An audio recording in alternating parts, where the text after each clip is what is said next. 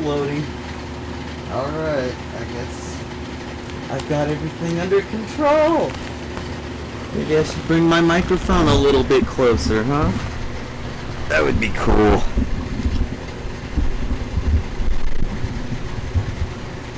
Hello everyone. It's me, your best buddy JJ Styles, owner and proprietor of Bright Idea Records, located at brightidearecords.com. Brightest minds in music? Alright, so that was brief, right? I turned off the noise gate on my microphone because, yeah, I know, there's noise. Oh well, it's not that big a deal. It's really not. It's, and I know my picture is kind of low res and grainy. It's not that big a deal. It's really not. And I know it's even off kilter. Not a big deal, really not. Because, hey, at least I evened it out, right? We're like horizontal. I know my arm is like parallel with the taskbar. So, yeah, I guess I did straighten it out. I'm uploading some videos to YouTube right now using the Pixel. But, yeah, it was the first time I tried to start this stream over here, it didn't start. I assume it was because the Pixel was hogging all the bandwidth. Yeah. So, I turned the Wi-Fi off on the phone, and then it started just fine, the stream. That's what I mean when I say it. So, and I'm in a good mood. I thought that starting this stream would improve my mood, and it has already. It was already improved before I even saw the live ticker indicate we were on for 1 second.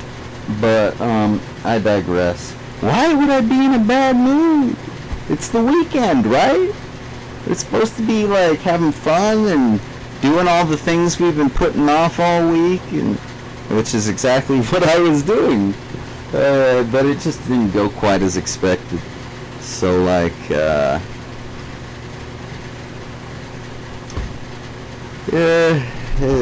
you know, it's like I'm pretty familiar with the whole task of failing. I'm gonna open my chat window just because I know if I don't think I'll see any of the messages that anybody posts. I have to leave it open, so it's gonna be in the background, okay?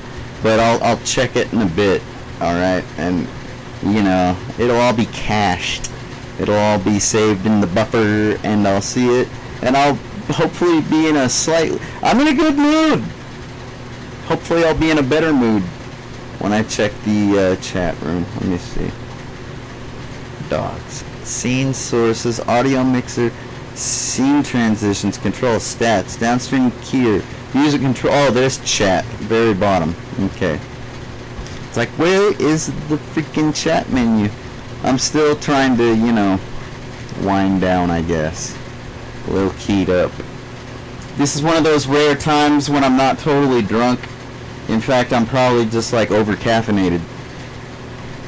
Trying to get work done and just staying. I drank a little, don't get me wrong. Are you kidding me? But definitely not drunk. Just like, you know, a little over-caffeinated. But, I've been posting videos, you know, during these tumultuous times over the past few hours. I think I only woke up at like 11 o'clock. I think I've been at this about 8 hours now. I didn't have any plans, so like, you know, I was taking advantage. And nothing but free time, trying to take advantage, getting out that, you know, creative thing, you know. Because when I'm feeling creative, I'm feeling creative. I don't think creativity is the type of thing that should be forced, because a lot of times when that happens, creative types end up not creating, they end up regurgitating, you know, cliches, other people's work, etc. or maybe just unoriginal ideas.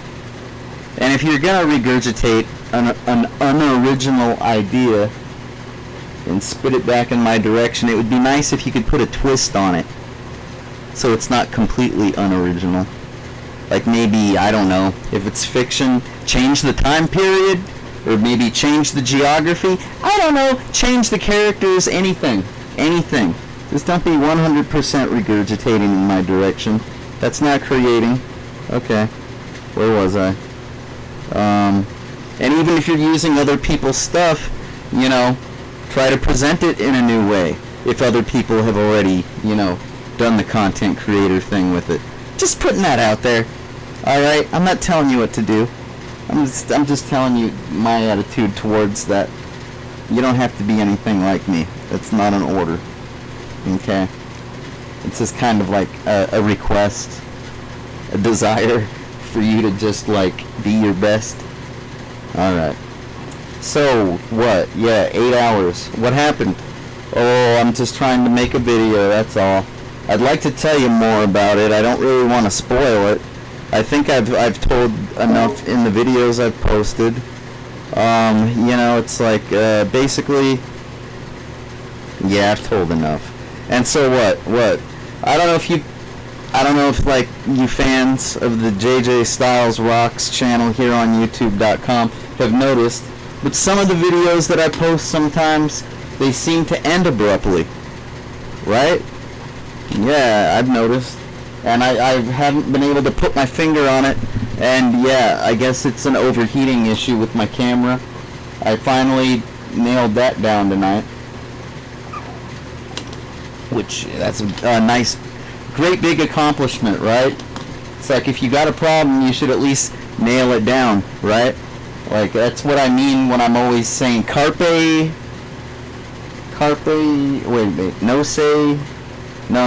temet nosi. Yeah, whenever I quote the Matrix in your general direction with that one, you know thyself, it's usually like, it's more like know your problems. Yeah, that's kind of what I'm getting at when I say that, usually. But of course, it's also good to know other things than your problems, like what drives you, what you enjoy, and then you can focus on those things. Anyways, where was I? Yeah, the overheating issue. I was completely unaware, clueless, just ignorant to the overall broadness, the omnipotency, no, omnipresent, basically the all-encompassing. Basically, yeah, if you try to use your camera with this model of phone right here, you're just bound to overheat. And like, I never really knew. I thought it had something to do with the power, like power saver or something, like it's trying to conserve battery life so it ends your recording abruptly, which kind of seemed to be like it was overstepping its bounds, in my opinion. I'm like, okay, nobody authorized you to end the video. Alright, that doesn't seem like a command that would, not that anyone would tolerate, even for a power saver feature. Alright, but now that I know that it's more of like an error, you know, it's more of like an overheat, yeah, then that makes sense why it would stop the video abruptly. It's trying to avoid a system crash, a kernel panic, a freaking core dump. I get it. Alright. I guess I just, you know, if you're not using the selfie cam, you know, where you push the arrows that are like, you know, all like that. Yeah, if you're not looking at the screen, you're not going to see that message that says overheat. And I mean, I know there's a difference in megapixels, alright? I like only use the selfie cam when I have to, alright? I want to present the highest res picture I can, you know, to convey shit to you people, my friends, my fans. But look, it's like this. You wouldn't get that impression from my low-res image now, right? Oh well. I'm sorry. At least I got a camera. At least this isn't total like a radio broadcast, because like I do have a better camera. I got it around like Cyber Monday not too long ago for like $8. It was a really good deal, but I don't know what I did with it. I cleaned the studio one day think it was like last month. I don't know. And it's somewhere around here. I don't know. I'll find it when I can. I've tried looking. It didn't happen. So checked all the obvious spots. Hey, what are you gonna do? It'll pop up when it pops up. So a lot of times I put stuff on, you know, the YouTube or the archive.org or what have you. You know, a lot of times I do show and tell because I just ain't seen this stuff in a while. And I figure I better, like, show it to you while I got it. It might be gone. The next chance, the next thing you know, it might be gone. So, I guess that's about it. I think I set the scene for the context of this stream. I hope you're all having a nice Sunday morning or whatever. I'm gonna put this down because it's empty. Gotta make a new one. I think I will put the keyboard down because I don't plan on typing just this second. I'll move the mouse pad aside, pick up the microphone, go handheld with the microphone. I think I'll make my couch squeak with my leather pants. You know, one time I went into a movie theater with a Sony Handycam back when the first Matrix was brand new, and you could hear squeak, squeak, squeak through the whole, what do they call those? They call them cams, right? When you pirate a movie directly from the screen. Yeah, I did that for Independence Day and The Matrix. They were really good quality. I mean, Sony makes a good camera, but yeah, that was just a little weird. Don't ask me why I wore leather pants. I should have known better, right? Whatever. All right. I'm gonna make a cigarette, and then I'm gonna check the chat room because I heard the beep. I know there's something waiting. What else is going on? Well, I plan on doing a little bit of a continuation of a video that I posted the other day. It's some geeky shit, some gamer shit. It should be fun. I don't know. I guess I'm gonna make a conclusive decision with regards to a little device called an M3 movie player. I don't know if any of you have ever heard of that.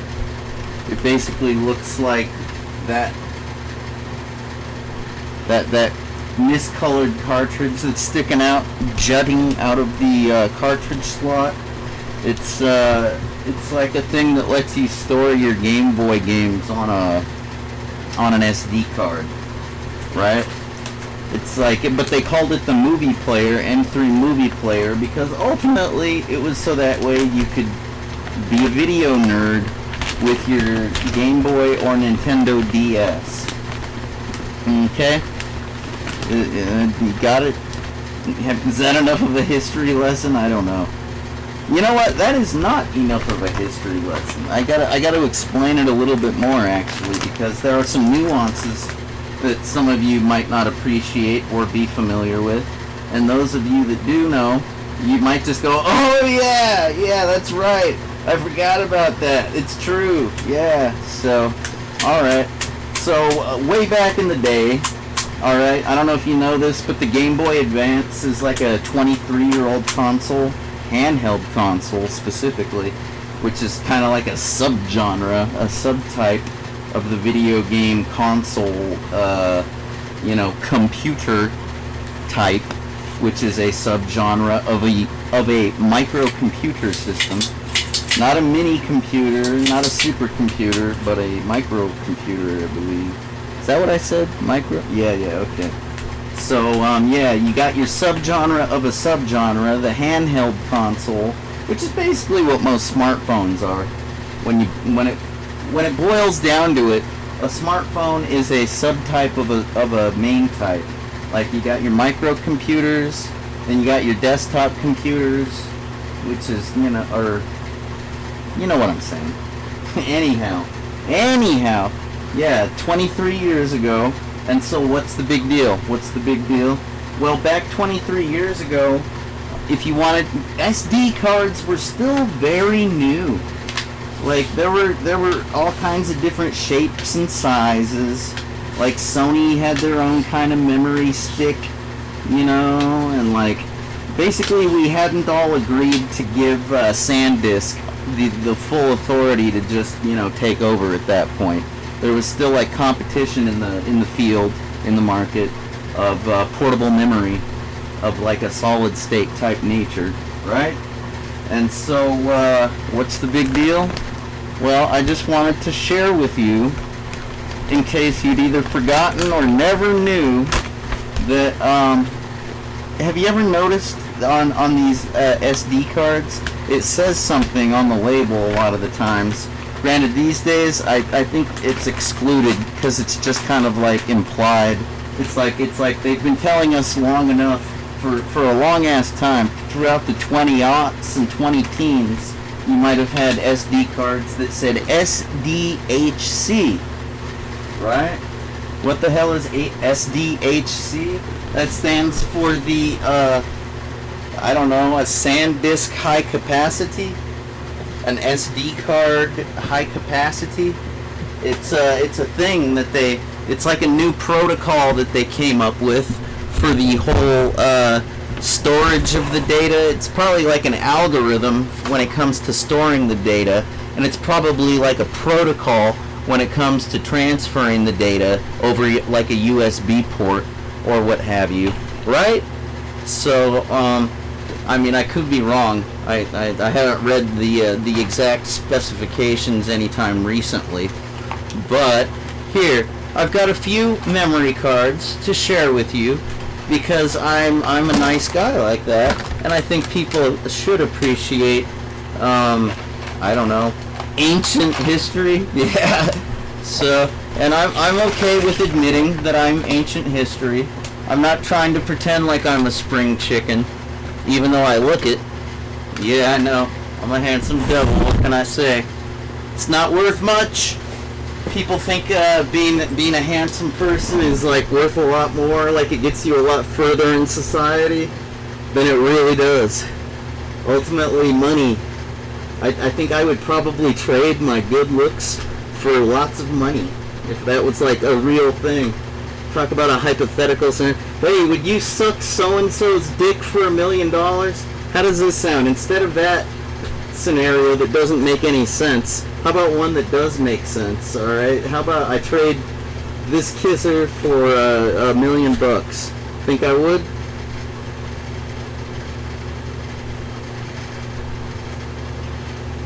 I don't know if $1 million is enough money, actually, because if I didn't recognize myself looking in the mirror, like that's important to me. That like when I look in the mirror, I'm like, hey, it's me. Okay, so I don't know if $1 million would be enough for me to choose that. So that means that if somebody throws bleach in my face and scars me up for the rest of my life, if I were to sue that person, if we figured out who it was and they were found guilty, they'd owe me at least $1 million. I gotta think about that a little more to actually have a conclusive dollar figure.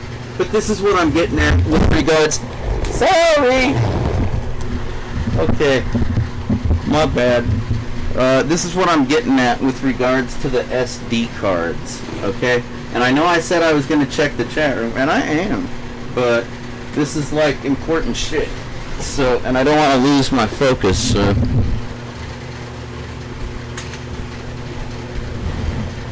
Let's bring the camera up. Like, I have a cocktail that I need to make, and I'm still putting that off in favor of showing you this. So, alright. This is a little history lesson. Where's my goddamn lighter? Here we go.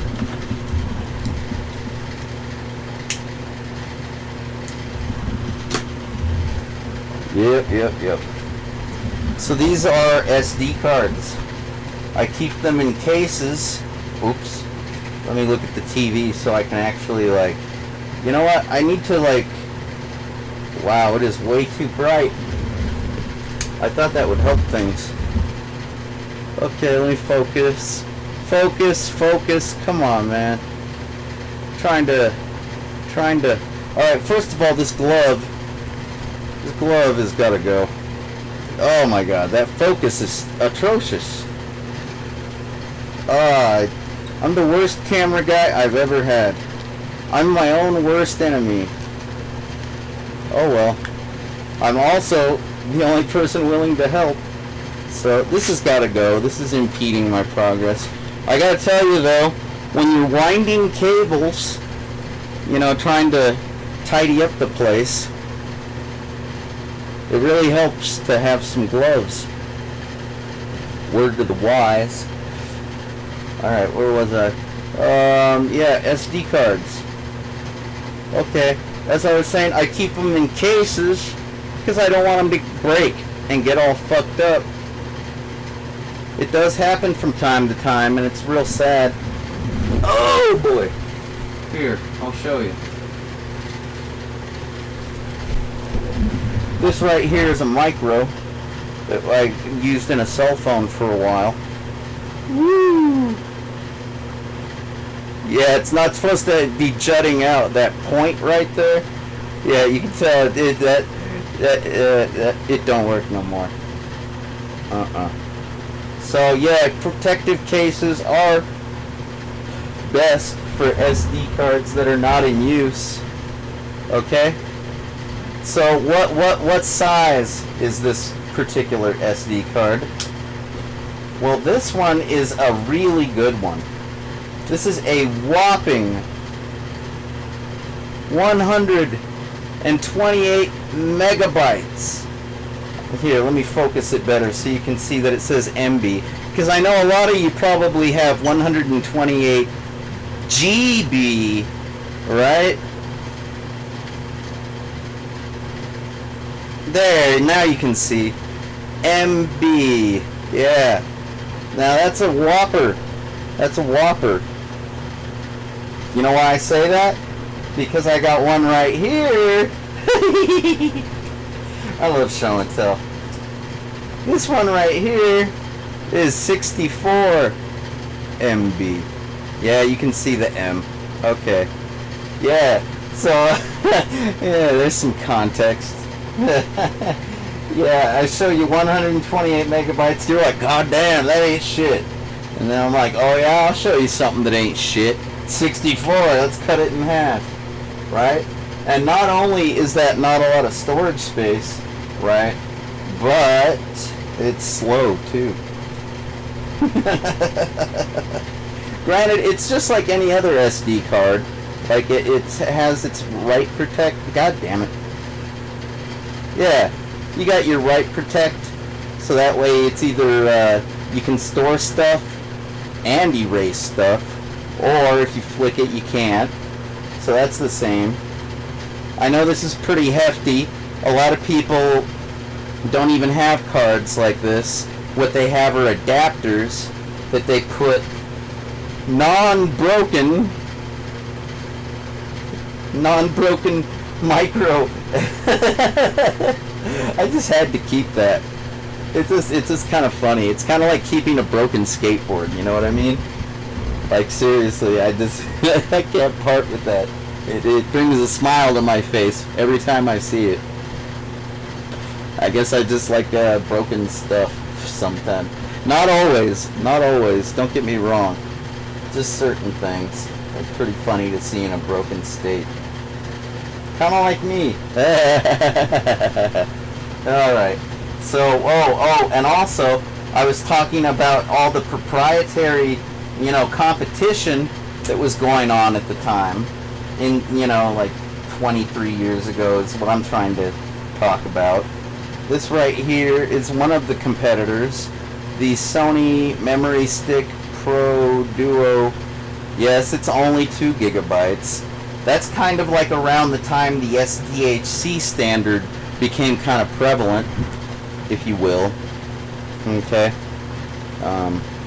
Sorry, I'm trying to fix.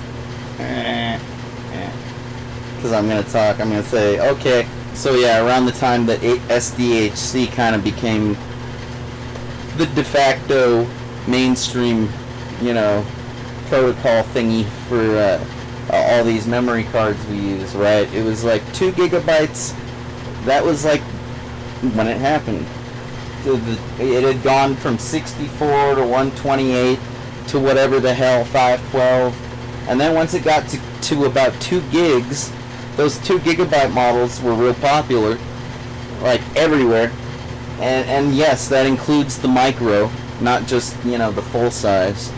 But, yeah, all of a sudden the 4 gigabyte became available, and it was available in SDHC, and everybody's like, oh, what's SDHC? High capacity? I thought 2 gigabytes was high capacity, right? Well, yeah, it was more than just high capacity, it was high speed too. From what I remember, I haven't used this in a while, this Sony Pro Duo memory stick. The only reason I even have this is because of my Sony PSP portable handheld gaming handheld console system, right? And entertainment system. Where was that? Yeah, that's the only reason I even have this, is just because the freaking whatchamacallit, the PSP PlayStation Portable. I have an even older, if you can believe it, alright, you people, you can't even believe me, can you?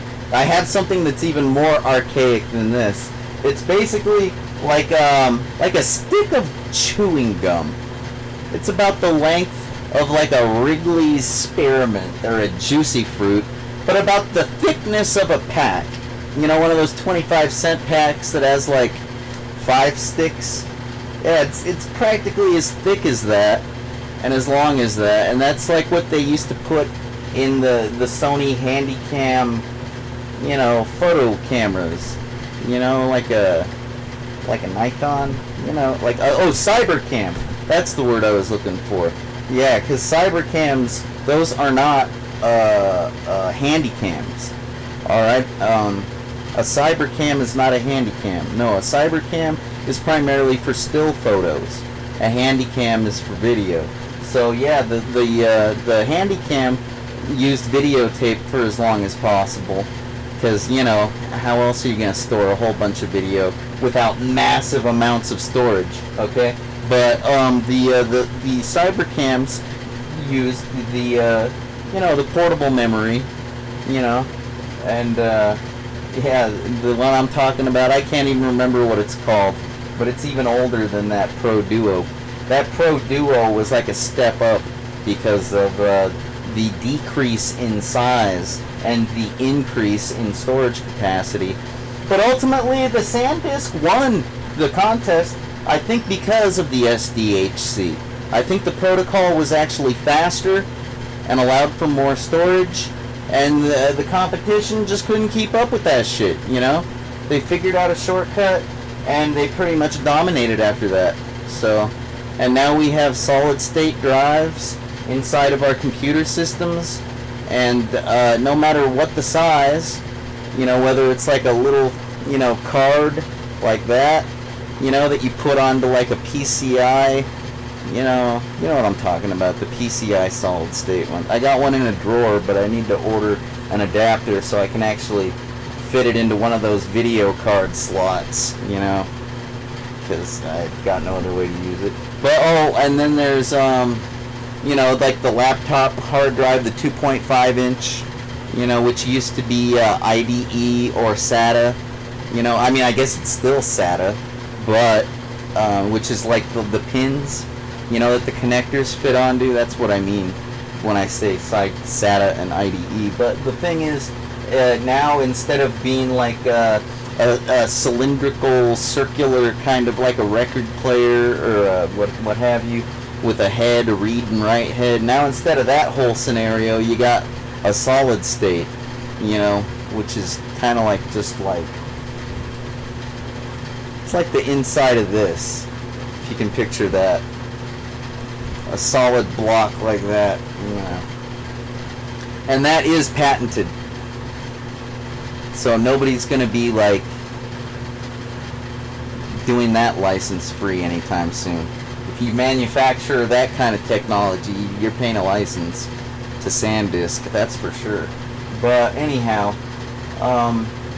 is there anything else? I guess we can get on to the Game Boy part.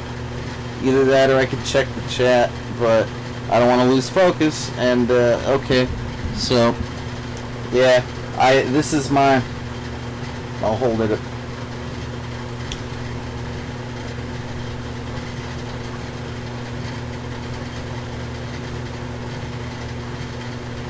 There, that's better. So this is my donor Game Boy SP. It's in pretty bad shape, right? Looks terrible, doesn't it? That's the condition I got it in. And I made a video the other day where I did a modification to my Game Boy Advance first generation right here, right? I installed an Xbox One controller battery pack, right? And that required a little bit of a hollowing out of the battery chamber. Required a little hacking, literally hacking away at the plastic. So that was a fun little video to make. But I was telling you about the I wish I had it right here to show you. I'd have to be like Stretch Armstrong or Mr. Fantastic to reach across the room and get it. I don't even think my robot arm. No, I'm still about 5 feet away. Alright, screw it. You just have to watch the video if you want to know what I'm talking about. But the screen, I do have something. It's a lot like this. It's a lot like it's a lot like this Nintendo DS. Dual screen is what DS stands for. It's a lot like this Nintendo DS screen. What are these wires that are sticking out? Oh, I don't know. Like, one is for Bluetooth, and one is for, like, one's for Bluetooth and one's for Wi-Fi. That's what's up with that. I was mentioning the other day how this sucker has, like, an MMCX connector port, you know, for antennas and junk. And, yeah, the connector is so teeny tiny, it's basically like made for this style, which is slightly larger than the usual MMCX pigtail connector that you would use on like a computer or an Apple Air card. And yeah, something else that's also tinier is this ribbon cable that connects the top screen. This is not the touchable one. This is not the one that you use the stylus on. This is the top flappy one. Yeah, this ribbon cable right here, yeah, it's a lot smaller than the one that was used on the Game Boy. Okay, it's a good thing that this case is so broken. It's a good thing. It's convenient for us, right? I don't like that camera angle. It makes me look a little too bald. Yeah, alright. So it's a good thing that this is broken, because you can see this right here is where the display hooks up. Because the Game Boy SP, Game Boy Advance SP, was a lot like the precursor to the Nintendo DS, because they both have kind of like a flippy clamshell kind of design. You know, you can close it, I guess, for maximum usage and maximum portability. Okay. Yeah, but yes, this connector is actually a lot larger than this ribbon cable, the gold fingers. It's just hard to manage. It keeps wanting to stick. You see what I mean? It's like curled up like that. So I keep having to unroll it, unravel it, kind of twist it in order to actually work with it. It's kind of a pain. Should probably just take this display apart completely. I don't know what I'm ever going to use it for, but probably figure out something. But yeah, I'm trying to demonstrate. Yeah. Oh, my thumb's in the way. Just take my word, okay? Maybe if I do like that. See, see, you can see. It's a lot smaller. They're like micro pins. An interesting thing that I discovered in that battery mod video the other day, I was like talking about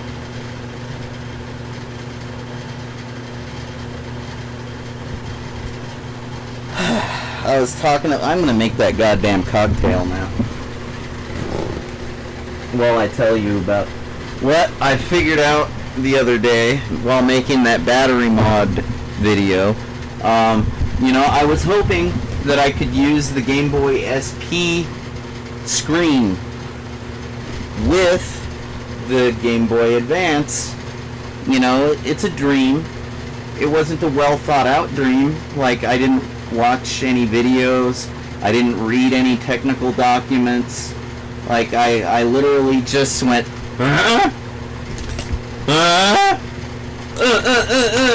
and I discovered through trial and error, there wasn't too much error. I mean, like, as soon as I tried, I realized that this ain't gonna work. But I noticed that there were 2 extra gold fingers, 2 extra pins, right? And I was like, oh, this ain't gonna work. And I have since then watched a few YouTube videos that I commented on and looked up a few technical documents on, like, what, Game Boy Dev, or GB Alpha, you know, the usual typical sites and forums. Anyhow, where was I? Oh, yes. So, I was correct. There are 2. Exactly 2. So what does that mean? That means that Game Boy Advance is the 32-pin variety, as opposed to the slightly older, like, 40-pin variety of Game Boy Advance. And once again, to reiterate and what do they? Oh, recap. Yes, recap. That the pins that I'm talking about are with reference to the display, because the display, you know, has ribbon cables to hook up to the logic board, right? And so what? So what? Well, you know, I'll tell you what. Those extra 2 pins are apparently for power, right?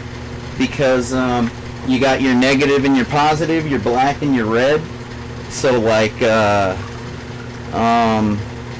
that's what those extra 2 pins are for.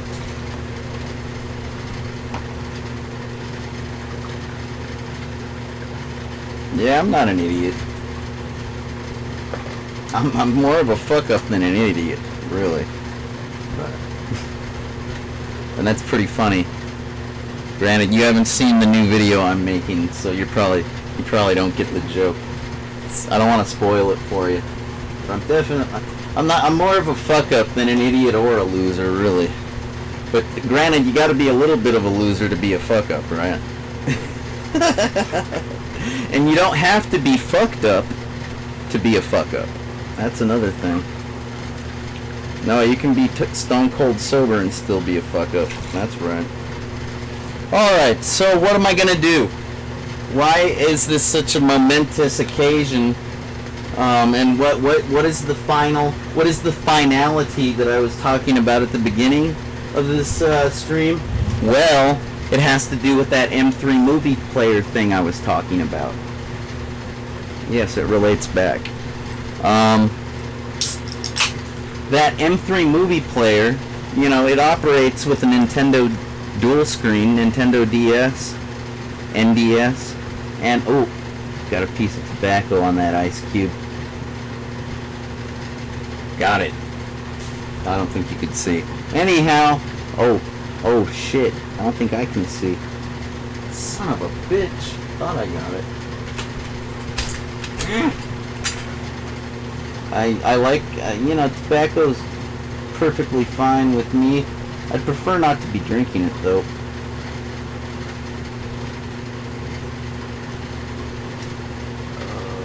Okay, now it's floating in the drink. I got this. I got this. Ooh, I got this. I got this. I got this. I don't got this. I got this. Oh great, it climbed onto another ice cube. Son of a bitch. Motherfucker. At least it's not a bug, right? I mean, it could be extra protein, I suppose. But, yeah, I think that would be enough to make me go vegan right there. Ha! Yeah. Eh? Eh? Eh? Eh? It's right there. Wait, right there. Yeah, you can see it. That little dot. Alright, sorry! Hey, if it was your drink, you would have taken a moment to focus too. Alright? But yes, the M3 player is meant to work with a Nintendo DS or a Game Boy Advance. And I know some of you may have never actually had a Nintendo DS with one of these fancy cartridge slots. Okay? See, it says M3 Movie Player. It's not, that's a special little hollowed out one that they made just for this accessory that I got a long time ago. But you may have actually... Did I bring my DSi? I don't think I brought the DSi, because it has nothing to do with this project. The DSi does not have a card slot. Nope. It has a camera. That's pretty special, right? That was a big deal. The DSi, it had the ability to hook up to a Nintendo store, right?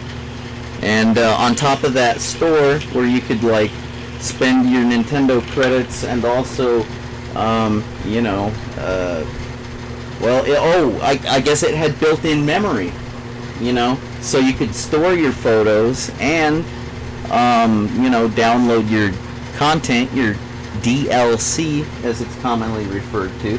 So that was a big step up for the DSi, that the dual screen has no real built-in, like all the memory that the DS has, the original DS is like the kind of memory that is ROM, read-only.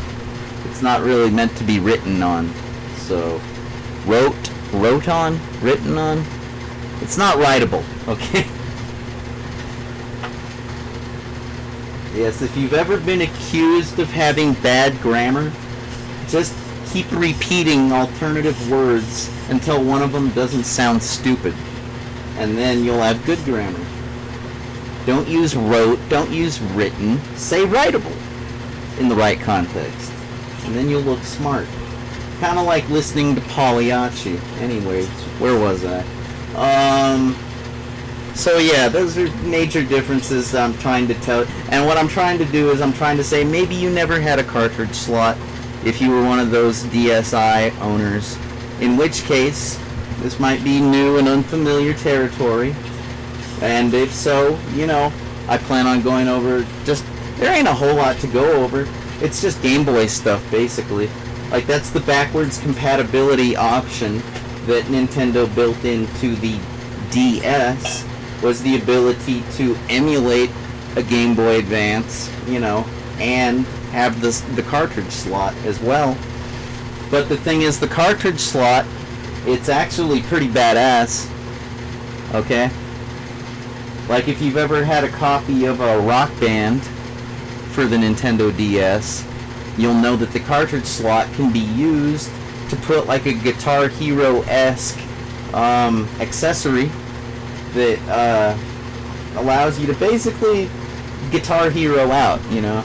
And it even has like a little, guitar pick kind of thing, but it has like a little point on the end that's like a stylus, you know, like one of those points. So it's a guitar pick with a stylus. And if you know me, then you can assume that I used that guitar pick for like every game I played at that point. And yes, I did. Because it was just more comfortable than holding a stupid little pen. I hate that shit. That whole cross. You know how many pencils I've broken because I just don't like that position? I'd much rather, you know, like be all like that, you know. And if you ever try and use a pen or pencil like that, it doesn't work. All right, I guess you could pinch it real close, but that doesn't work either because it doesn't provide enough mobility. You need to be able to cover a large amount of surface if you're going to be like swiping with a implement, a writing implement. So yeah, that was pretty badass. The Rock Band cartridge accessory that came with the guitar pick. Anyhow, I'm just telling you because I don't know, man. Maybe you don't know. If you had a Nintendo DSi, then you definitely didn't play Rock Band with the accessory, now did you? There was also like a sleeve. Like, for example, this DS, I put a fancy little plastic shell. I got this accessory, this clear. You probably don't even notice that it's on there. Alright? But if I show you the hinges, you see those hinges? That's where the top and the bottom link up. That actually makes it more noticeable that this is like not just the outside shell of the DS, right? Anyhow, the sleeve that I'm referring to, the Rock Band sleeve, it's a big chunk of rubber, kind of like a glove. I think that's what people call them. You know, those like latex rubbery things people put on their controllers to keep them from getting gross or what have you. Or maybe just because they like the feel, the grip, the texture, the non-slippage. But anyhow, yeah, it's a little thicker than those gloves. You know, it's a big chunk of rubber, and it allows you to play drums. You know, because that's like a Rock Band kind of thing to do. And yeah, you get your 4 pads to choose from, and you can tap out your drums. Pretty badass shit, man. I highly recommend it if you get the chance.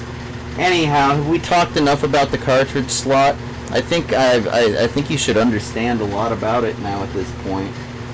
I would give you more details. I guess I could tell you that it has like 1, 2, 3, 4, 5, 6, 7, 8, 9, 10, 11, 12, 13, 14, 15, 16, 17, 18, 19, 20, 21, 22, 23, 24, 25, 26, 27, 28, 29, 30, 31, 32, 33, 34, 35, 36. It's about a 40-pin setup. About 40 pins on that, on the gold fingers.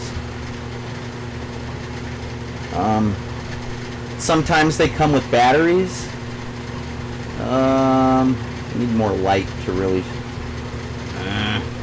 Here, look. You see right there? There's like a little gap. And there's like a bright yellow watch battery, if you will. Okay? A lithium battery. Okay? Yeah, that's so that way you can maintain a clock. That's the usual reason why computers have lithium, circular disc-based lithium batteries. It's usually so you can have a clock, maintain the accurate time and date. If it loses power, if the battery drains, if it's not plugged into an outlet, etc. So that's nice. I suppose I could also, there's like, you know, I got access to all my ancient technology here. I should put these SD cards away before they get damaged, now that I've gone ahead and explained their existence. Now the thing about these ancient SD cards is they do use a different protocol. I'm serious. This isn't just like theory. Like, if I try to use an SDHC card with the M3 movie player, no Kanduki. Sorry. That's just like, no, that's incompatible. It's a different kind of technology. Alright? It's not gonna work. That's just the way it is. This is literally like a first generation SD card. And I would say the SDHC is like a second generation. I mean, like, granted, there are even older models, like from the competitors, like Sony I was talking about, So if you actually want to get specific about the generational type crap, I guess you could look it up on Wikipedia, but I'm trying to be more fun, because, you know, you only want to read when you only want to read, right? Alright. Read right, read right. Hey, that's like a play on words, isn't it?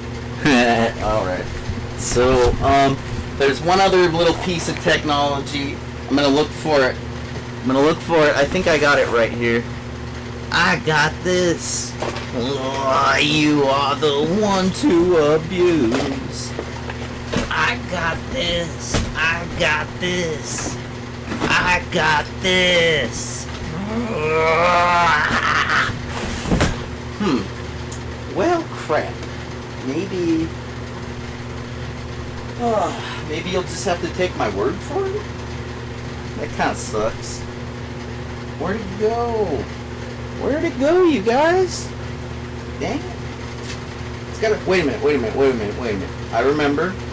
I had a few Game Boy cartridges. That's right. I think I put them in this box. Right? Wait a minute. No. Not this box. Was it this box? Yeah, maybe. Oh, yeah. Okay. Here we go. Yeah, I told you. Yo ass better call somebody. What, you didn't know? I told you. Alright, let the show and tell commence. Oh, and I should find the cable, the USB cable that goes along with this, because that's important. Let's see. This is the kind of shit that people end up losing over time. A dongle. When people lose their dongles, they tend to go to eBay and look for new ones. And it's a real pain in the ass. If you've ever had a wireless Guitar Hero or Rock Band guitar and you've lost your RF dongle and you're just like, fuck, this thing is worthless now. That's the kind of thing that might lead you to become a hacker and figure out how to make your own dongle. But you're probably just going to go to eBay and find a replacement. Because you've all got a lot more money than me, I'm sure. So it's all good. I'm not too jealous. I'm not like gonna take it out on you in some kind of passive-aggressive way. No, not really. I'm a pretty nice guy. I'll share some history with you. So yeah, there's my Pokemon. That's a Pokemon Sapphire. I'm trying to figure out where the actual focus point. I guess it's about as focused as it's gonna get. Pokemon Sapphire, yeah. And I do believe this has a battery inside. Wanna look? We could take a look. I don't mind. Oh, I don't have the Tri-Wing. I'd have to get up and get it. Yeah, fuck it. Just take my word for it. It's got a battery. And this is what I was looking for. And you can see the battery very well. Here, yeah, you see that glint? The glint of that circular disc. That is the battery. You know, these little cartridges that hook up to the computer using a USB device like this one. See that dongle right there? It looks kind of bulky, but it's really no big deal because that connector is meant to go with the Game Boy Advance. I mean, it's not that bulky. It's just the way it had to be. Okay? It's pretty compact. And supposedly, back when this was first made, it was the fastest thing in the industry to transfer data back and forth between a Game Boy and a PC. Fastest available option. They called it the EZFA. It's like an Easy Transfer Device Advance. Like you've heard of like what? The EFA or an EFA2? Those are completely different. This is an Easy FA. Got it? I don't know how easy, quote, easy it really is. Okay? Because if you don't have the right configuration, meaning the right drivers to work with the right system, it's not going to be that easy. You got to have a perfect environment, otherwise it's just going to fuck up. You know what I mean? Do you know what I mean? Yeah. I love having this battery pack. It's so much better than Alkalines or NiCads. So, you want to see my Game Boy Advance fuck up? Fine, I'll show you. I don't mind. It's not going to do any damage, really.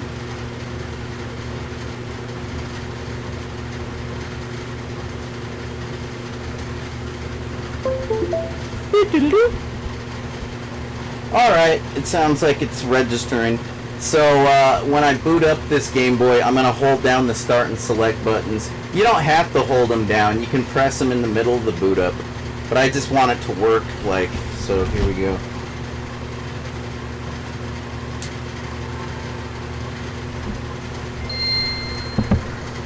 Oh. You know what?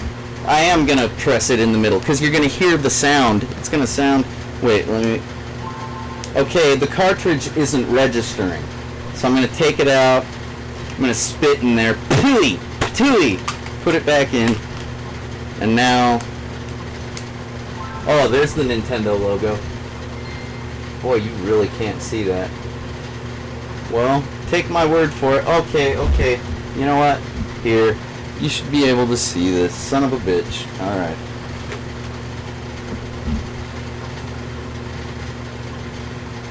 See, it says no game found. Try to reburn me. It's talking like it's people. Isn't that adorable? It thinks it's people. Reburn me, reburn me. And of course, when they say reburn, they're referring to the EEPROM, the erasable, reprogrammable ROM, you know. Because, like, that's kind of an oxymoron, because a ROM is a read-only memory, right? But if it's erasable, then rewrite, you know, it's an oxymoron. Alright, where was I? It's kind of like jumbo shrimp, right? Anyhow, or intellectual property. like, hey, I own your property. You don't own your property. I own your property, motherfucker. Get that right, DMCA, MPAA, whatever. I don't give a fuck. Come raid my house, why don't you? Raid a broke-ass bastard that makes music and should be a millionaire. Yeah, that's really fair. Okay, so if you press your buttons, right? Do you see how now this, the clock is glowing red? Right there, that lets you set your date. What year? Oh, it's not 2099. That's a really great Marvel Comics series. I'll set it to 23 02 12. And then I'll set the clock. Let's see, it looks like it's 8:23. Sorry about the smudge right there. It's not a smudge, it's an actual scratch. I think that's 8 o'clock. Because now it's... Here, I gotta take a closer look, sorry. I can't see the shorthand. Okay, we're not even close. It's actually only at like 2 o'clock. Okay? So we're gonna make a lot of spins.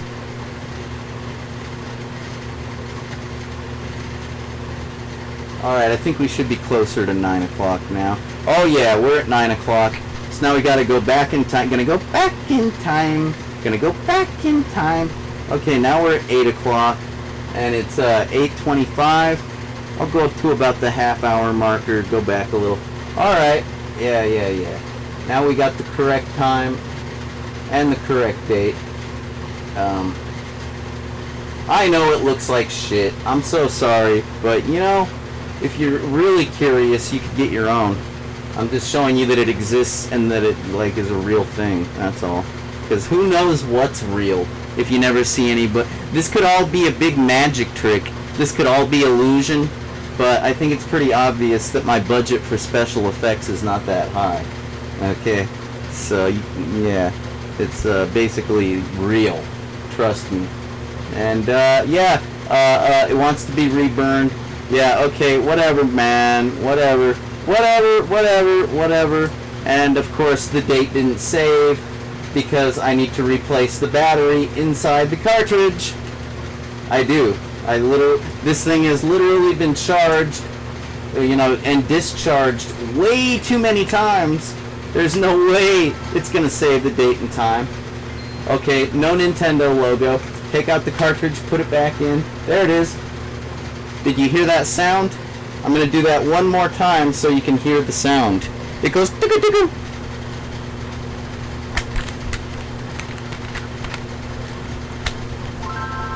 Come on. Come on. Come on! You son of a bitch. Don't make me look stupid on YouTube.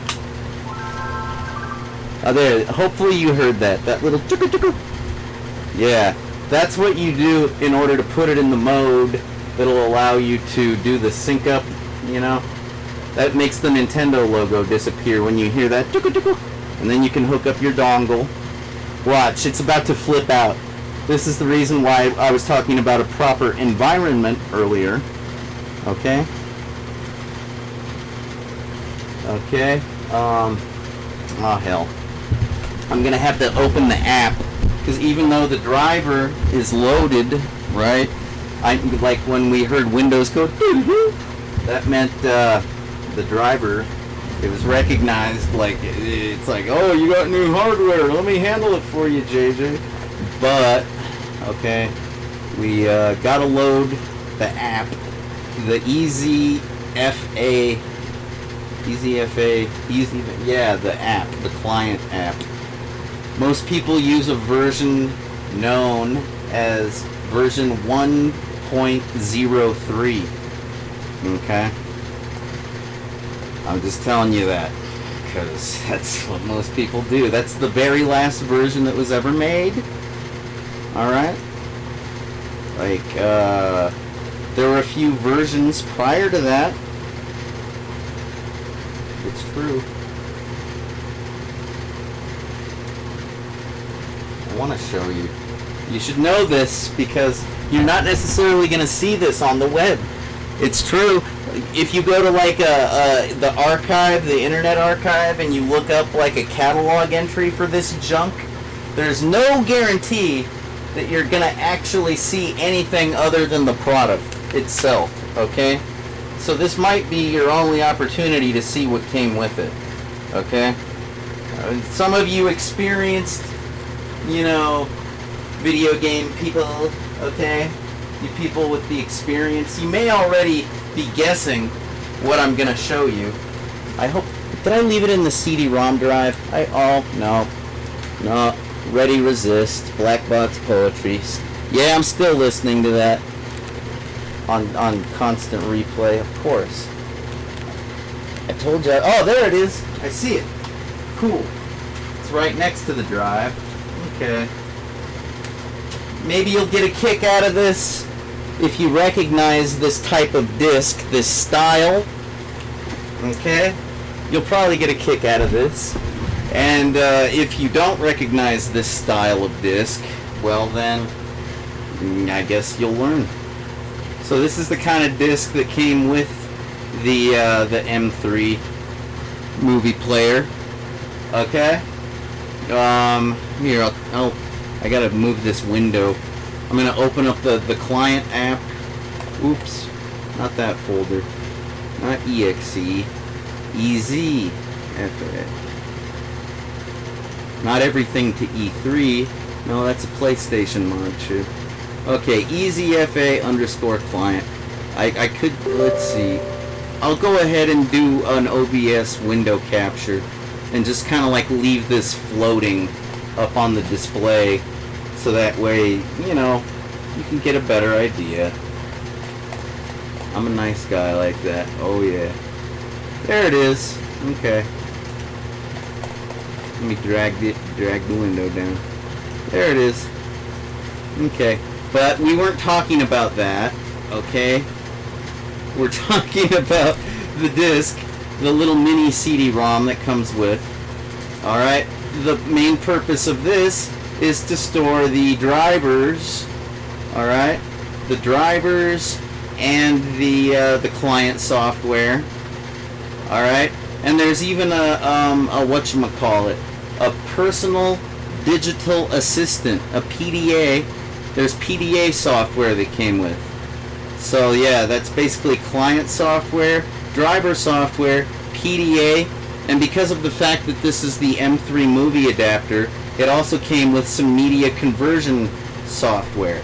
Okay, so like, because you know, that's the way media was back then. It wasn't this generic. You know, if you were gonna play something on a PlayStation Portable, a Game Boy, a Nintendo DS, hell, if you were gonna play it on your goddamn iPod, it needed to be in iPod format. Okay, like there was no, you know, we didn't have a consensus that MP4 was basically it. You know, and or MKV, I guess, is becoming more generic.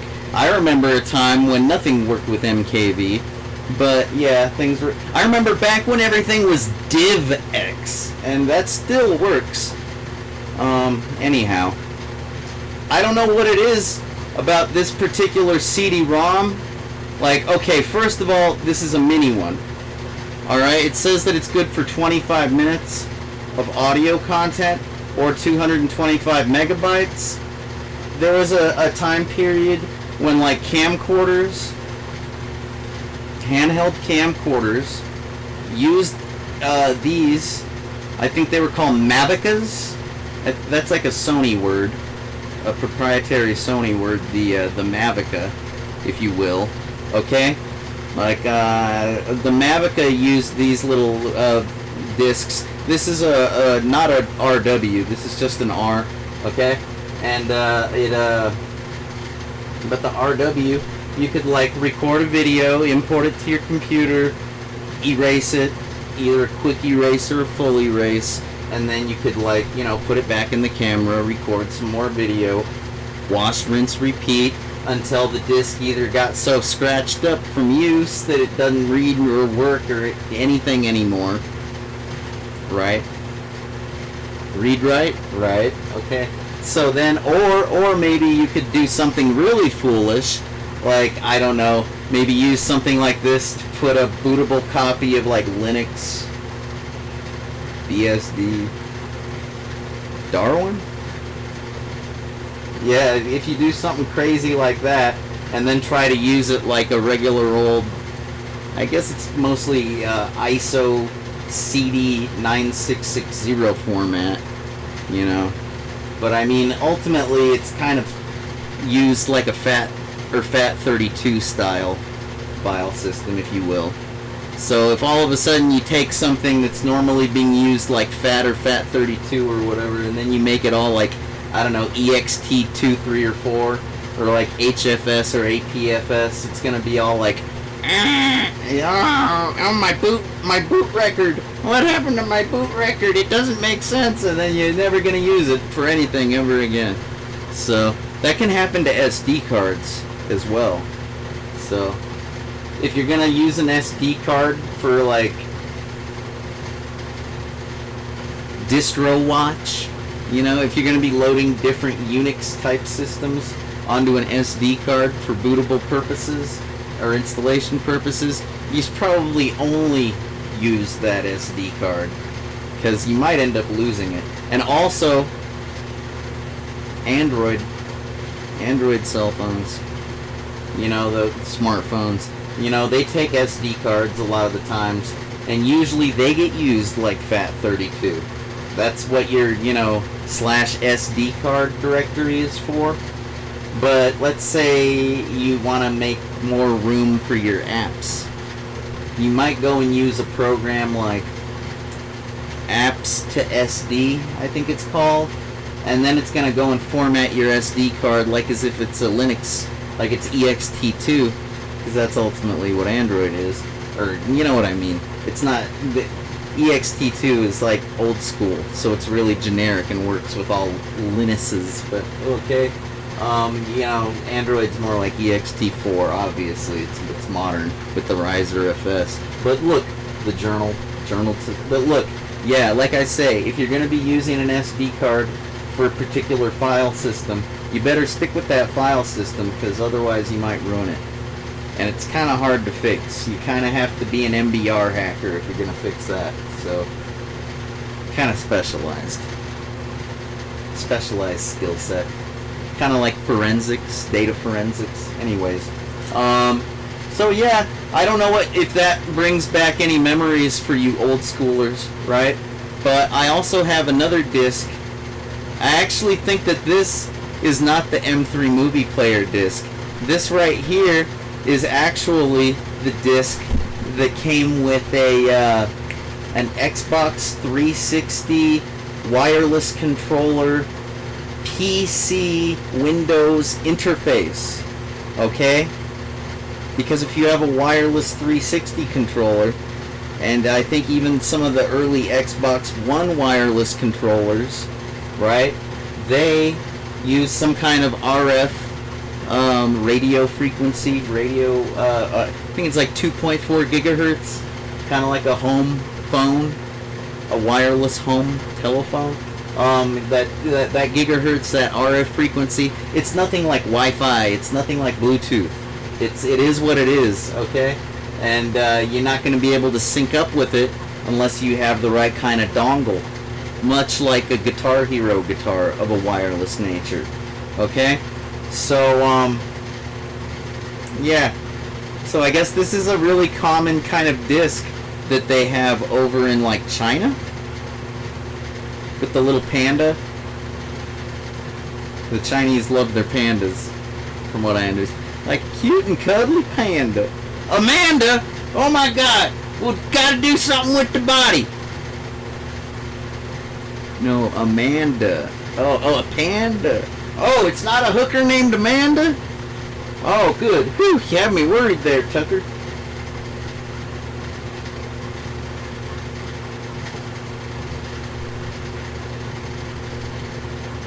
I don't know why the panda looks so confused.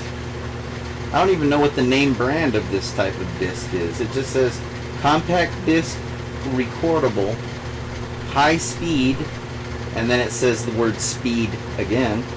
And then it says do not put in direct sunlight for a prolonged period, 25 minutes, 225 megabytes, and then you got the panda face. If you know what brand of disc this actually is, I'd appreciate it if you could post it in the comments. Because I've never known. And I've been using this style of disc for 20 years! Alright?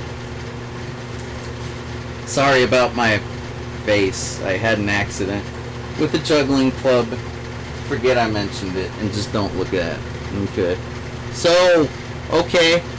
Now it's time to use the client software. Right over. I suck at this. Alright. Yeah, like that. Alright, so we got our Game Boy. Yeah, it's hooked up and stuff. But, yeah. Oh, what am I going to do? I'm going to make it freak out. That's what I'm going to do. Let's turn it off. Okay. Turn it back on.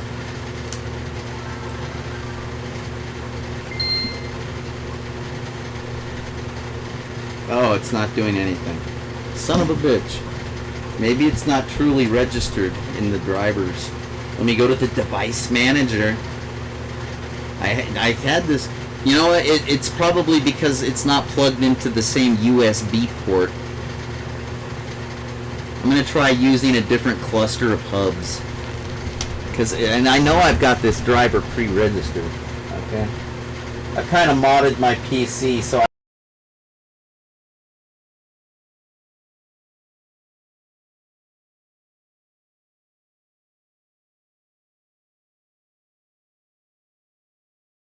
okay. I'm gonna try to keep the Game Boy close to the microphone so you can hear it freak out. It's funny. It's funny when it freaks out. I'm also gonna go to the device manager. Sorry about the shakiness. I'll set it down. Jeez, you people are so finicky with regards to your video production quality. I'm sure there's people that don't even watch my work because they're like, this is beneath me. This is like, not only is it all out of focus and crap, but it's so low resolution. I usually only stream at like 1080 by 720, and I'm lucky if I'm even using an HD camera. But and this definitely is not HD camera. This is an Xbox Live camera. I think we all know that's like a 640 by 480 at its best, I think. But whatever, man. It's about the fucking content. It's not about the quality of the picture or the sound. It's about the content.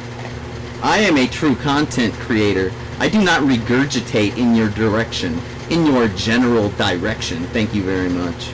I try to come up with unique shit, and I do it all the time because I'm a unique individual. That's why. And I really don't care if you appreciate it because I live up to my standards. That's really what matters. I live up to my own standards of excellence.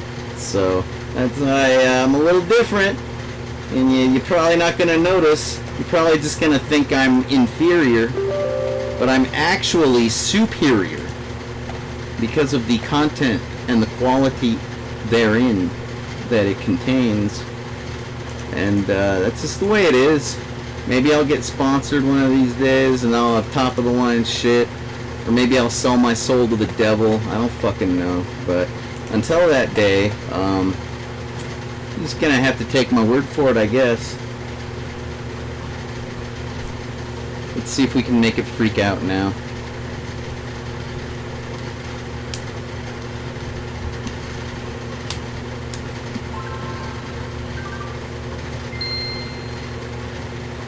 No?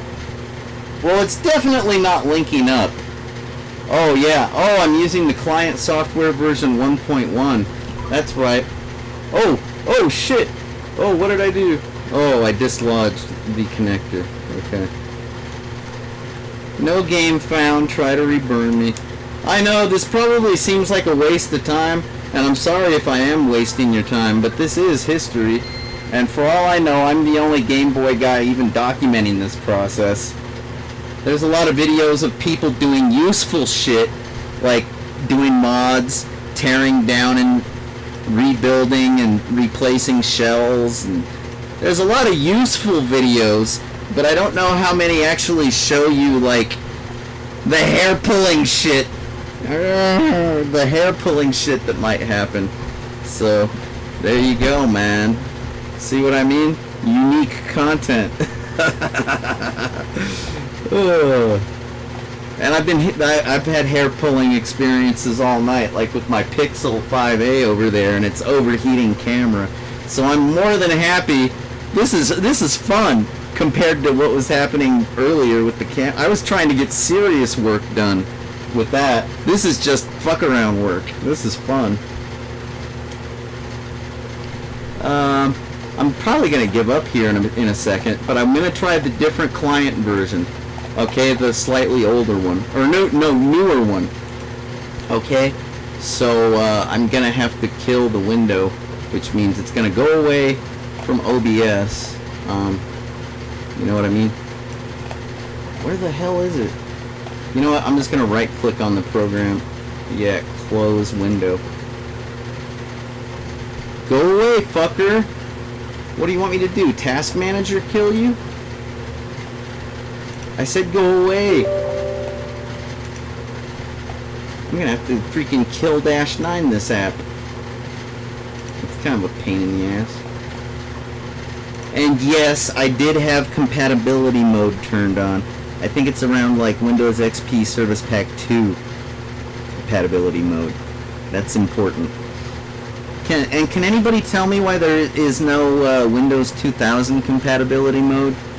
I mean, I understand if it's just the same as Windows XP mode, but when you're a user, you know, it's kind of nice to have all versions of Windows available for compatibility mode, regardless of if it's the same kernel, okay? Just saying. Where was I? Let's see, drivers. Oh, it's, no, not the right one.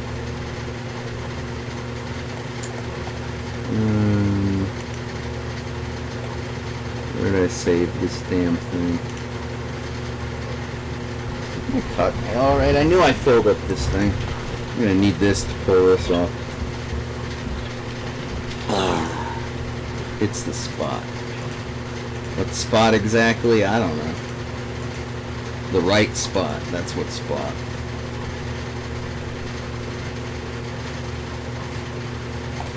Must be in the downloads folder still. I think the last copy I actually grabbed from the Internet Archive, because naturally I have my disc here with the Panda. Remember the Panda? Yeah. You know, but I mean, like, you know, I pretty much rely on the Internet Archive more than I rely on my friends or family, so just saying. It's true. Ah, here it is. It looks like I accidentally downloaded a Chinese version. It doesn't matter though. I know, man. No, I'm just kidding. I do not know Chinese, but it's okay. It's easy. It's just like the English version, but it has like the pinyin. I think that's how you say it, pinyin, right? No big deal. No big deal. I think there was English, Chinese, and there were several. I think there were like 5 languages that the M3 company made. Like French, I think was one. German, I think was another. Maybe Dutch. Seems likely, right? So like Chinese, or and then you know what? I think it was Japanese, not Dutch. Yeah, man. Yeah, you had the kanji, not the pinyin. So, where's my desktop? Here we go. I'm gonna overwrite that version 1.1 copy of the client because I tried it. It didn't help. Might as well be using the new shit. You know, computers are like that, man. Sometimes you gotta use a different version. Sometimes it's an older version to get your crap done, to make things function. We all know how important it is to function in this world. If you're dysfunctional, you're gonna get shit on. Trust me. Nobody gives the dysfunctional breaks. You may think they do. I'll bet a lot of people on Fox News think that dysfunctional get a lot of breaks, but not really. Not really. If you mean broken, yeah, they get those kinds of breaks. Not like, you know, nobody eases up on the dysfunctional. No. Trust me.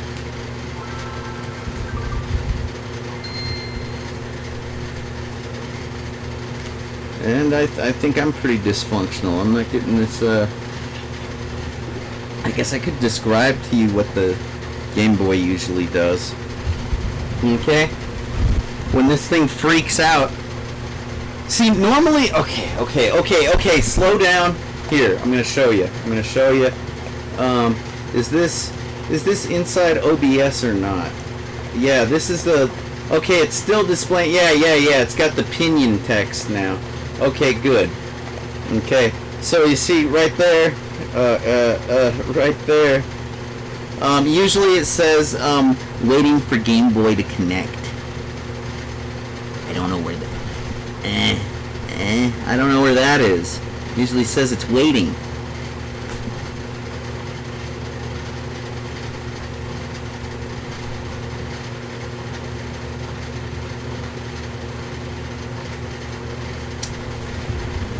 Now unplug the dongle one more time because I just want to demonstrate the joys of... Wait a minute. Oh shit. How embarrassing. I don't think I ever unplugged the Game Boy Advance. I think I unplugged and replugged my microphone. So we probably had like dead air with the audio earlier. I'm so sorry. Oh well. Hopefully I didn't say anything too important. When do I ever, right? No. Just ask your parents. They'll tell you how unimportant I am.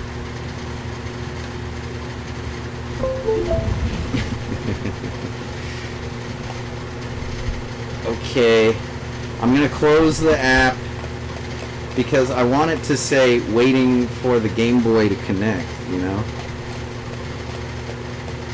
Or wait, maybe that's what that bottom text, that stuff that says GBA, I think that might be the part that says waiting for the GBA to connect. So maybe it'll connect this time. Let's see. I got it plugged into a different bay of USB slots.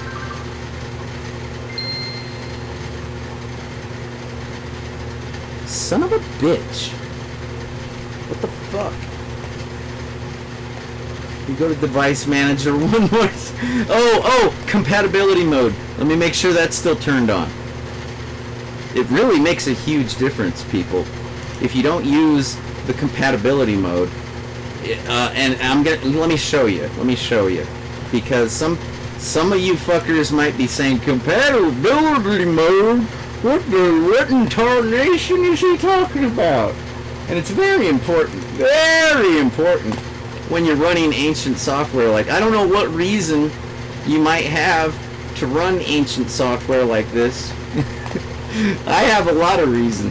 Like, half of my life was spent with ancient software like this, so like sometimes I have to revisit it, if you will. But yeah, see how it says like run the program in compatibility mode. There we go, right there. And I got it set to the Windows XP. I could do Service Pack 2. You know, fuck it, why not, right? I could also do the Windows 98, but the driver itself that I have loaded in the Windows/System32/drivers directory, okay, it's not a I mean, like, I don't think you can do that. I don't think you can load Windows 98 and 95 drivers into an NT-based system like that. I really don't think you can, folks, so that would be a silly thing to try and do. I'd probably have to run a virtual machine with, like, fucking that. And believe you me, I can't think of a reason to justify running 95 or 98. You know what I mean? I saw an episode, a clip from the Linus Tech on YouTube. You know, Linus guy. He's like showing what a hopped up, awesome Windows 98 system looks like, and whether or not, like, Generation Z aged kids, or even, I think he had like a millennial aged person that was very familiar and acquainted with the system, and even they were like, oh, this is gnarly, like, which, by the way, I identify with that user. That guy's pretty cool.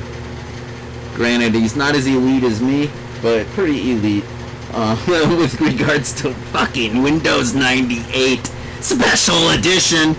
Fuck that shit, man. You couldn't pay me to use that. You'd literally have to have a gun to my head, and maybe then I would consider it. Alright. Not gonna reinstall anything like 95. I would do Windows 3.1 or 3.11. I'd run that before I run 95 or 98. That's where I'm at. I don't tolerate shit. That's how you know I'm an old man. There's some shit I just don't tolerate anymore. And yeah, motherfucking Windows 95 and motherfucking Windows 98. That's some of the shit this old man just don't do. This old man, he came home and said, fuck Windows 95 and 98. Up the mouse port. See my mouse hole? See my mouse hole? Yeah, that's where you can fuck Windows 95 and 98. But just to show you I'm a good sport, I do got a licensed copy. I'm not gonna burn it. It's vintage, it's history. I'm not gonna install it though! Fuck that, I'm sorry, I just don't want to yell. I'm not Sam Kinison or Gilbert Godfrey. Oh! Oh! Oh! Oh my god, I'm a talking parrot! Hey! No, I'm not that guy. Old copy of NT Workstation 3.5. Oh yeah! That came with my Visual Basic 6.0 copy. You know what the fucked up thing about that purchase was? Even though I got the student discount, the teacher was using Visual Basic 5.0. That's what the college text was at. So like, it was just more work I had to do. Figuring out how to do 6.0 shit. Or no, figuring out how to do 5.0 shit in 6.0. Because it was different. Using like crystal reports and shit like that. Oh, all the bad memories I have of this product. I got a million. Well, not just this product. I'm not talking about Windows 2000 in general. Actually, Windows 2000 was a big step up. I mean, I might actually prefer Windows 2000 to XP. You know? This was a professional level product. The 2000. Like, this is what developers used. You know, and system administrators. Granted, this is not like a server edition of 2000. This is like, you know, in the home user version.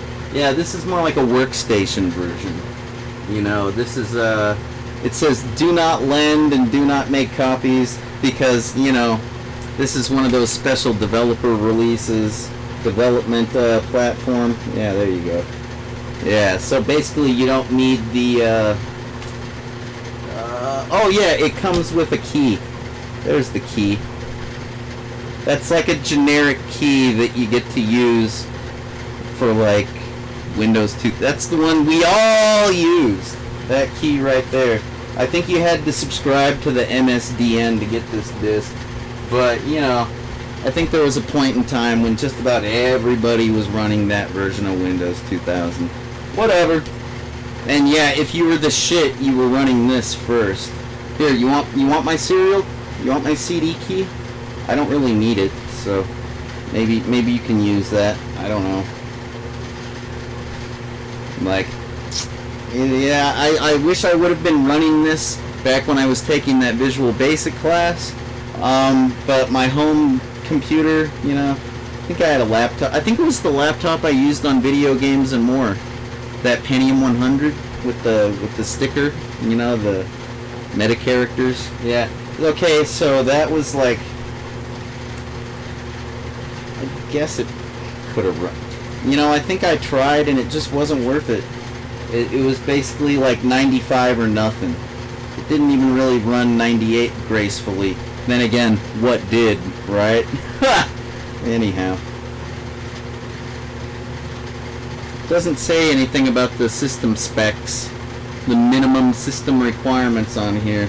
I don't know if there was a booklet that came with this or what, but whatever. Are we having fun yet? Oh, I hope so. Oh, I hope so. Yeah, I know, I'm an antisocial bitch. I'm an old man.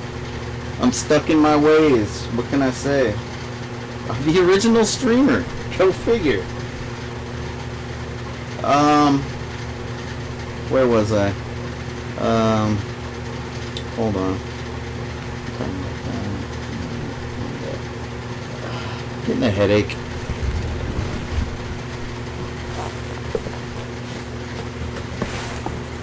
What are we talking about? The freaking that and that and that.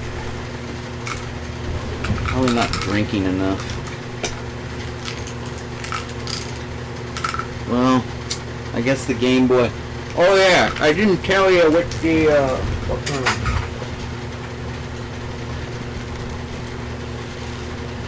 basically the other day when I was trying to get this thing to work, I think I'm just gonna have to set up a dedicated system with like XP.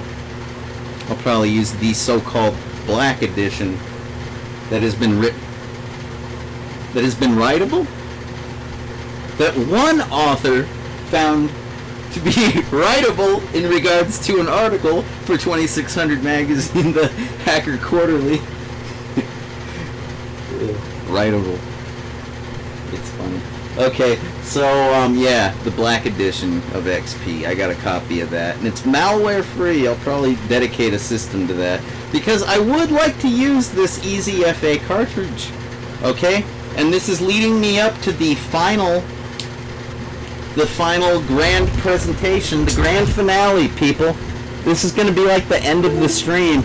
I will probably glance at the chat room. I could use a cigarette first, though. Really, this headache sucks. Squeak, squeak, squeak. It's, you know, when it comes to like, here, I'm gonna make sure the microphone's pointed in this direction. I'd hate for you to miss out on any of it. I wonder if I can set the camera on top of the mic. That'd be nice, wouldn't it? Awesome! Let me adjust the software, if you will. Alright, we're done with the compatibility mode shit, right? Yeah, isn't that great? Oh, you can't see the menu, can you? We got 95, 98/Windows Millennium, otherwise known as ME, Windows XP Service Pack 2, Service Pack 3, Vista, Service Pack 1 and 2 for Vista, Windows 7 and Windows 8. If you've ever needed to run software and you were unable to, well, you know, you probably didn't have it in compatibility mode, dumbass. It helps. Okay, let me shrink this. This is, that's better.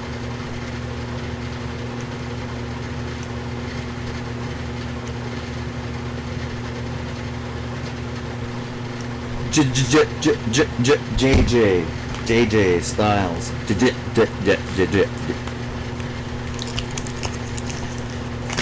Oops. So yeah, that EasyFA cartridge with the dongle, you know, the Game Boy Advance port. Apparently, the Game Boy Advance did have wireless capabilities, and they were well known. One of the things that I said in that video with the battery mod the other day, one of the things I said was, look at this, it's got an MMCX connector, y'all. Oh, I don't remember doing wireless stuff with my Game Boy. Yeah, well, that's because I didn't have any friends, so that's the story of my life, right? I got a bunch of role-playing games, Shadowrun, Netrunner, and never used them. Yeah, I got no friends. It's okay, I do have friends. They're just not those kind of friends, okay? And those kind of friends, yeah, they're usually, you know, too far away for that kind of activity. But apparently, if you went to school and you had those kind of friends, and you saw each other every day, or if you lived in the same neighborhood, something like that, maybe if you had siblings that lived in the same house, and they had the same equipment, something like that, yeah, you could use like a wireless multiplayer mode with the Game Boy Advance, and that's where the wireless shit came into play, okay? So it really was more proprietary, probably 2.4 gigahertz, you know, RF signal stuff like that. I'm sure if you have like an SDR radio, you could probably scan your own airwaves and like see more details about the protocol itself, you know, much like garage door openers, key fobs that open and unlock your car doors, much like all kinds of wireless shit. And I'm not talking about RFID, but kind of. Alright. So I just wanted to get that out of the way, because I was a little confounded and confused when I saw that and was completely unaware of the wireless multiplayer. I guess five systems could multiplay at the same time, which sounds badass, man. That sounds like some pretty good Mario Karting right there, if you ask me. Seriously? Like, oh no! You were doing so good there for a minute. It's okay, my hands are almost free. And then we can get on with this.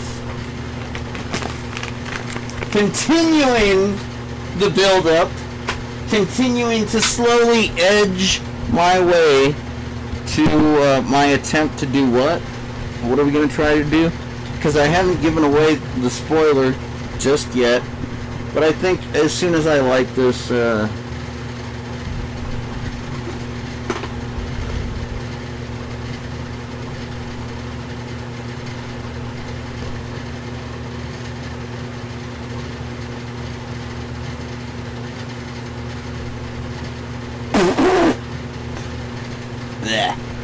I overfilled this thing. It's a Views. It's not meant to be refilled, but I found a YouTube video. The guy said to remove the gasket to prevent leakage. I don't think I should have listened to him. I think I should have put the gasket back. It may prevent leakage from out the side, but I'm getting tons of leakage in the mouthpiece. So what's the difference? This is nasty. And I don't even like vaping. Fuck vaping. That's just my personal opinion. If you like vaping, good for you. I'm not gonna hit you up for a hit, okay? Now then. As you may know, because I've said it several times, the M3 movie player, M3 movie player, M3 movie player. Yeah, okay. I think it's the M3 movie player Lite, specifically. Like a Miller Lite. Okay. Yeah, okay. So what about it? Well, that's what I'm going to try to get working right now. Because if I can get that big fat white cartridge, this sucker right here, if I can get this working, then I can use it on the Game Boy Advance that I'm trying to pimp out with like a light screen and like that battery pack, and it'd be really nice to get this working because, you know, because this is not a pain in the ass. This requires a pairing process. Ew. Gross. Why don't you just have a fuck process? Have a mating process, why don't you? I hate pairing. Pairing is the pits. I mean, granted, there are certain computer security implications if you don't pair. There's a whole handshake negotiation process and like whatnot. Okay, so I can appreciate the security involved in a pairing, but guess what? It's still a pain in the ass. And whenever there's security involved with computers, yeah, it's just hurdles, obstacles, and more pain in the asses. Nothing is ever seamless with regards to protecting your shit. So yeah, not user friendly. But yeah, this little guy, it's got the SD card if you recall. So I can just like, and it's FAT32 or whatever. So yeah, you can just stick it in your computer, copy what you need to copy, and put it back, and it's all just like easy. It's easier than the Easy FA, right? Makes sense, right? Alright.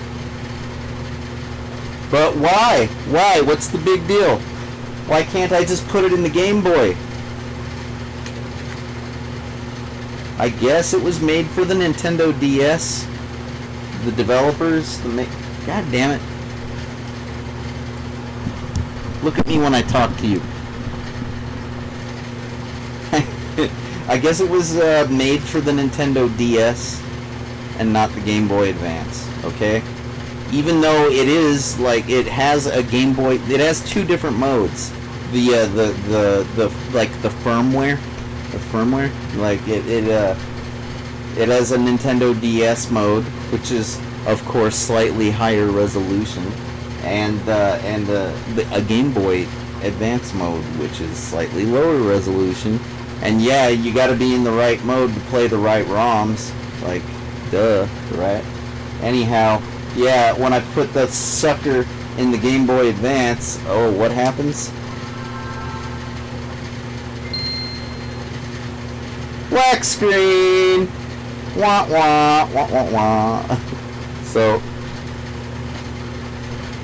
here's the deal. I'm hoping that when I put it into the DS and actually get it to like go through the initialization process with the firmware, that it will actually function with the Game Boy Advance and give me something other than a black screen. Because I have used, you know, this. Yeah, there's the card. I have used it with this unit before.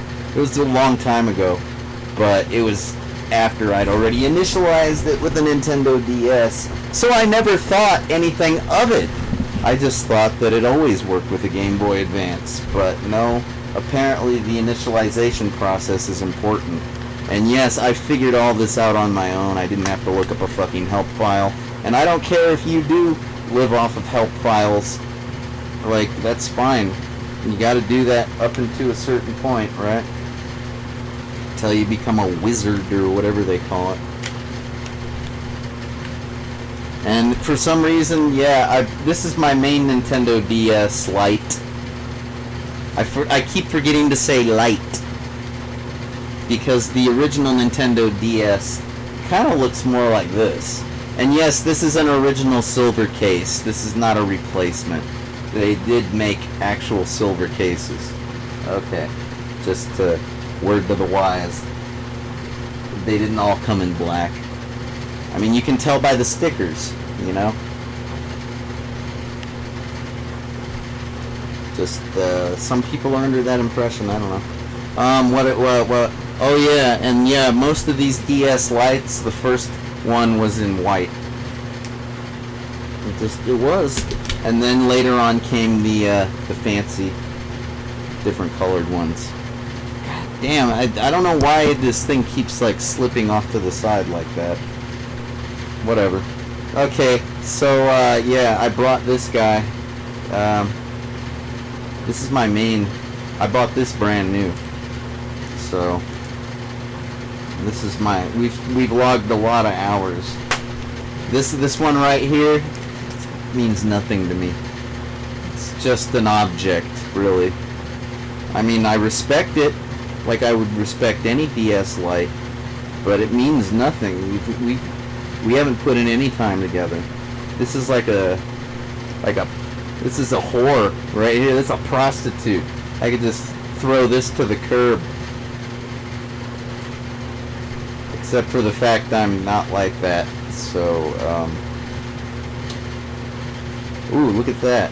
There is an actual chip in the case. You know, I got it secondhand. Anyhow, yeah, alright, I'll get on with it. I'm gonna use my main unit. Forget that one. Oh wait, did I charge the battery? Oh, I didn't charge the battery, but it's still charged. Because I've got the best battery possible in here. Because it's my main unit. My main system. Let's see what happens. Is the initialization phase going to happen? Is it going to go through it? Whoops. Sorry.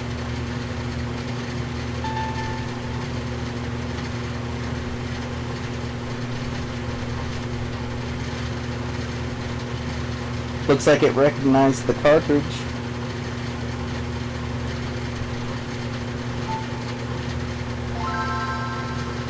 Nice.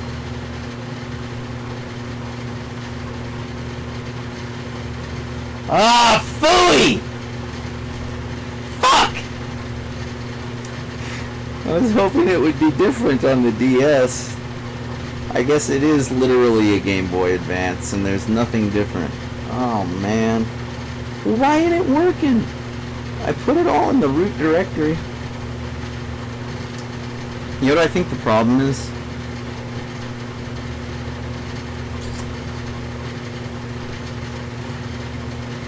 I should have known. I should have known. I should have known better. It's a, you know, I'm pretty sure I used a FAT16, just a regular FAT file system. Pretty sure that's what it takes. The fact that it's FAT32 and the stream continues. I'm gonna do this. I was making a movie earlier. I really was. But, you know, and it's gonna be killer. You fuckers are gonna love it, but I'm not gonna spoil it. And I gotta fix my Pixel power problem and overheating camera thing. So, and I'm just not in the mood. I'd rather troubleshoot a Nintendo right now. I'd rather do that than troubleshoot a Pixel. So that's what we're doing. I'm just an antisocial old man that likes to troubleshoot antique vintage electronics on the weekend. I like it so much. Good times! Good times! Woo! Where's my drink?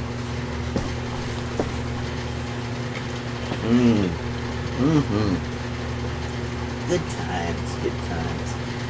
You know what? I gotta get pumped up. We're gonna take a break. We're gonna listen to some more of the Ready Resist that I've been listening to. I think you know what I'm talking about. You probably do. I think you do. I hope you do. If you don't, well, today's your lucky day. It's pretty good stuff. And you get to watch the iTunes Classic Visualizer for a few minutes. It's probably going to be like 10-15 minutes. And it's copyright free because they're an independent band, Ready Resist, up the road. I just really like this stuff. That's it. If you don't know what I'm talking about, you can revisit, or revisit is the wrong word because you haven't visited in the first place, but it's the stream from the other day where I got a hat, like a beanie that says Spider-Man. Okay? That's what's up with that. So yeah, that'll be fun. And I'll probably be in a better mood after that, because, I mean, fuck, it's a pretty badass release.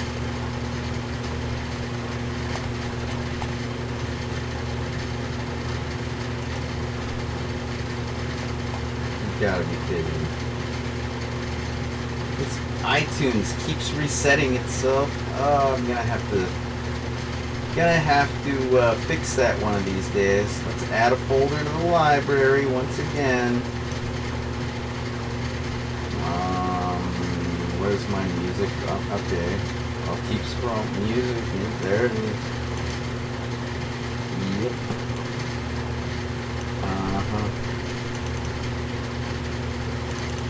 Yep. Oh no. Oh no. Okay. Okay. I got this. I got this. You are the one to abuse. I got this. I got this. You are the one to abuse. Not me. No, you are. You're the one to abuse.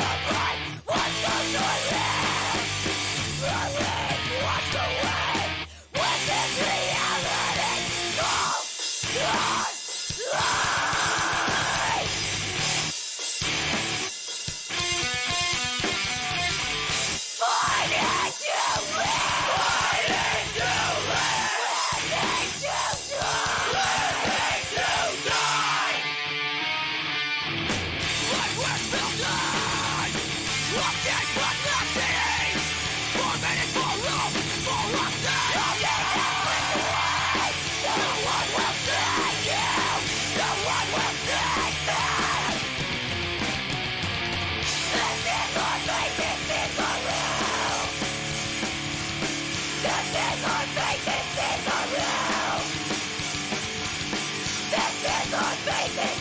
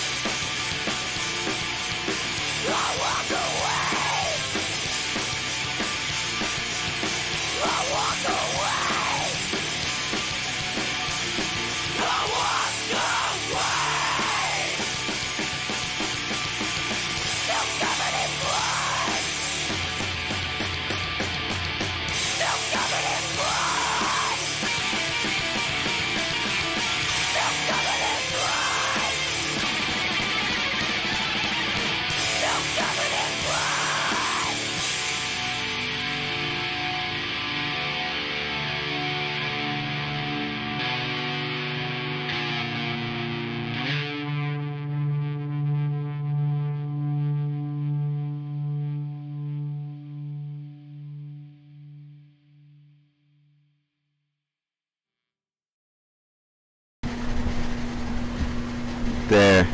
Okay, that's good. I wanted you to see me hit the mute button. What a fancy microphone, right? It has a mute button. But, of course, I turned the level down in OBS and hit the mute button, because, I don't know, redundancies, baby. You gotta have redundancies, like Plan A and Plan B. Hey, check it out. I even got my game book. Look, I don't know if I explained this earlier. Oh yeah, by the way, that's some good advice in that last song. If you ever if you ever come across like a really ultra violent scene that you don't want to be a part of, yeah, just walk away, right? I'll walk away! I'll walk away! It's not a bad idea. You know, just saying. That's probably what I'd do. Maybe even run. I don't really care for those scenarios very often. You know, like, I saw a pretty disturbing video a month or two ago. You know, like, street racing with, like, race cars and stuff. Like, Need for Speed kind of junk. I guess it's, the trendiness and the popularity. It had a spurt the other month. Like, there were a lot of, like, you know, some people call them illegal street races or whatever. I don't know, man. There's just been a lot of car shit in my hometown lately. And I saw this one video where they were, like, drifting. You know, like, drifting. You know what it is. Look it up. It's like Mario Kart, right? When you jump and then you power slide. Okay, that's drifting. Anyhow, this one car was drifting, and this girl was, like, standing out front. Like, there was a crowd, and she's, like, right there, up in, like, way too close to the drifting area. And this is street drifting, so there's like no safety lines or anything like that drawn on the asphalt. And like the back end of the whip, yeah, the whip whipped her. Whipped her fucking, woo! She went flying like a rag doll. And it's pretty disturbing. And the only reason I can laugh about it now is because it's cartoon, like how far that girl got flung. Like, just like, woo! Like many feet into the audience. In fact, she probably would have got flung further if the audience wouldn't have been there to, like, kind of catch her. But she ultimately hit the ground and kind of, like, spiraled and spun and all that. So, like, that's basically like a scene of violence. Like with that song, Walk Away! Yeah, that's like kind of the same kind of scenario. Basically, you know, if you want to get a good picture, use your fucking camera. Don't use your body, moron. Anyway, I thought everybody knew that at this point, but whatever. I'm just trying to help you out. I took the SD card out of that M3 adapter, and we're gonna format it.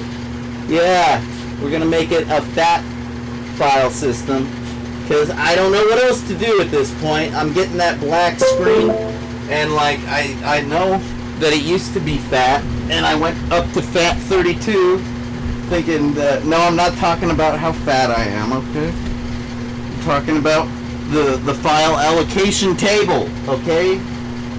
And I'm not fat, I'm big boned, alright? Get it right. You know, that music really did improve my mood quite a bit. I don't know if anybody watching is like the type of person that will listen to music repeatedly, like repeated listenings. Like some people can only stand a song or a movie or what have you like once, and then they're like, I gotta move on to something new. That's just the way they are, you know. And I mean, I can be like that at times, but the thing about the repeated music listenings is that's the only way you're ever gonna pick up on the so-called nuances of the song, you know? Like there's all this tricky shit that musicians especially do.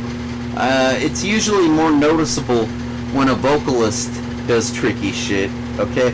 Why have I don't really need the visualizer on the screen, do I? It does look really good, though. I guess I can leave it up, I don't know. It's kind of cool. Let's make it larger. Oh yeah, and let's put it behind me. Why not? It's fun. It's fun, right? I think it's kind of fun. I'm boring. I'm just some guy. Let's have some visuals to go along with this guy talking. Anyway, where was I? Oh yeah, so the repeated listenings, they allow for you to pick up on the subtle nuances. All the tricky shit. You know, because you're not likely to pick up on it on your first listening. Like, you're just going to hear the overall melody of the song, but all the little idiosyncrasies and intricacies and basically nuances was a good enough word. But yeah, all that, you're only going to pick up on that if you do repeated listenings and if you have some kind of hi-fi sound system, you know, like you're not going to hear it on your crappy desktop speakers nor your crappy earbuds. I mean, maybe if you got some Bose desktop speakers, and maybe if you got like some Apple or maybe JVC or Bose or earbuds, I would just recommend getting as many sound inputs as humanly possible. I have a sound bar that has 4 speakers. Those Bose desktop speakers, I think they have like a tweeter. I think they're like 2 speakers. I could be wrong. But that right there is like 8 speakers. Even though they only count as 3 when hooked up to the receiver, right? And then I got like those TV speakers. I'm all pointing. You can't see me. I guess I could scoot this picture over a little bit. Oh, not that one. Okay. Yeah, I can scoot this one. Stand. Okay. So when I go like that and that, okay. That's cool. Okay. So yeah, I got like those sound those TV speakers. Those got like 4 fucking tweeters inside. So now we're getting up to like 16 speakers. And then I got like a center speaker up there that's got a speaker. So that's like 17. And it helps when you're trying to pick up on the nuances. You can listen to a song you've been listening to your whole life and still hear things that you never really quite noticed before because you just didn't have the opportunity, right? But, or maybe you did, I don't know. I feel kind of like that guy in the Maxell commercial. You know, Maxell tapes? I think it was Maxell. Pretty sure. You know what I mean, people? You know what I mean? The guy that's like, he puts his like audio tape, you know, he's like, he's all like, so like taking his audio tape, like puts it in his stereo, closes the lid, and he's like fucking.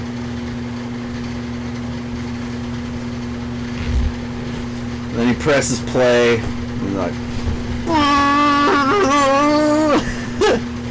pretty much that guy these days. With my, what was it, 19, 20, whatever, how many speakers I got going. Don't be jealous. Be happy for me. Alright? I deserve this. I do. I've dedicated my life to Sonics. And I'm not talking hedgehogs. Alright. Shall we get on with the, let me see. I guess I made that point. I guess we should get on with the M3, I don't know, do you want to watch me? You know, I feel like this is pretty mundane shit, you know? Yeah, formatting a fucking disc, right? Like, you all know how to do that. But, at the same time, some of my friends are strictly console gamers, and you know, consoles can only do what they can do. I don't think that an Xbox 360 can format an SD card into a FAT-only file system, a FAT16 if you will, okay?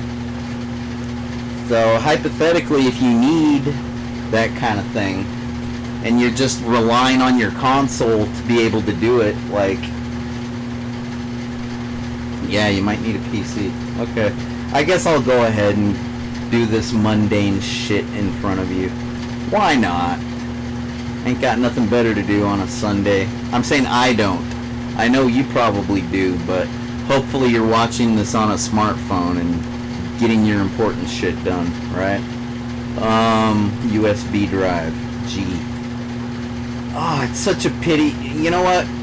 I'm gonna copy the stuff off of here first before I do the format. Let me get a window. I'm gonna take iTunes away. That's the nice thing about keeping the iTunes up is I'm ready to switch to another window if need be. So that's nice. There we go. Okay. I'm clicking the OK button. Sorry. I don't mean to annoy you by saying OK. Okay. I did it again! Oh well. Okay. You're like, just don't point it out and I won't do it as much. Hopefully. Hopefully.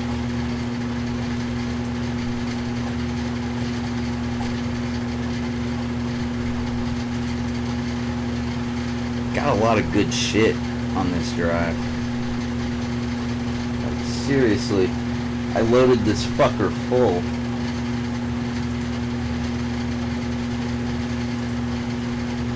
Really good shit. Okay, so you see down here, these upgrades? I have the English one. That's the one that says E31. And I even put, oh wait. Oh, right. I thought for a second that I put the Chinese one on there.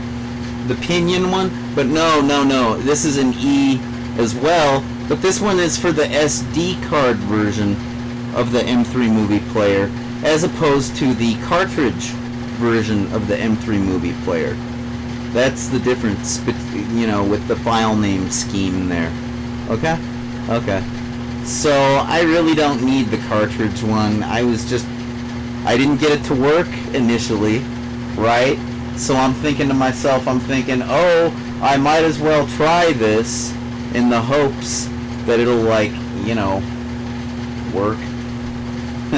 And, yeah, the fact that it didn't, well, that's just my luck, right? No, it was never gonna work. It's made for a different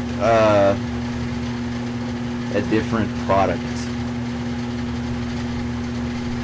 What's up with that? Why don't I have a delete option? I'm doing a right-click pop-up menu. Let me get my freaking keyboard. I swear to God, man. I'm always going to be a console cowboy, because this is my console. I need it more. My console, it consoles me. It totally puts me at ease when it needs to. What the fuck? I'm hitting the delete key. Hello? What's the problem? You know what? I think I accidentally wrote right. I write protected fucking drive, I think. Here, I'm gonna copy all these files, alright? Because it was a lot of work picking out these particular ROMs. These are like all games that I'm down to play, basically. Like, there's a lot of Game Boy games I don't care to play. Like, I really ain't got the time, the energy, you know, whatever. But all these, I was like, yeah, I can check that out. I can stand to check that out. I can stand to check that out. That too. So, pretty good stuff. For example, I think it's Metroid Fusion is in there, and that's like a pinball table, right? I don't know if you know this about me. I'm pretty into pinball, especially video pinball, because video pinball, it's like free, as opposed to like when I go to the bar and play a real pinball table. It's like, I love that, but usually I run out of money at some point, and that kind of sucks. But the thing is, I'm always prepared for that moment. Like, I bring pinball money, and if I really got my shit together, it's in quarter form, okay? Because they don't all have bill readers, okay? But yeah, the video pinball, especially titles like Pinball Arcade, at least, you know, the Zen Pinball is just as good as well, but they have like real pinball tables. Like Pinball Arcade, and like, you know, there's different releases. Like, I have an earlier version of the Pinball Arcade that's just called like Williams Collection. It's like a 360 Xbox 360 title that you know, I got that. Okay, it's basically the same thing, and they also have it on like the 3DS. But what I'm getting at is that Metroid Fusion is some pinball. Pretty fun. Guess what your pinball is? Any takers? I'll tell you. All right, it's Samus.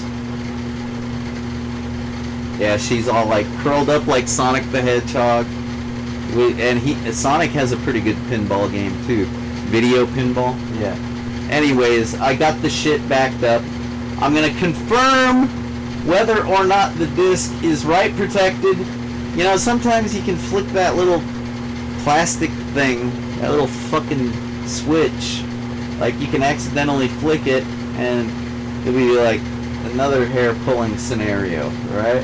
You're like, why can't I do anything with it? Yeah, you flick the write protect. I've done that a few times, so I know to check that immediately. Okay? Let's see if I'm correct. I'm just gonna format it. There we go. I'm gonna switch the OBS. I like being a good host. I think a good host would make the effort to make that followable. You know? Know what I mean? Know what I mean? Know what I mean? So yeah, switching the window to that one.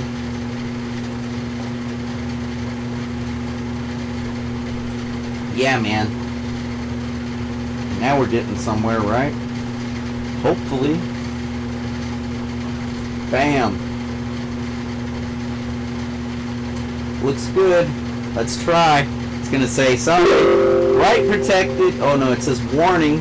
Formatting will erase all data. Yes. Disk is write protected. What did I tell you? Motherfucker. Goddamn fucking.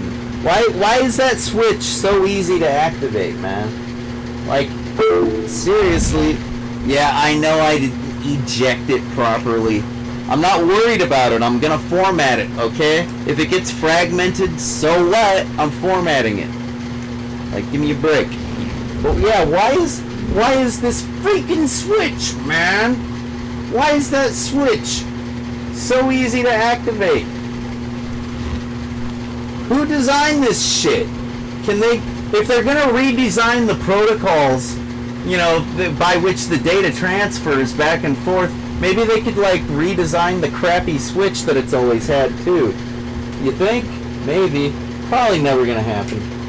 Anyway.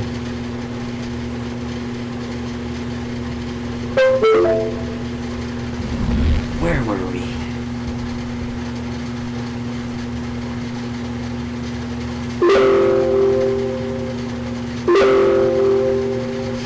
Oh, this time it said Windows was unable to complete the format.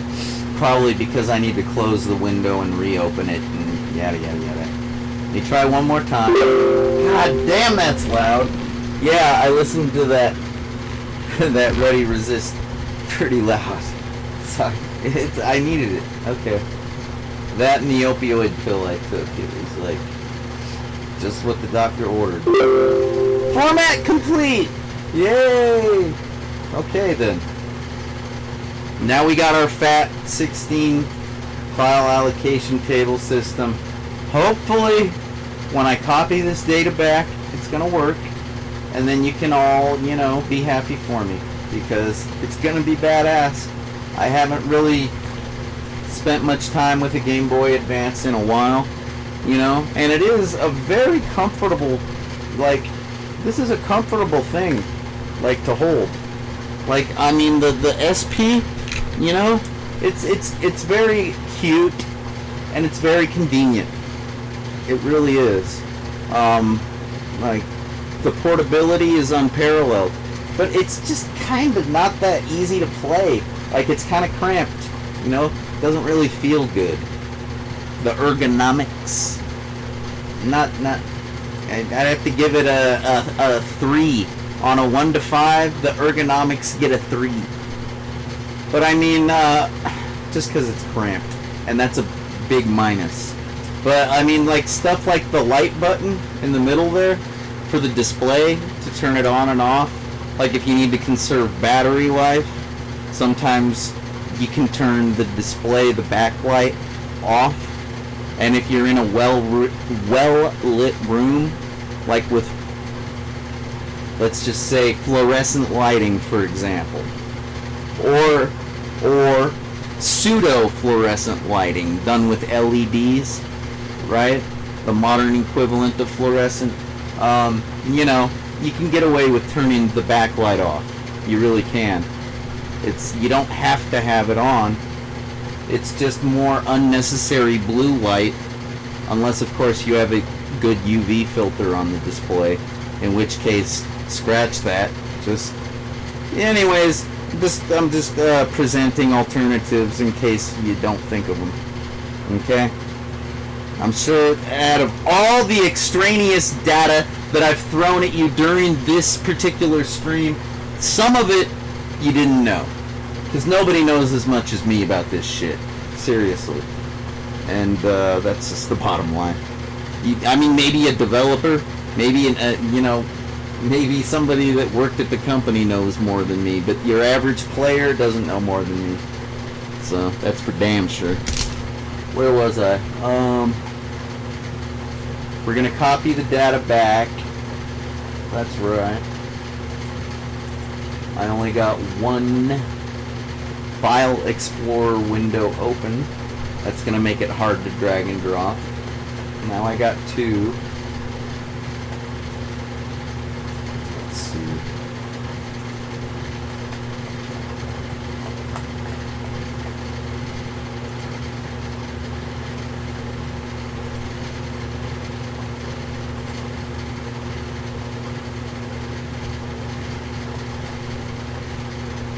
Don't look at my files.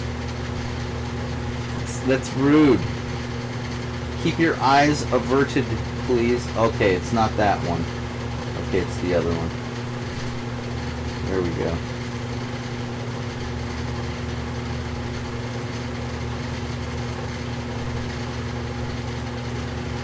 I know I'm showing you my files. You can look if you want to, but it is rude. I didn't mean to show you my files. The wind blew up my skirt for a moment.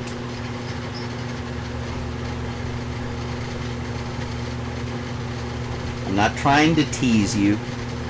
Alright, if you're the most elite hacker on planet Earth, I'm not trying to tease you into hacking me by showing you my files, alright? I'm not that kind of girl. I put out, trust me. You just gotta be the right guy.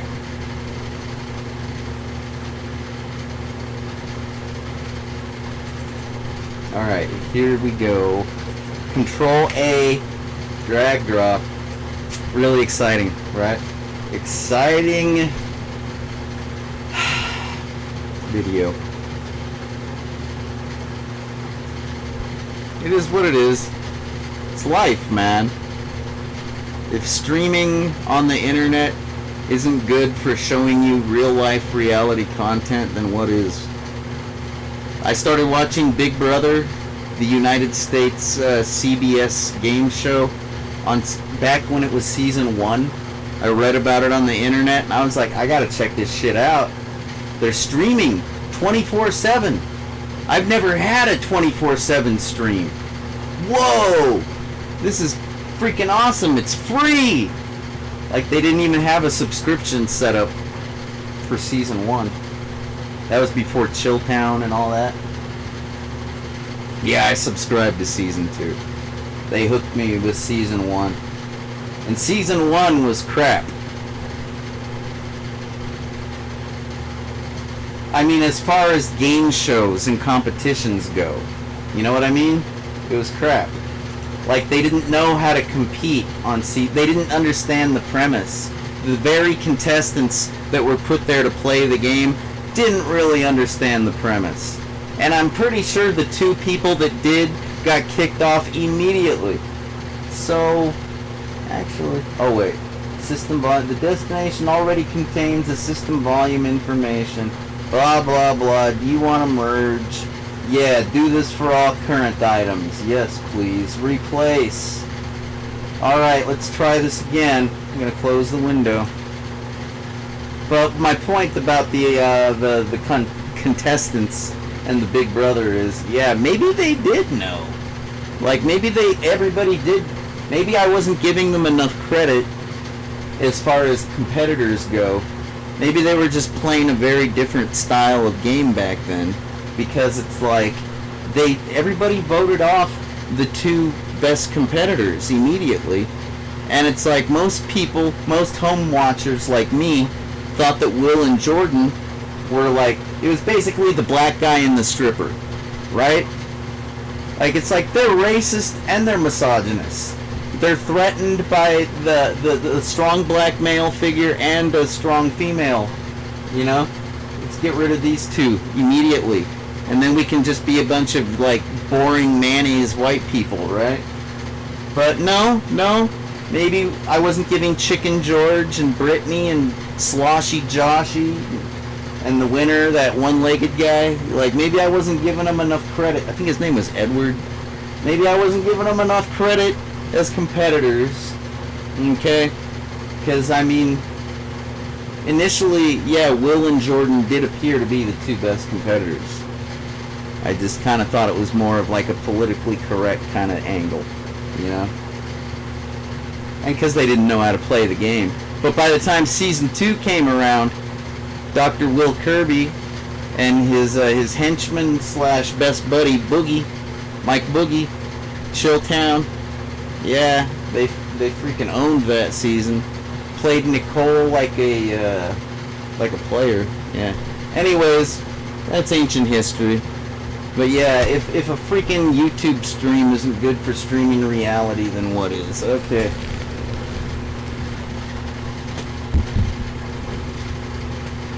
It's a little more fun than reality. I don't quite talk to myself like this.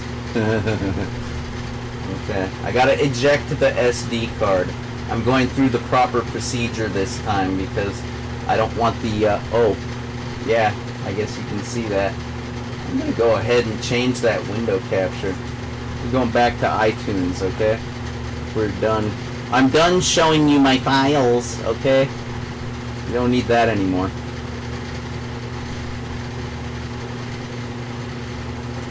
Alright then. Yes, let's eject.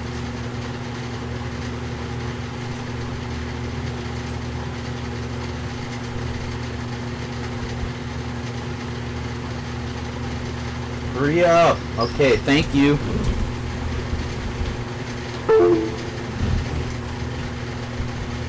God, I hope this works. You know, there's actually multiple versions of that. Remember when we were looking at the files and I was telling you about the difference between the SD card firmware and the cartridge firmware? You know, and I thought I had the Chinese firmware for a second, and it turned out to be the cartridge. Yeah, well, that 3.1, like that 3.1 at the end of the file name, the E31 three-letter file extension, that is, it's not the newest. No. I believe at one point I had a firmware that was version 3.5 or 3.6. So, if this doesn't work, back to the drawing board, that's for sure. But if this doesn't work, I might start trying harder to find alternative firmware. Because, like, I got the version 3.1 on that Panda, on this Panda disc right here. Amanda? Holy crap, we got a buried body, Tuck Man. Yeah, no. The Panda disc has E31 for the firmware. And I believe I also found the E31 on an old Internet Archive backup. Very old. Ancient, yes. I'd rather say antique or vintage, but who are we kidding? It's just old. Old shit. I'm going to try it in the Game Boy Advance first, because I'd like to know whether or not I was correct in my assumption that it would only initialize properly on a Nintendo DS. Alright? Alright? Alright. Here, I'll just hold the speaker up and I'll describe what happens. Alright, here we go.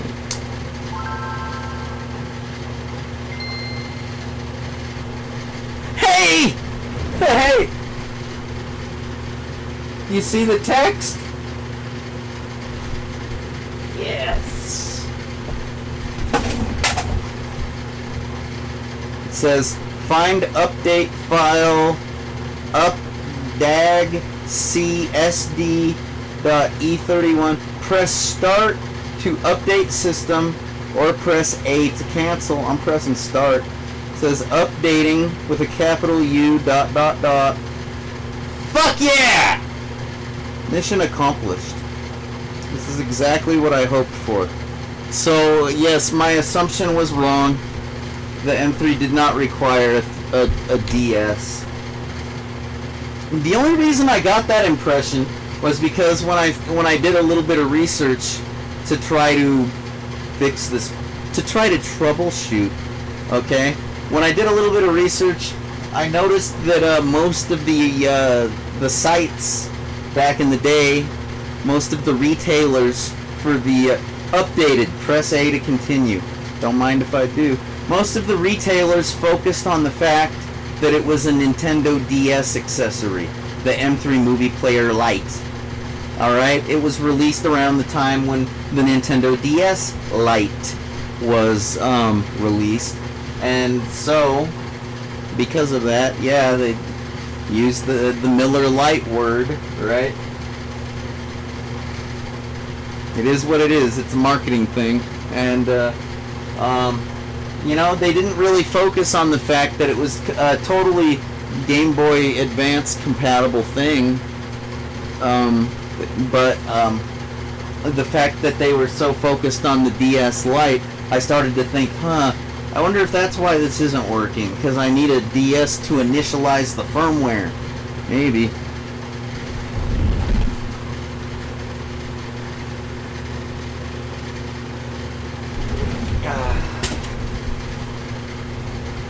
I guess I'm a pretty happy camper now. Don't have any music, don't have any pictures on here. No movies, pictures, no ebooks, no... Yes, setup. Let's go to the setup. The music mode is set to all. Sleep mode, not sleep. Auto page, no auto. Wait, no auto.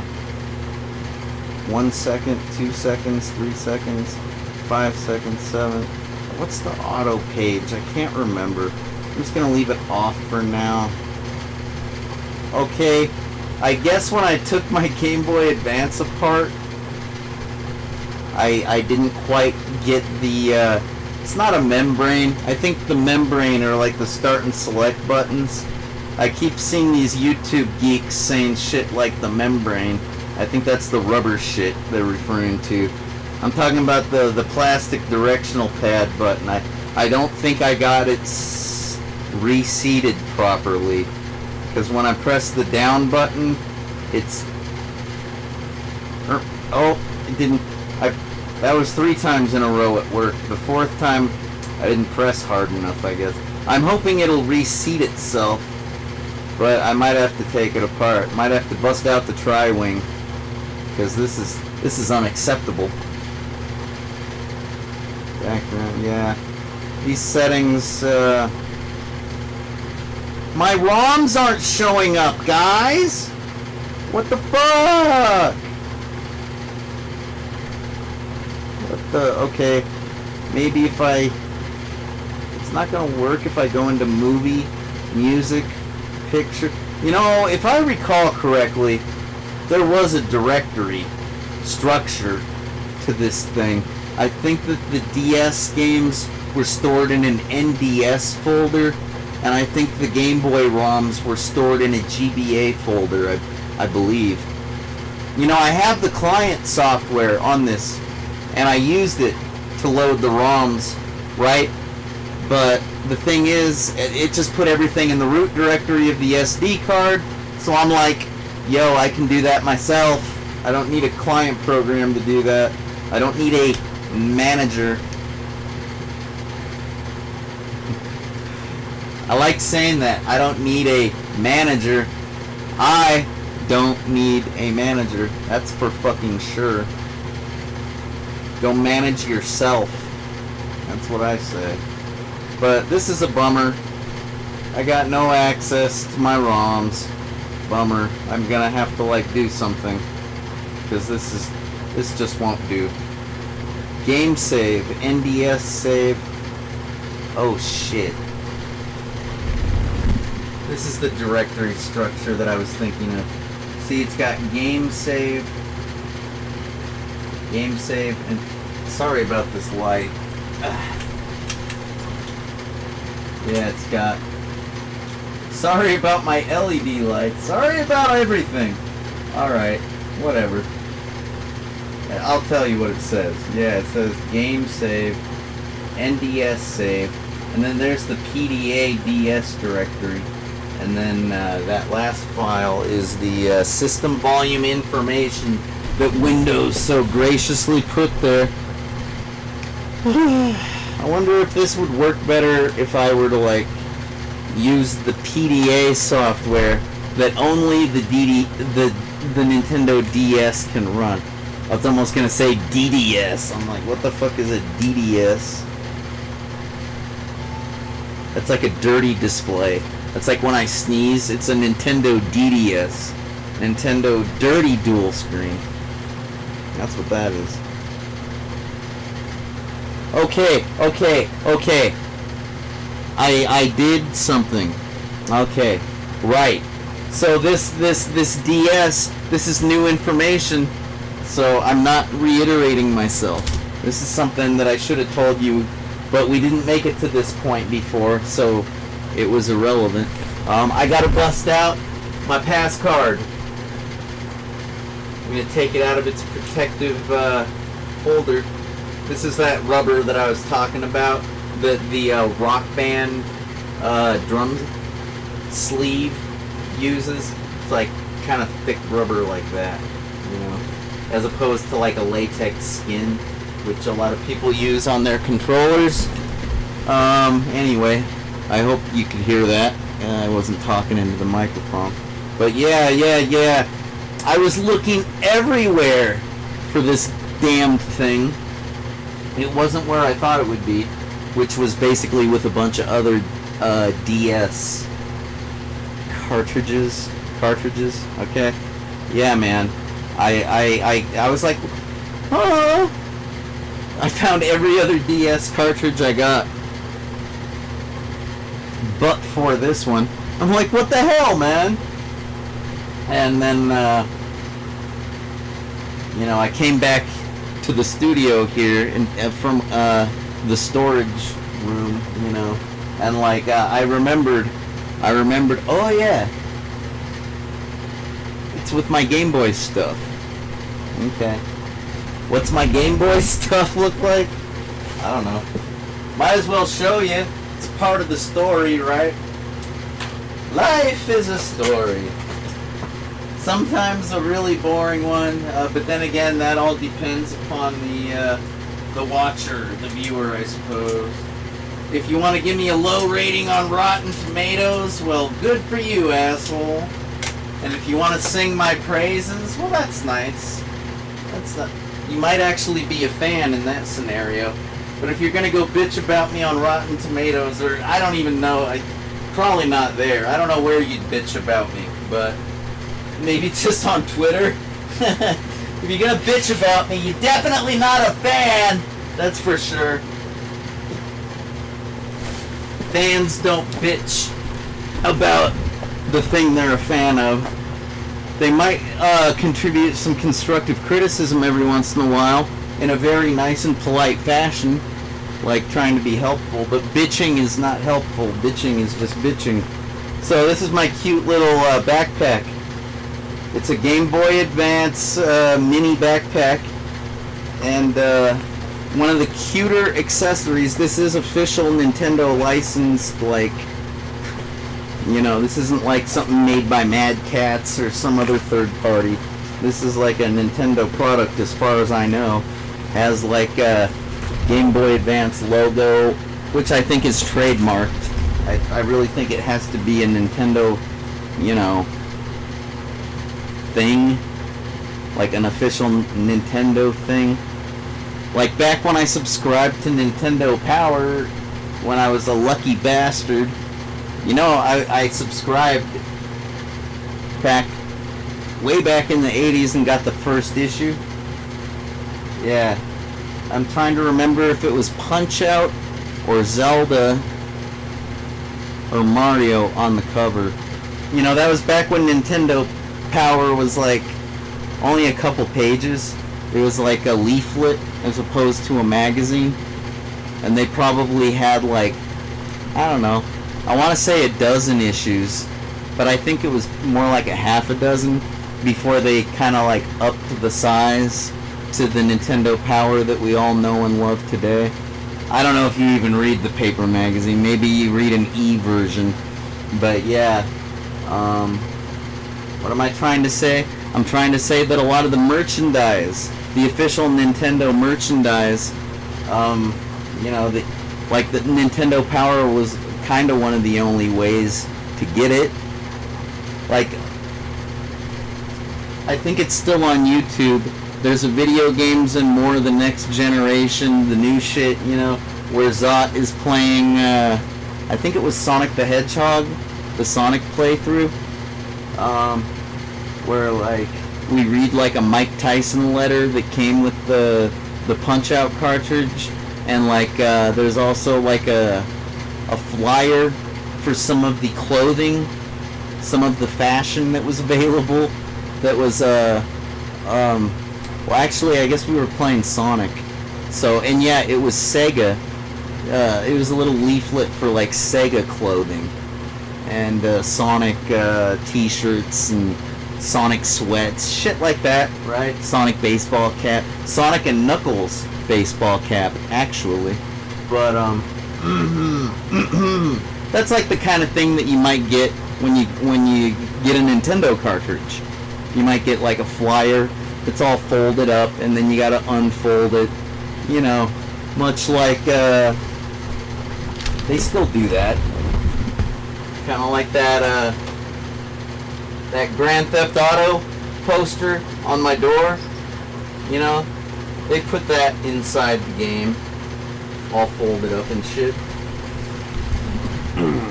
Not again.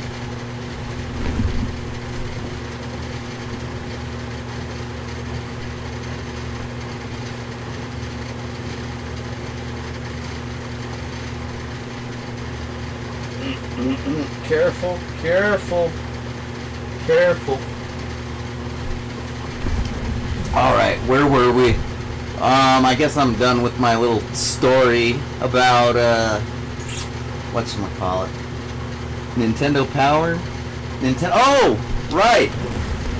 This stuff. Yeah, so, this particular portable handheld console system carrying case was empty. So naturally, my pass card was not inside of this. But isn't it just adorable? Isn't that the cutest little backpack you ever seen? It's really pretty neat.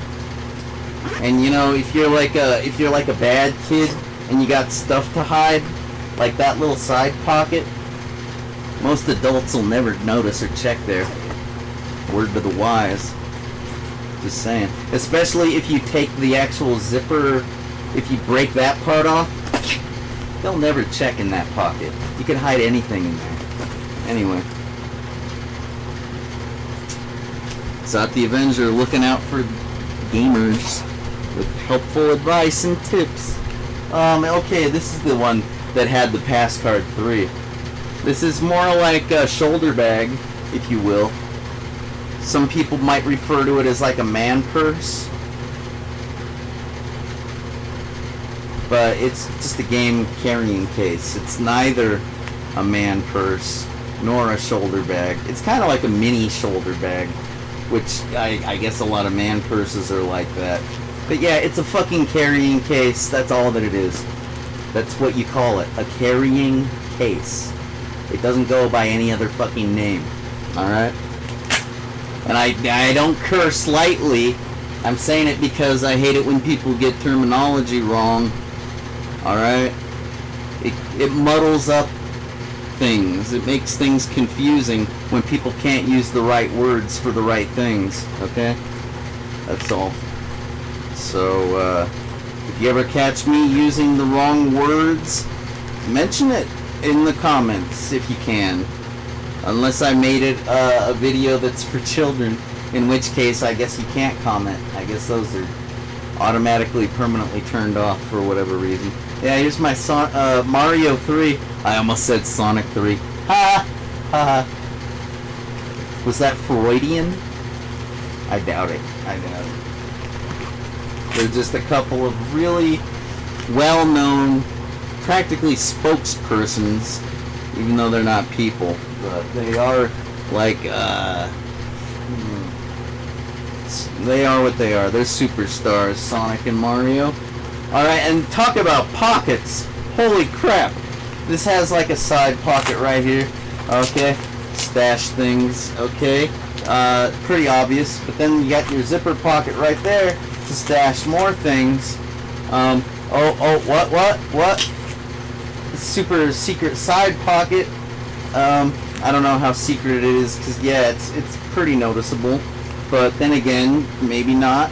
And then you got your main storage for the biggest of your big items.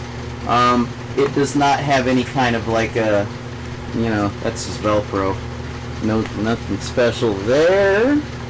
But yeah, no. And I guess there's no net.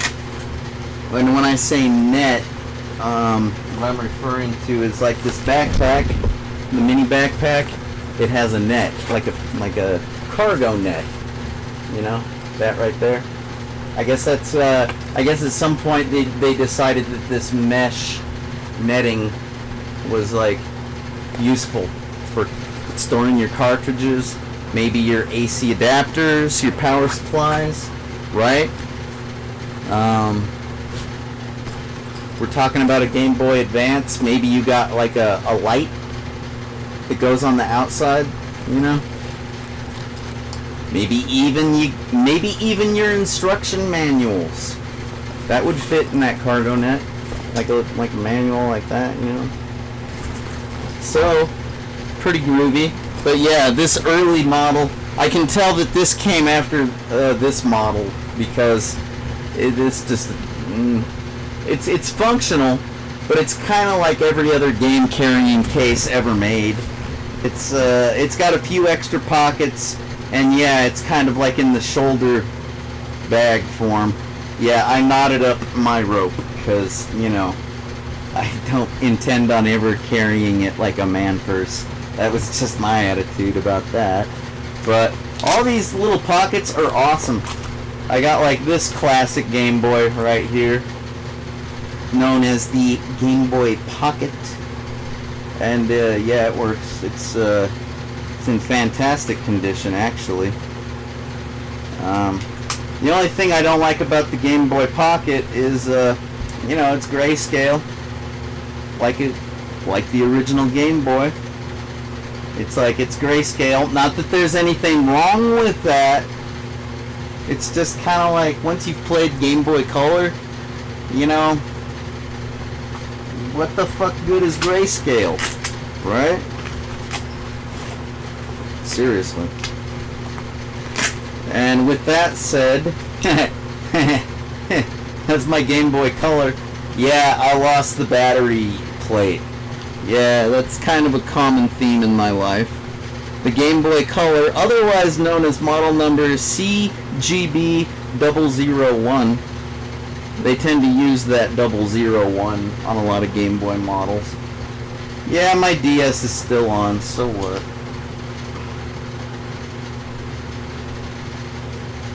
Alright, fine. I'll put the PassCard 3 in. Okay? Are you happy now?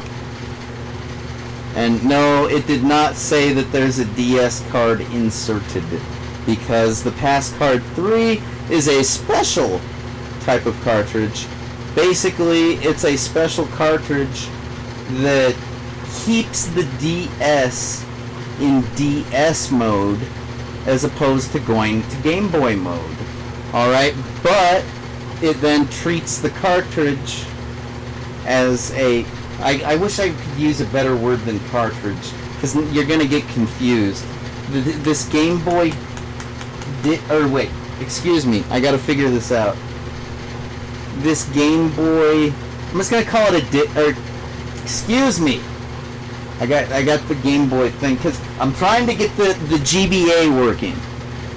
That's why I keep saying GB when I'm trying to say DS. Okay. Anyways, I'm going to call this a DS disc, because I can't call it a cartridge, or otherwise you're going to think I'm talking about freaking this. Okay? So, this DS disc is a special disc. The PassCard, it will keep your DS in DS mode, which is the first initial default boot up mode, because you've got a DS. It's meant to play DS discs, right? But if you've got like this M3 movie player, which is in a cartridge form, you need it to maintain DS mode, but access the cartridge as if it was a DS disc. There, I did it.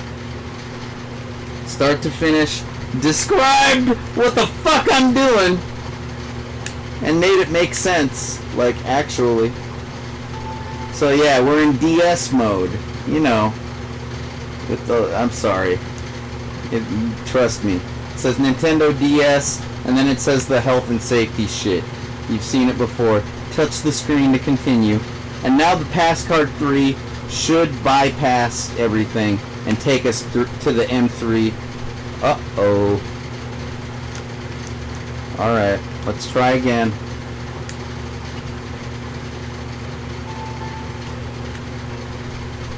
Oh, come on. What's the problem? No, I don't want Game Boy mode. Come on! Oh, I know what the problem is. I know what the problem is. I gotta go into settings. And I gotta change the boot up mode, because you've got your manual mode and you've got your autoplay mode. And you know, I'm a geek, right? You guys know this? That JJ Styles is kind of a computer geek. Okay? So anyway, so naturally I prefer to keep it in manual mode. Because, you know, I have more control, and geeks are control freaks. So, geek freak, it even rhymes. This geek is a control freak. Anyway, so naturally I keep it in manual mode, except in this scenario. We're going into auto. System, startup, auto. Yes, okay, go back. Let's reboot one more time. Third time's a charm. Right?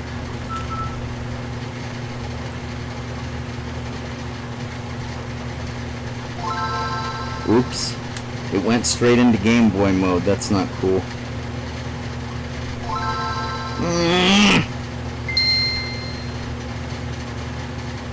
Oh, oh, oh, oh, oh, oh, yeah. Hey, now we're getting somewhere. It's doing the firmware update. Hell yeah. That's what it was, the auto mode. Find update file, updag sd.e31. Press start to update system, or press A to cancel. Guess what I'm pressing? Ba-dow. Updating, ... Very similar. Actually, it's exactly the same as the Game Boy procedure that we did a few minutes ago. Alright, this is cool, because now the cartridge, or you know, the M3 will be DS capable, or Game Boy capable. Granted, I don't really need it to be DS capable, you know, in terms of the ROMs. You know, I don't need to be playing DS games using the M3. This is for Game Boy shit, okay? But like you may remember, like you may recall, it wasn't listing my ROMs. Like we were, yeah, updated. Press A to continue.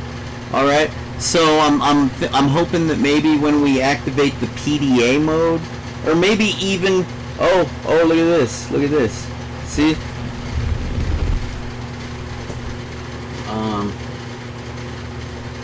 Okay.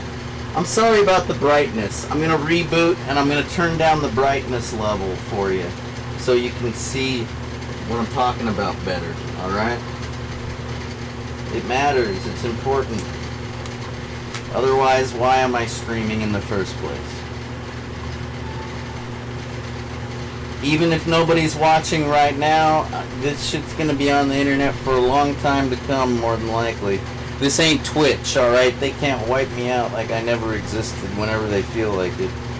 Granted, I guess everything's back to normal on that other site that I just mentioned, but, you know, fuck if I care. Alright, now we got a nice dark brightness setting.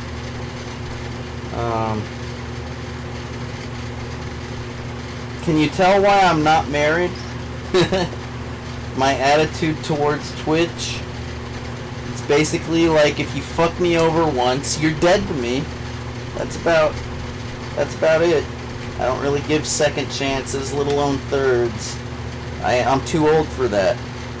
That was like that youthful indiscretion era kind of shit. I could trust people more than once back then, but when you get to be an old man, you trust people once, and if they fuck up, you know, that's that. Nice knowing you. I gave you an opportunity and you blew it. You stabbed me in the fucking back. I don't know you anymore, so that's kind of how I feel with Twitch. But where was I? It's asking me to update the system once again. God damn these lights.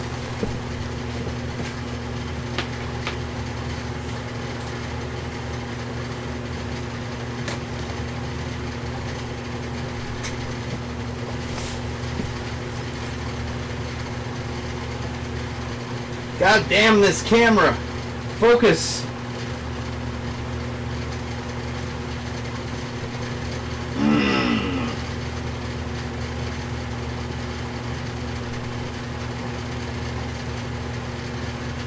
Yeah, that should be good. Updating, up, dum dum dum dum dum. Wah wah wah wah. Updating. Up. Woo-hoo. Yeah, now we got the press A to continue. I don't know why we had to do that twice, but I'm okay with it. Now we're in DS mode. Takes us to our movie player dashboard, if you will. I usually just called it a menu, but you can. These days, dashboard is the common vernacular. So it allows you to go into the Game Boy mode. Yeah, down there in black text it says press start. Press start to go into Game Boy mode. You know what? Please allow me to introduce myself. My name is... No. Please allow me to reverse my streaming software display screen. I'm going to turn it into a mirror. I'm going to do mirror mode. And this will affect... I wonder if there's a way to do this and not affect... Well, you know what? We'll worry about that later. I'm just gonna quickly do this the way I know how. Okay. Bear with me one moment.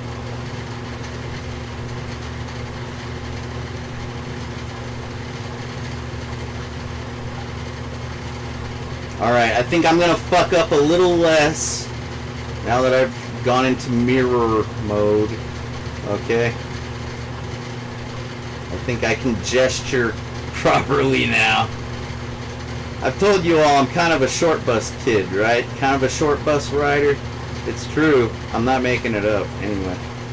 Alright. Where were we? Right. Doing the demo. Doing the demonstration. And, there. See? I'm sorry that the text is backwards. But, hey, at least you can see. So we've got our movie player option. We got our music player option. We've got our still photo picture option. We've got our ebook option. And then on the bottom row, we have our ROMs, our games option. We have our PDA software option. Let's see, one of those, the one on the end is a help file option. And then I think that one is a settings option. You know, that one right there? That's settings, I think. Yeah, definitely. I'm gonna try the game option. That's right. Because we're trying to get those Game Boy ROMs to work. And, yeah, we're definitely gonna get them to work. Trust me. Trust me. Alright, we popped up a menu. Okay. I'm gonna scroll. Let's scroll.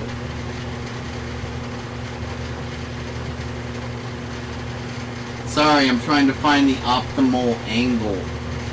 You know, it would be better if I was directly inputting this into the computer, but obviously today is just like, I'm just screwing around. Alright?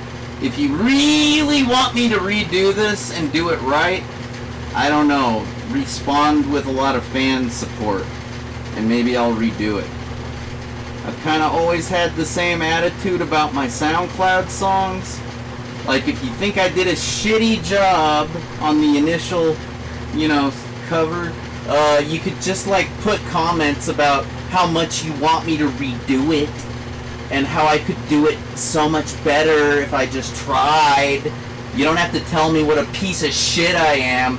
You could just say, oh, you're better than this. Yeah, redo it. And then I would. That's what you call showing support. Being a little bitch is not exactly the way to show proper support. Just be nice and be like, hey, redo it. Redo it. You could redo it so much better. Oh, I think it's gonna load. I'm loading Pokemon, it looks like.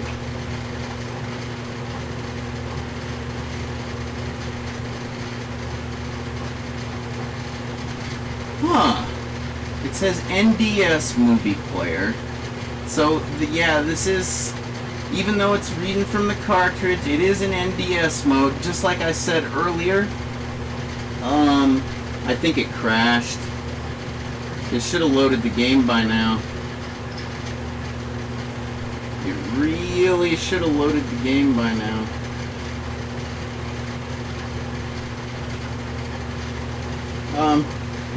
This happens, I believe, when it is creating a save file. You know what I mean? A save. It's like a save state.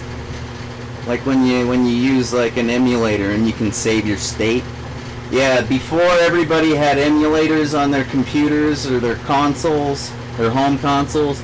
Yeah, before everybody had emulators, you'd use these kind of like things, and your save state would be like actually, you know what? That's a different feature. The save that it normally creates is like, I think, well, no. Because, there's like the built-in save, like with Pokemon, Pokemon, you can, or just about anything, you've got like a battery backup kind of like save option on a lot of games, and that's kind of like built into the ROM. Yeah, it is a save state file, definitely. Yeah, I was right the first time. Had to think it through to be sure. That's kind of weird that it was able to read the Game Boy ROMs in DS mode, and yet it didn't give us that menu option in Game Boy mode. I'm taking out the Pass Card 3. I'm just going to check and see if anything changed in Game Boy mode. See, it's on the top screen there. That's how you know it's in Game Boy mode, because if it was in DS mode, it would be on the bottom screen or whatever. And it wants to update. You know what? That's why it keeps updating, is because once you do the initial firmware initialization, you're supposed to like put the SD card back in your computer and delete it. Because as long as it's in the root directory, it's gonna keep asking you to update. Yeah, go figure, right? But that's like what it's programmed to do. If it sees that file fitting that particular convention, like, I'm not quite sure what the criteria is, but I assume that if the file name starts with updag, those 5 letters, the letter UPDAG, that's probably what the movie player is hard coded to look for, because that's the only thing that seems to remain the same.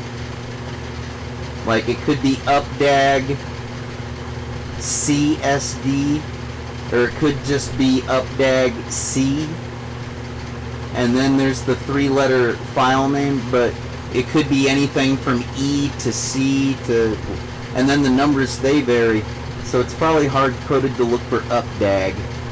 and it's gonna keep doing that until I delete the updag file. So let's, or I can press A to cancel. I think I'm gonna cancel this time, because there's no need. Game & Watch Gallery, auto backing up, GBA game save, do not shut down before finished. Hey now, that's a good sign, right? That means that the GBA portion, see it's saying GBA, it's picking up on what we were doing in the DS side of things. That's good. Warning, NDS save game already exists on this card, but autosave cannot be found. Backup failed. Epic fail. Press A to continue.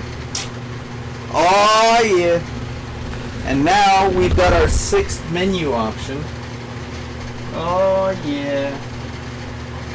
If at first you do not succeed, eventually you will. That's what this is. That's a game controller. Looks a lot like a PlayStation controller, actually.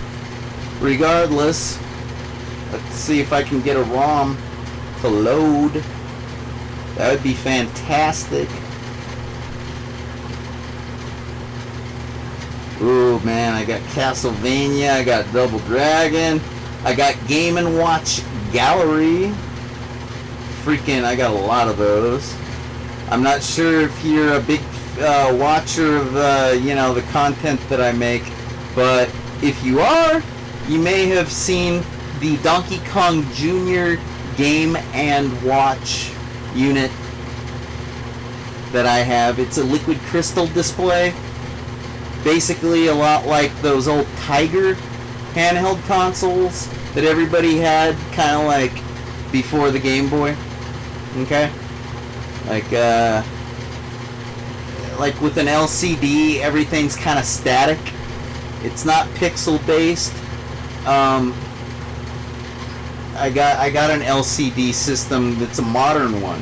That I don't know. I guess some manufacturer in China decided to bring back the LCD games, and it's interesting because it has these plates. I'll have to show you on the stream sometime. But anyways, that's what the Game & Watch is all about, is the LCD. And the reason why they say watch is because Game & Watches come with a clock feature. It is literally a chronometer, a watch. It's not like a demo. It's not like a movie. You're not supposed to watch it. You're not supposed to have a friend watch it. No, it is a chronometer. It's a watch. So just mentioning that in case you're unfamiliar with the Game & Watch series. It's a, like, what's the right word? Pivotal point in the Nintendo corporation development and progress of the game industry. I don't know. To me, it was just something to do in the back seat to take my mind off of barfing. That's what I used to like to do when I sat in the back seat of a car. I liked to barf. So yeah, it was kind of helpful to have a Game & Watch like Donkey Kong Jr. And I didn't like barfing. It was just an automatic thing that happened if I didn't stay distracted. So there you go. Actually served a purpose. I'm gonna try to load Pokemon Pinball. That'd be cool. It's Ruby and Sapphire. I don't think I've ever actually played that. It says it's loading. Warning, card has not been formatted. Please shut down and insert a formatted secure digital card, or press start to continue anyway. I know it's formatted. It's fat, man. It's fat. It's fatter than me, man. It's fat 16. Pressing start to continue anyways. It looks like it's frozen. God damn it! What the fuck? It was fat 32. Just gave me a black screen. Now it's fat 16. It's maybe if I reboot and try one more time, I'm gonna try that because, not everything is programmed up to the, not every product is made the same, okay? The standards and practices, the beta testing, all that junk, it's not always, release quality. And I already mentioned that this is an older firmware. This is the 3.1, not like the 3.5, or I think 3.6 was the official last version, which is probably like bug-free. This is probably like buggy firmware, and that's probably why this is happening. Because I'm perfect. Alright? I don't fuck up when it comes to this shit. I fuck up in just about every other aspect of being a human, but not with this shit. No, I'm on point. So, it's gotta be buggy firmware. I'm gonna try to load it again. This is Pokemon Sapphire, Ruby and Sapphire Pinball. Let's see. Maybe it has all the save files created that it needed to. Whatever. I'm trying again. Here we go. It's loading. And warning, card has not been formatted. Saying it again. Ooh. This time when I pressed the start button, I heard like a, I got to hear the freeze happen this time. Last time the freeze happened before it actually, it froze, and when I pushed the button, nothing happened. This time I caused the freeze. I could hear it. Ka-chunk. Fuck! This sucks. Wait a minute. Did I try this in the... I can't even remember if I tried this in the Game Boy or not. See, this is what happens when I'm using the computer and I have two keyboards. I'll be like tapping on the wrong keyboard because I can't keep it straight. No. This is like when I'm using the OBS streaming software and I start to click in the wrong window. I'll be like earlier when I was showing you when I was formatting the disc, showing you my files, I'll be like trying to click. I'm like, why isn't it working? Oh, because it's only the OBS preview. It's not the actual window. Yeah, I told you I'm a short bus kid. You people don't believe me because I'm too sophisticated, apparently. Anything else would be uncivilized. No, I really am stupid, trust me. I'm not an idiot, okay? And that's the name of this stream, I know, because I can remember things, okay? I'm just easily confused, that's all. There's nothing wrong with that. Not that there's anything wrong with that. Being easily confused and misled. Okay, so yeah, anyways, once again, now we have the ROM option. Originally, we only had 5 menu options when I first had it. 3 on top, 2 on the bottom. Kind of like a pyramid shape. And now we got the ROM. I'm just gonna try again. We're gonna try again. Come on, you can do it. You can do it. What? Yeah, there we go. Damn, I think I really screwed up when I put this thing back together because I'm having to push these buttons repeatedly and with force. Ooh, well, yeah, like I said earlier, I gotta get the Tri-Wings out. I already have that on my to-do list. I just want to see it load a ROM before I take it apart again. Hey, that's something for the stream. Might as well, right? If I'm gonna take it apart, this whole fucking stream's been dedicated to video game shit. I might as well take it apart and fix it in front of you, Sorry to neglect the chat room so much, but on the bright side, you could all be making fun of me right now and I wouldn't stop you, right? It's true. You could be making fun of me right now, and I'm just gonna be like, ooh, look at my Game Boy, Really don't care. My feelings are not that easily hurt. The fact that you're here at all, actually, It makes me feel happy. So, not gonna hurt my feelings if you make fun of me. I'll just be like, oh, my fans are such rascals. They're fake trolls. They're fake trolls. Because otherwise, if they were real trolls, they wouldn't be here in the first place, right? There you go.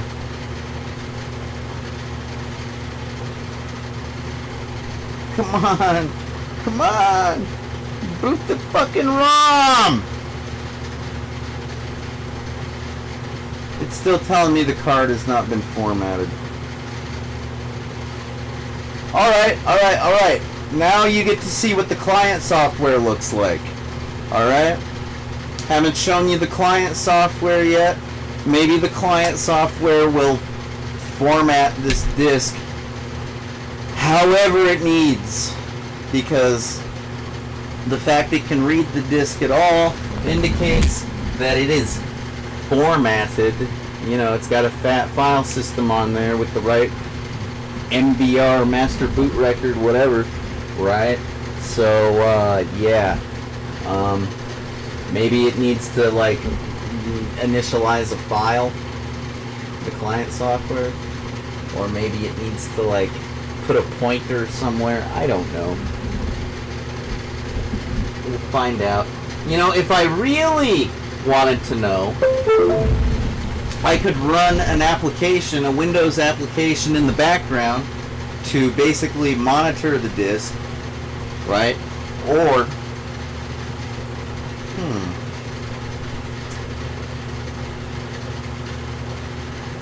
I could make a disk image of the disk right now.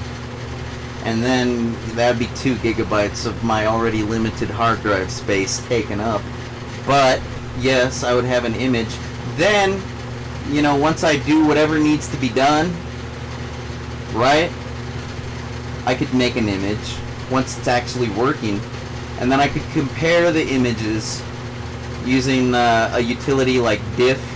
I could do a binary difference comparison, and then I could find out what in the fuck changed. But, you know what, it's some other time. Like, I'm just happy to get it working at this point. I told you guys I'm a computer scientist. I got a degree, an associate's degree, from a respectable community college.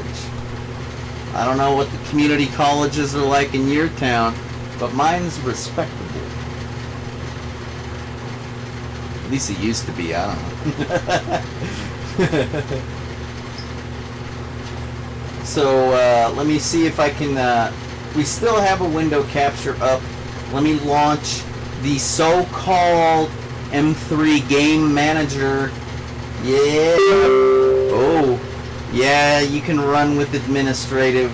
I trust you. Okay. Yeah, at least I know you're not malware. I trust you that much. Window capture. We're gonna deviate from iTunes. Once again, we diverge. Going back to our M3 Game Manager Media Select. There we go. Hey. Oh, here it is.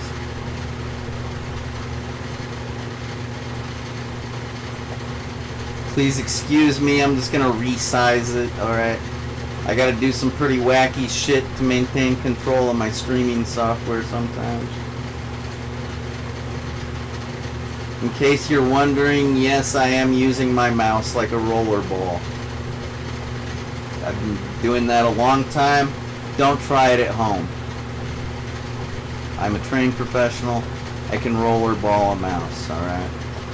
I've reprogrammed my brain. It's completely natural for me, not for you. Alright. I'm going to close the EasyF Advanced client because I gave up on that red cartridge a long time ago. It's all about the M3 from this point forward. We've made a lot of progress. I'm going to select SD mode, of course, because it just won't work if you do cartridge mode. It's not made for that. I'd have to have an actual cartridge-based M3 for that. Okay.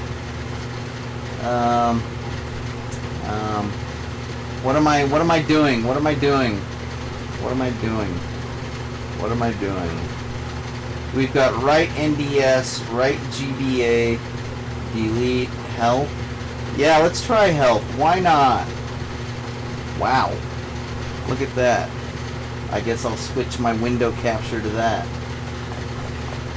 Let's look at the help file. Come on. You guys are down. You like help files, don't you? Who doesn't love a good help file? RTFM, right? RTFM, baby! Woo! Yeah. It is what it is. And what is it? Well, hopefully it's helpful. Yeah, there's nothing like a help file that is no help whatsoever. That's when I hate help files. Yeah.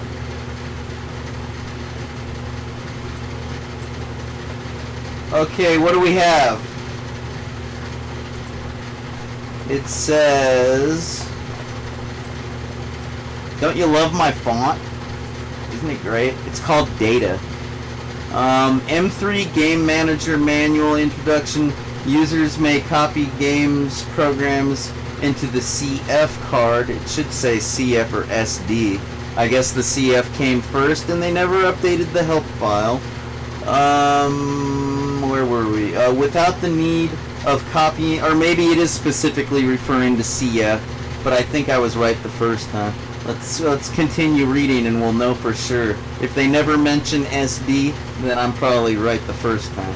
Okay, without the need of copying games by using the M3 Game Manager, and the game can run in the GBA. Oh, I think I gotta turn on word wrap. Yep. Okay. Run in the GBA or NDS consoles with M3 adapter. However, more powerful features can be added in if adding games by using the M3 Game Manager. Alright, major functions: decompressing the zip files, the archives, support of the emulation games automatically, including other systems such as a Sega Master System or a regular old Game Boy, which is how I got the Game & Watch games on there, because those are Game Boy games, not Game Boy Advance games. Game Gear, Sega Game Gear, TurboGrafx PC Engine games, Nintendo Entertainment System games, etc. Yeah, I've also run Mega Drive titles using the M3 client. That's trivial. I think I would use the Pico, you know, the Mega Drive Pico program. I think that was the one I used to run most often. Whatever. Anyhow, press the ABLR simultaneously to run the multifunction menu. I haven't really tried that. I don't know how that would really help us at this point. I'm still gonna try to see if there's any kind of like initialization option to, like, you know, make it stop saying that the disk is not formatted. Okay. Multifunction menu will come out. The function of this menu includes return to main menu, where you can select your game or music or movies, what have you. Restart, which is, you know, reboot the system, and the instant save function, which is the save state feature that I was describing. I don't know why they put etc., because those are literally the only functions. Like, there is no etc. I need a drink. Alright, here we go. And then we got the Saver Manager, which basically lets you delete your save states if you need the space on the card. We got your Nintendo DS mode, Saver Manager, yeah. PC application, simple operation steps, yeah, make sure the, properly attached, blah, blah, blah. Run or restart the manager, yeah, okay. My computer, yeah, symbol, yeah. Corresponding remove. Yeah, obviously. Of course. Like, clearly. Okay, select that removable disk or its left side symbol. Yeah, okay. All listed directories under that removable disk are directories. Yeah, I know how file system structures work. It's like a tree. God damn, man. I really think it's time for me to take another opiate pill because I'm getting grumpy. That's what I do when I'm in need of a pill. Isn't that a nice little thing to live with? I have to be aware of when I'm super grumpy at all times. Otherwise, I might be a dick and like not notice, or I might be no fun to be around. Yeah. Anyhow. Withdrawal symptoms. It's not just vomiting, it's not just shaking and twitching, it's also grumpiness or wimpiness. You know that, oh, I'm sick, oh no. Yeah. I've been whiny so many times in my life, I'm sick of it, and I just go straight to grumpy. My old man was the same way, apparently. And now I know why. Isn't that nice? Not really. I pretty much understood way back when. Didn't need it firsthand. Whatever. I'm not seeing anything about initialization here. Click the right. The only thing I can think is maybe if I write, because like, look. Let me see, loader console, it's simple to load a game. Yeah, from this point forward where it says console software loader, like that's basically has nothing to do with the computer function of the client software. Like, that's pretty much, let's see, I'll look at the important notes. Sometimes they put important things in the important notes, depending upon the help file writers. See, all necessary default saver for each game will be created if copying by using the manager, what I like to call the client. The game save directory will also be created. Yeah, it's already been created. Yes, of course. If these directories do not exist, users are no need to create those files. I think instead of no, they meant to write to with the letter T instead of the letter N. I think it's supposed to say users are to need to create, which is interesting because it says to. Basically, they're saying the user needs to create those directories and, or files manually. Because if they don't exist, then the firmware, then the hard-coded stuff on the chip, it ain't gonna work. Yeah, it needs that crap. Alright then, I get it. I know that. Okay, the users do not want to copy games. If the users do not want to copy games by using the manager, they enable storing the game save data to the CF or... Oh, it says SD. Cool. I guess they did... Alright. I guess this is made for either or. Please make sure that the DAT file has already existed in the game save directory for the GBA. So yeah, you got two different types of binary files. You've got your save state files and you've got your data files. Alright? Just making that clear. And they serve different purposes. And they are both of critical importance. So if the DAT save file in the directory does not exist, the user may copy it from the M3 installation disk. Hello!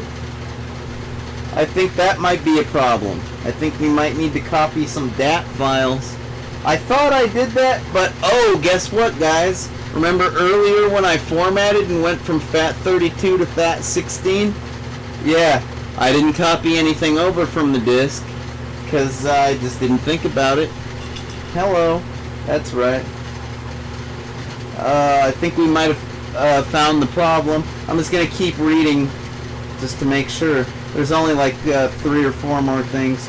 To run games in NDS mode, please use the passkey. Yeah, we did that earlier.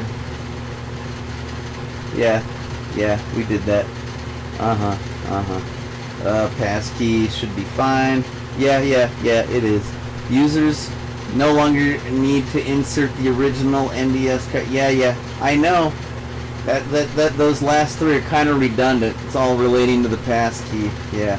It's a very simple thing to use. All it does is like bypass that initial Nintendo DS configuration screen. You know, the Nintendo DS firmware? You know, the DS Lite. Okay? Because this is an M3 movie player Lite. Okay? And yeah, the passkey is meant to bypass the initial configuration screen that comes up on the Nintendo DS Lite when it is configured to be in manual boot up mode as opposed to auto boot up mode. And yeah, I guess when it's in auto, it will still go to that, you know, settings, you know, the boot up screen, the settings, where you can go into the chat program. What do they call it? Picto chat? Yeah, man, that screen. So, but yeah, essentially, if there is a Nintendo NDS game disc in the slot, yeah, it doesn't go to that menu. It doesn't go to settings. So, but yeah, you kind of need it to, like it will go to that menu, whether it's in auto or manual. You know what? I think we're done with the help file. I'm gonna close this shit real quick. I'll continue to talk about that menu though. Directly playing emulator games. Yeah, click right. Yeah, okay. Users may browse. Select the emulator game file included. File type of GB, PCE. Yeah. Just click the OK to confirm. Yeah. The output file can run into. Yeah, okay, good. I think I know the problem now, so we got to copy a few more files from the setup disk, okay? But before we do that, okay, while I'm thinking about it, all right, I'm just selecting the right window here. All right, folks. Yeah, here we go. Back in business, right? Oh, I got to. I almost clicked on the OBS window. Aren't I a silly boy? Yeah, now we're gonna go to the whatchamacallit?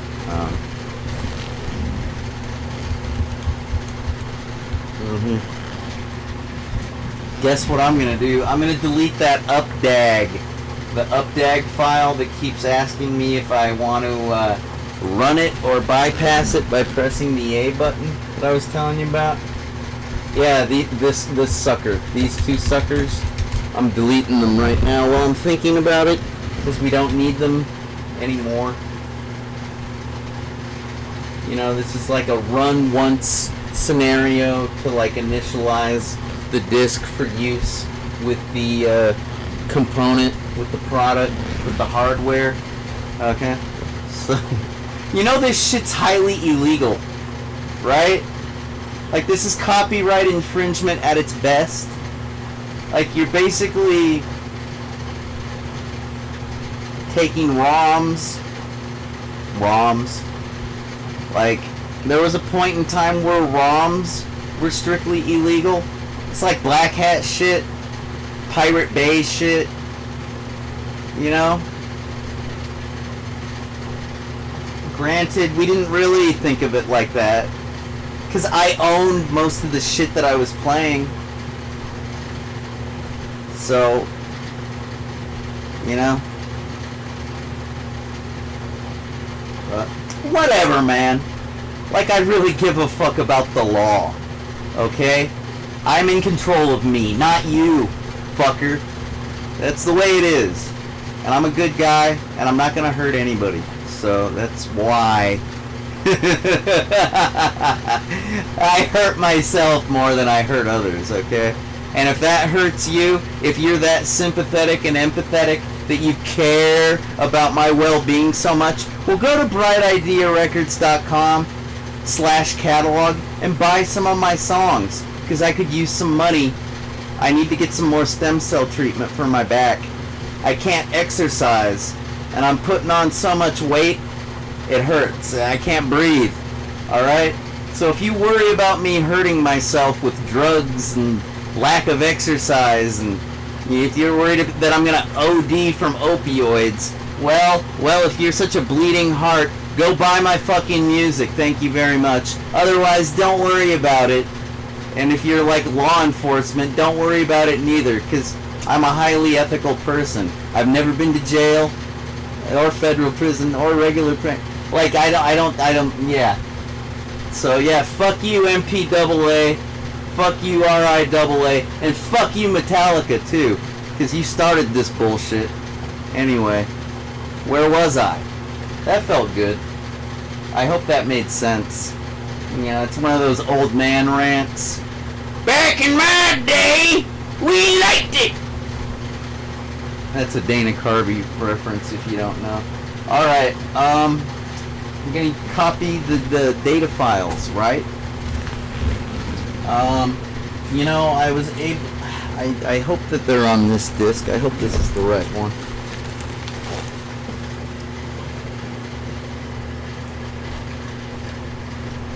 Back in my day, we didn't have Kleenexes. We carried around a hanky in our back pocket. And we blew our nose into it, and it would get covered with slimy snot. And then we'd put it back in our pocket, and we'd carry it around. We'd have a slimy snot rag in our back pocket. That's right, and we liked it. And then when it dried up and got all hard and crusty, and we had to use it again to blow our nose, well, and it would rub our nose raw, well, guess what? We liked it. Yeah. Because, we were just happy to blow our nose. That was about it.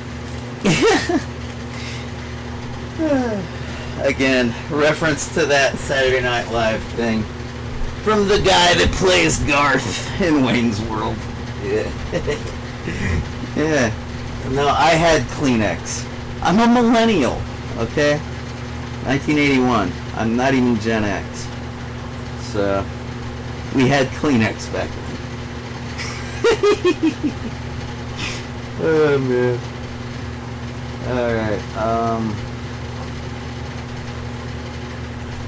just trying to remember which drive it's not that one. No, it's, that one. Yeah, you can see that. Okay.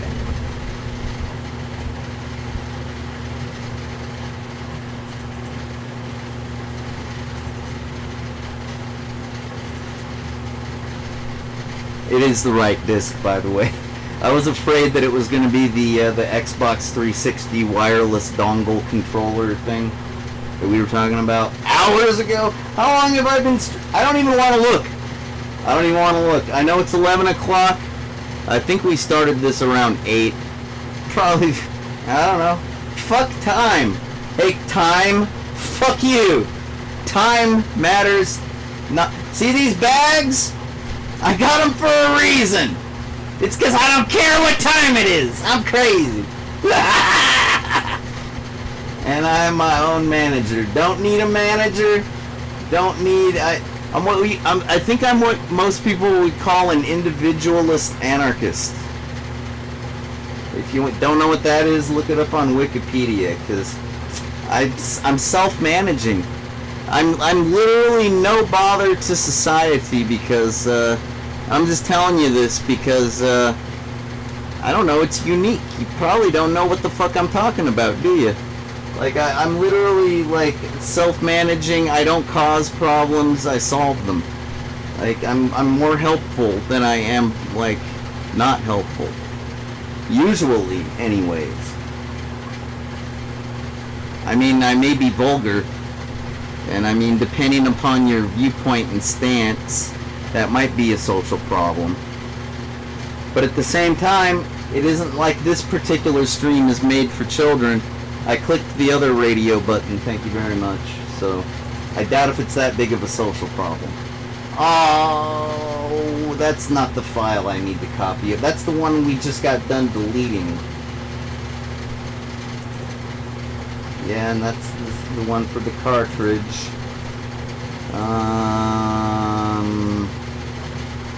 Maybe, no. Oh! Oh! My bad. They didn't want, no. This isn't the CD-ROM scenario. This is more like a program files. Like, yeah. Where they installed the whatchamacallit. The manager, the M3 movie manager. That's where I'm gonna find the files. I forgot. Yeah, it's kind of like misleading. The way the help file tells you, yeah, see that GBA DAT? I know what I'm talking about, right? I solve more problems than I cause, that's for damn sure. I cause more problems for myself than I do others. But I still love me. That's right. Me love me long time. Sucky sucky for a bucky. Yeah, I'm crazy. Crazy. Chemical warfare, chemical warfare, chemical warfare, warfare, chemical warfare, chemical warfare, chemical warfare, warfare. Scratch the grass, so mister you can't breathe. Alright. Let's try to group these, because I don't know how many DAT files this thing is supposed to require. So let's group by file type, make sure we don't miss any. Okay, there's only 2. Sweet. Oh yeah, there's the Game & Watch from when back before the stream, when I was trying to make this shit work and it wasn't working. Okay. Nice. Okay, only got one window open. That's fine. We don't need any more. I don't think so. Yeah, there's the USB drive G. I was gonna drag and drop. I really hope this solves the damn problem, because I just want to be over and done with the troubleshooting process. I don't like this. I hate troubleshooting. That is like my least favorite aspect of a digital binary information system computer shit is the troubleshooting. It's the least that's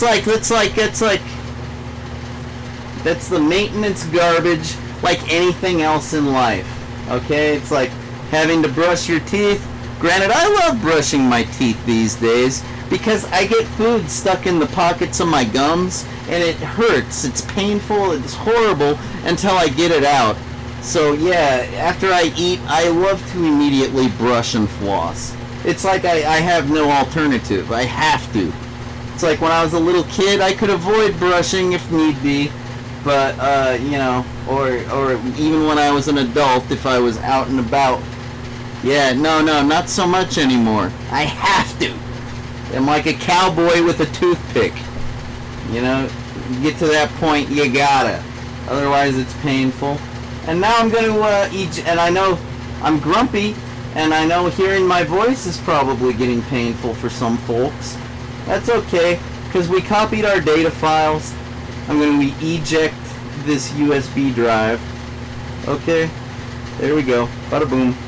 And I'm going to change back to the iTunes visualizer, and we're going to take a break. Okay? Because I should probably take another pill, fix my crappy attitude, and then we can have like our conclusion. Ah! Where did I go? Oh, okay. Yeah, my bad. I accidentally clicked video capture instead of window capture, because I'm a good fuck up like that. It's okay. I didn't think it would crash the system, but whatever. It's no big deal. Okay. I already said we're gonna take a break anyways, so let's play some more stuff. I'm gonna play some futuristic sex robots for you, because they're the shit, and I've just kind of like been wanting to, and I think it's already queued up anyway, so this should be easy. Oh wait, no, it's not queued up. We got the Ready Resist, of course. Well, the last thing I had queued up was the FSR. And it's probably not on there anymore, because I need to add a folder. Ooh, you really shouldn't see this. Let me drag, I'm gonna drag this off screen. I'm sorry, this is, I have to go into my internal, network, you know, basically my media drive, you know what I mean. And, I have to, add a folder with music and junk, okay? It's no big deal, no big deal. Add folder to library. Yeah, drive letter Y. Why? Why not?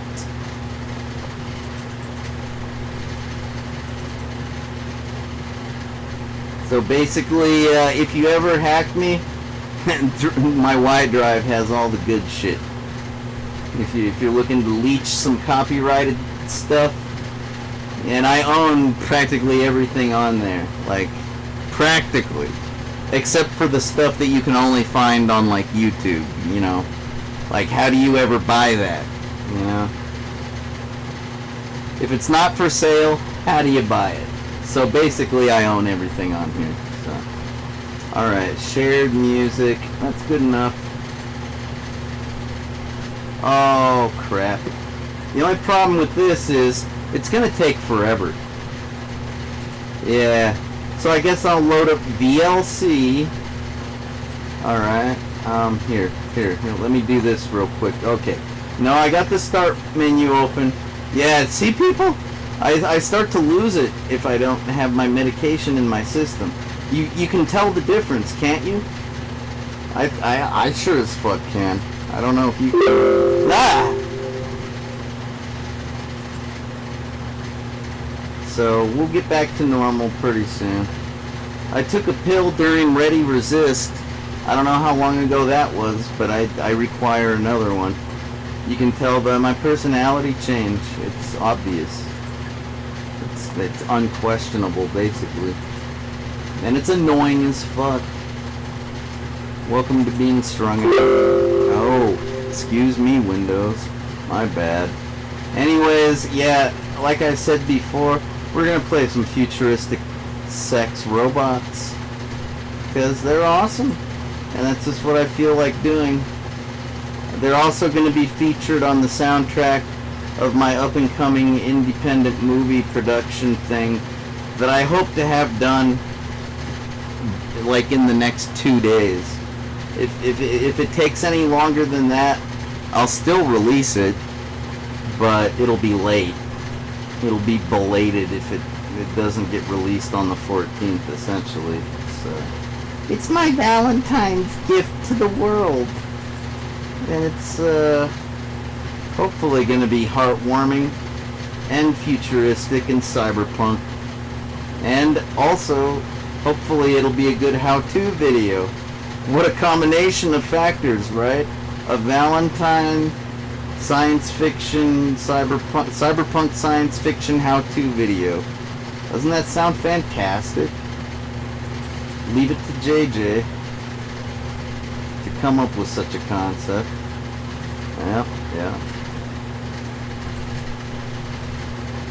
Yeah, I'm still manually locating the file, but hey, iTunes is still scanning, so it's not like it's... You know what? Let's play some motherfucking Whitey Cracker. That's what we'll play. Be right back.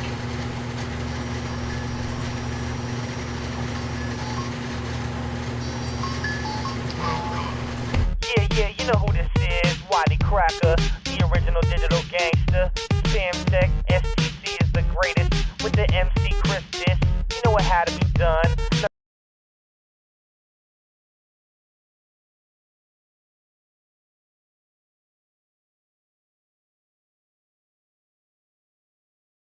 Goddamn Fucking network lag. South 39. Ooh! Come on, buffer it. I should have copied it to my hard drive, huh? My bad. Ooh! Just stop it. Just stop. Just stop. I'll copy it. God damn it, man. It's amateur hour, I guess. Sorry, guys. My bad.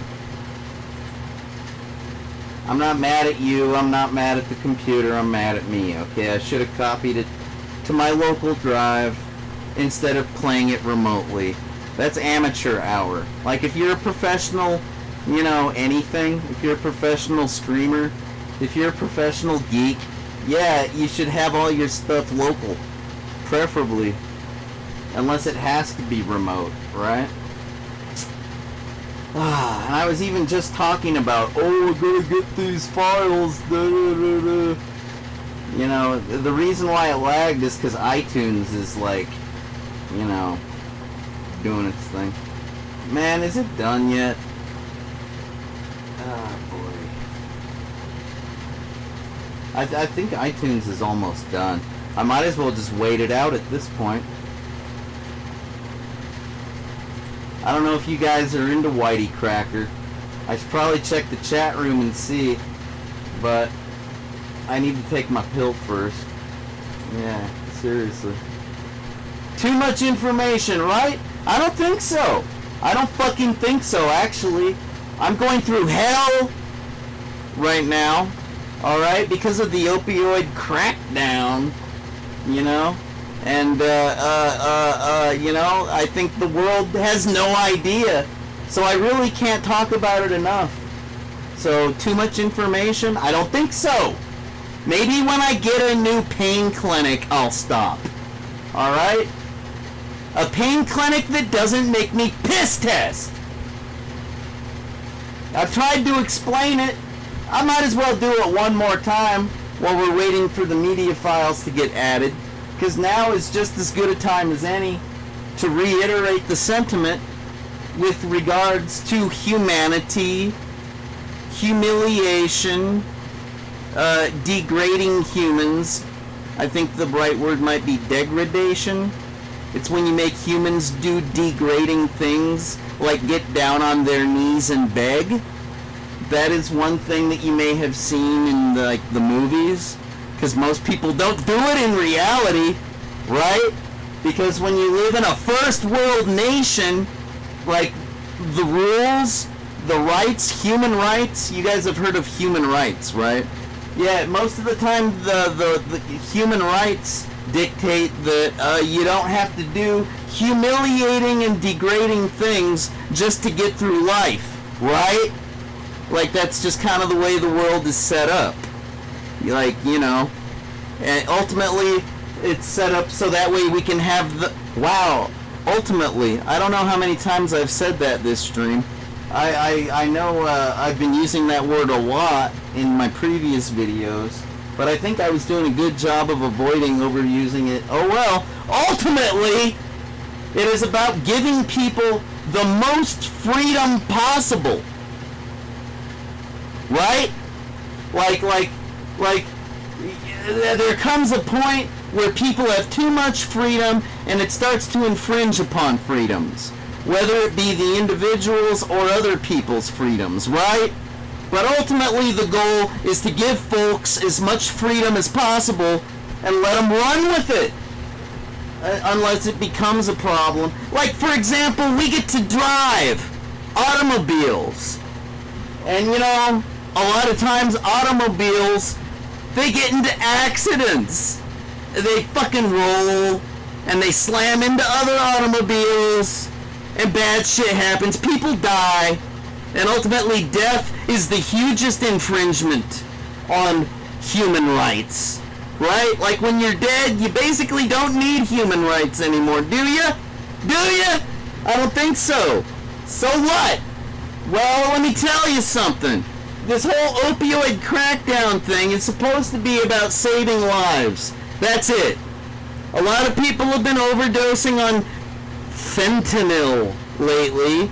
I guess there's a lot of illegal fentanyl that's being made I'm not going to point fingers at any particular nation, country. I'm not going to point them east, west, north, or south. I'm not pointing them anywhere. I'm just saying, yeah, I guess there's illegal fentanyl on the streets that people are overdosing and dying from. Whether it's because they're fentanyl addicts and that's what they want, that's what they seek, that's what they get, and that's what they OD and die on, or maybe it's the other illegal street drugs like the cocaine, the methamphetamine. I don't think they're putting it in marijuana, but then again, who buys illegal marijuana anymore, right? Like, it's all pretty much made in America, medical grade. So maybe like they put fentanyl in the heroin, but guess what? That would probably be a bonus to the heroin user. It's like you're not going to kill any heroin users probably if you're cutting the heroin with fentanyl. That ain't going to be a big deal. But if you're cutting the cocaine and the methamphetamine, the crystal methamphetamine and the cocaine leaf, if you're cutting that with fentanyl, you're probably going to kill people, and that's why people are dying, and that's why there's an opioid crackdown. It's not because of the prescription shit, okay?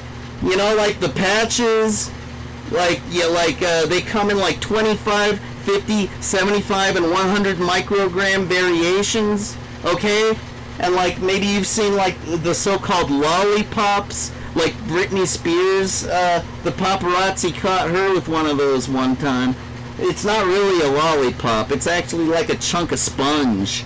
Like, maybe you've seen synthetic disposable toothbrushes. You know, they got like a cardboard stick with like a piece of foam, like not, you know, like the kind that you would like wash your dishes with, like that kind of sponge.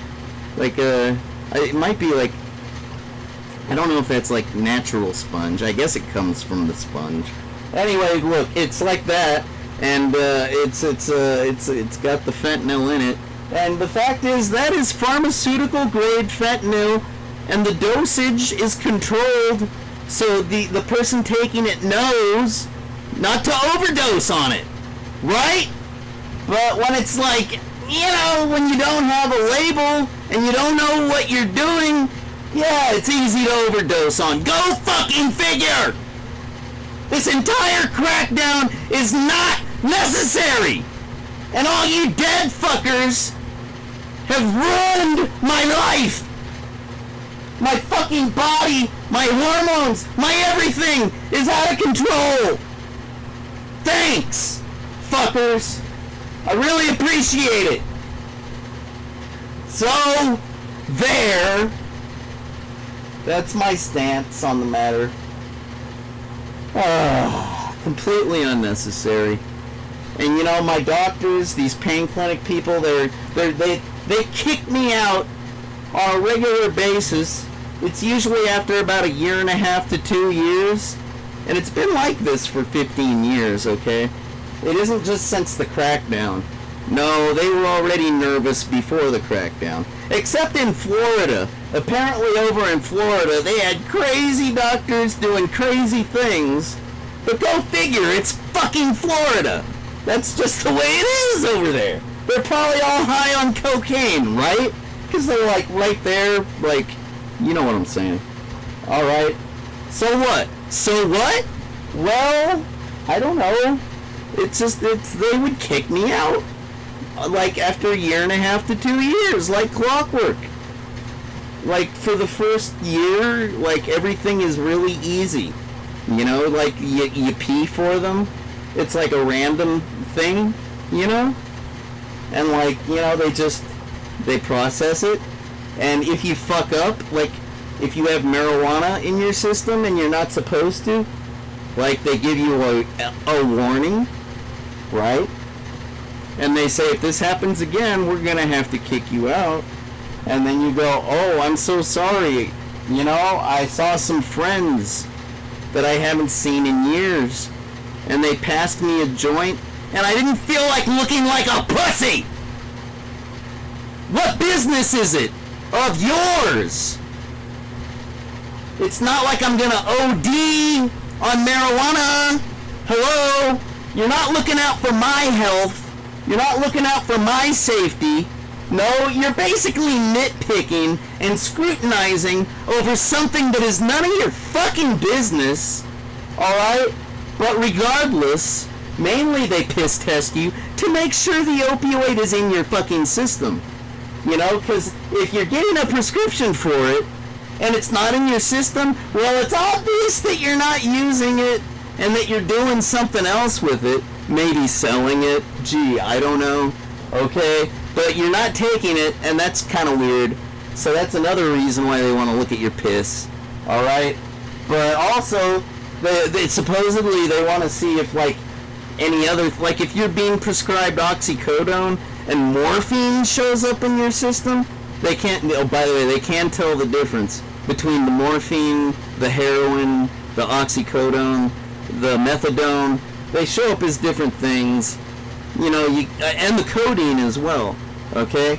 So, like, there's minute trace differences, and if you have a different opioid showing up, well, there's a great possibility that you will overdose.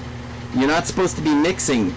So, like, that is the one aspect of the whole humiliating, degrading process of having to get a cup handed to you, usually by a cute nurse, mind you. Like the kind of girl that you don't really want handing you a pee cup. It's like you'd rather be handing her, or her handing you a cocktail, like at a bar, like at singles hour. Like, it's kind of like not appropriate for a person my age, you know, to have to go through a humiliating thing like that, because it kind of lowers your self-esteem. And, you know, it's like, my self-esteem is already low enough, thank you very much. Like, I'm poor, and I always have been, and, like, life is hard, and I've had to go through a lot of humiliating, degrading things. Started early on with, like, public school systems and bullying. Anyways, where was I? Oh yeah, so they can tell the difference, and that's the one aspect of the whole process where they actually look out for the patient's safety. It's when they're checking to see if there's any other type of opiate in their system. Okay? But, mind you, aside from that, every other little thing they nitpick is none of their fucking business. Like, if anything else is in your system, like, hypothetically, if you did have, you know, let's say, oh yeah, they check for Adderall, that's an ADHD medication, and as long as you have a prescription for it, that's cool, okay? So what I'm trying to say is, it's just, I've had to go through that for 15 years, that nitpickety fucking, you know, up your ass level of scrutiny, you know, and I played ball, man. I've done it, and I did it, and I was a good guy. I was keeping it straight. And you know, there's something, like, remember I was telling you that they'll give you a warning during the first year, right? Well, guess what? Guess what? Whew. Oh man, I really need that pill. Come on, iTunes. They don't want to listen to me. They have better things to do than listen to the poor junkie bitch about his fucking habit. Yeah, well, it's still loading the media files. Alright. I guess I'll keep bitching about my fucking habit. So I play ball. I fucking deal with the humiliation. The degrading activity. The whole pee-pee caca toilet humor bullshit. I go through it because I can respect that it's a rule. Whose rule? I don't know. The United States government, the feds, you know, the drug administration, the state of Arizona, the licensing board. It's the fucking rules, and I'm gonna abide by them, right? I'm gonna be cool. I'm gonna do my part because I need this shit. I'm fucking damaged goods. I'm a damaged case. You're up front. You got a bag? It's cash, man. I mean, actually, I quit. Why? You're up front. No, I quit. You know what I'm saying? If I took out a fatty right now, you wouldn't spark. That's right. am. I'm impressed that you rolled a whole Z of Mexican brickweed into one J, but I'm not tempted. Now, I don't smoke no brickweed, man. This is mountain kind right here. For real? You got a light? Shout not. Front a little, cause I'm front a lot. You know I'm proud to be.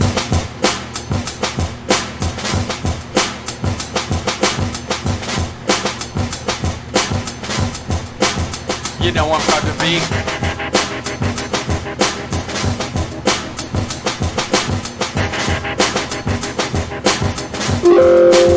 You know I'm proud to be whacked by your standards. I'm candid to no one, slandered by those intimidated by my Shogun. We're just about done with the file import. Oh, thank God. Initiating startup sequence. I'm putting down my speakers. God damn. I'm so sorry about the desktop audio. God damn it. I see, and I start slipping up when I get like this too. When I need the meds, I start to slip up like a motherfucker. I'm sorry. I didn't mean to blow your eardrums out. We're almost done with the file import. It's still importing, so I have no control over like the pause and the volume. Like in iTunes itself, it's still importing, still scanning, but I can control OBS, and I'm really sorry about that. I don't know. It's probably not that much louder than I was, but I do have a limiter on my microphone, an OBS filter, so like, I don't think there's one on the desktop audio. Sorry. I'm sorry. I'm really sorry. Where was I? I just wanted to say, I played ball, man. And like, for a long time, because I needed it. I'm broken, and I get more done. I'm a better member of society when I'm strung out. And I have a dosage that controls my pain, because I'm riddled with injuries. Like, I'm like a jackass. Like, you ever seen that TV show, MTV's Jackass? I'm broken like one of those guys. Or maybe like a professional wrestler. You know, I'm broken like one of those guys. And guess what they do? They take opiates. Yeah. They get surgeries, and they take opiates. So what? Well, what I'm saying is I used to get a warning as long as I was like within the first 12 months of the program. Yeah, but after that, you don't get any more warnings. Say, what? Yeah, man, I've been kicked out of clinics, like a first strike and you're out scenario. That's just the way it is when you've been going there too long. If you've been going there for 16 months or longer, you're gonna get kicked out on the first strike, and they're gonna discharge you, and that's it. You don't get a warning. I never do. So what? What's my point? My point is it's not fucking fair, man. I've been a really good patient. I've never overdosed. I don't sell my fucking meds because I need them. I'm the best patient that you could have, and I'm being put through the fucking ringer once again, and I'm sick of it, and I'm sick of having to piss in the cup. I'm never doing it again. So, guess what? I'm not gonna be grateful if you get me into a pain clinic that I can actually attend. I've been banned from every clinic in town, and I'm not gonna be happy to be put into just any clinic. Alright? I'm not a junkie. I have dignity. I have self-respect. And I'm not going to subject myself to abuse at the hands of my care providers just because there's laws. Alright? I refuse to do degrading human acts after proving myself for as many years as I have. Never been busted selling drugs. Never been fucking, what was the other thing I said? Oh, never overdosed, right? That's a big deal. They're supposed to be protecting us from ourselves, right? More specifically, the opiates, you know, because they're very easy to overdose on. Like, they're very, like, especially in America, because in America, everything is capitalist, everything is indulgence. Everything is like slovenly, I think is the word. Like they gluttonous, you know. It's like hedonism. That's what it boils down to. It's get as much as you can, the most money, the most pussy, the most everything. And it doesn't really matter, like, if you're like, nothing matters. No, all that matters is that you have the most. Like for example, I'm a geek, and I should have the nicest equipment. And I should have the most of the nicest equipment. But instead, I'm working with the least of the oldest equipment. And that's just the nature of the game. And my point is, when it comes to drugs and medication, yeah, the attitude is fucking drink till you black out. Get stoned until you're fucking baked and like fucking do everything you can until you can't anymore, right? And that usually works out, except with opiates. You can't be that way or you wind up dead. You have to understand a thing called moderation and self-control. That's another thing. And if you don't, well, discipline, that's another good word for it. If you're undisciplined with regards to like, I don't care if you're a disciplined person. If you've been to the military, you're more disciplined than me, okay? But when it comes to the opioids and not overdoing them, you must be disciplined. You must follow the prescription. You must follow the instructions on the fucking label, or you're gonna die. And then when you die, it's gonna be tougher for me to get a fucking prescription filled. That's what's up, people, is your lack of responsibility has ruined my freedom. Thank you very fucking much. I really appreciate it. I'm going nuts. And I think it's been over 6 months. I can't even believe that this has happened to me. I figured it would always happen eventually. I figured it would. I fucking figured as much. I really did. Alright, iTunes, stop! I'm clicking the stop button. Fucking stop! Stop! I can't do this anymore. I'm gonna play some fucking music.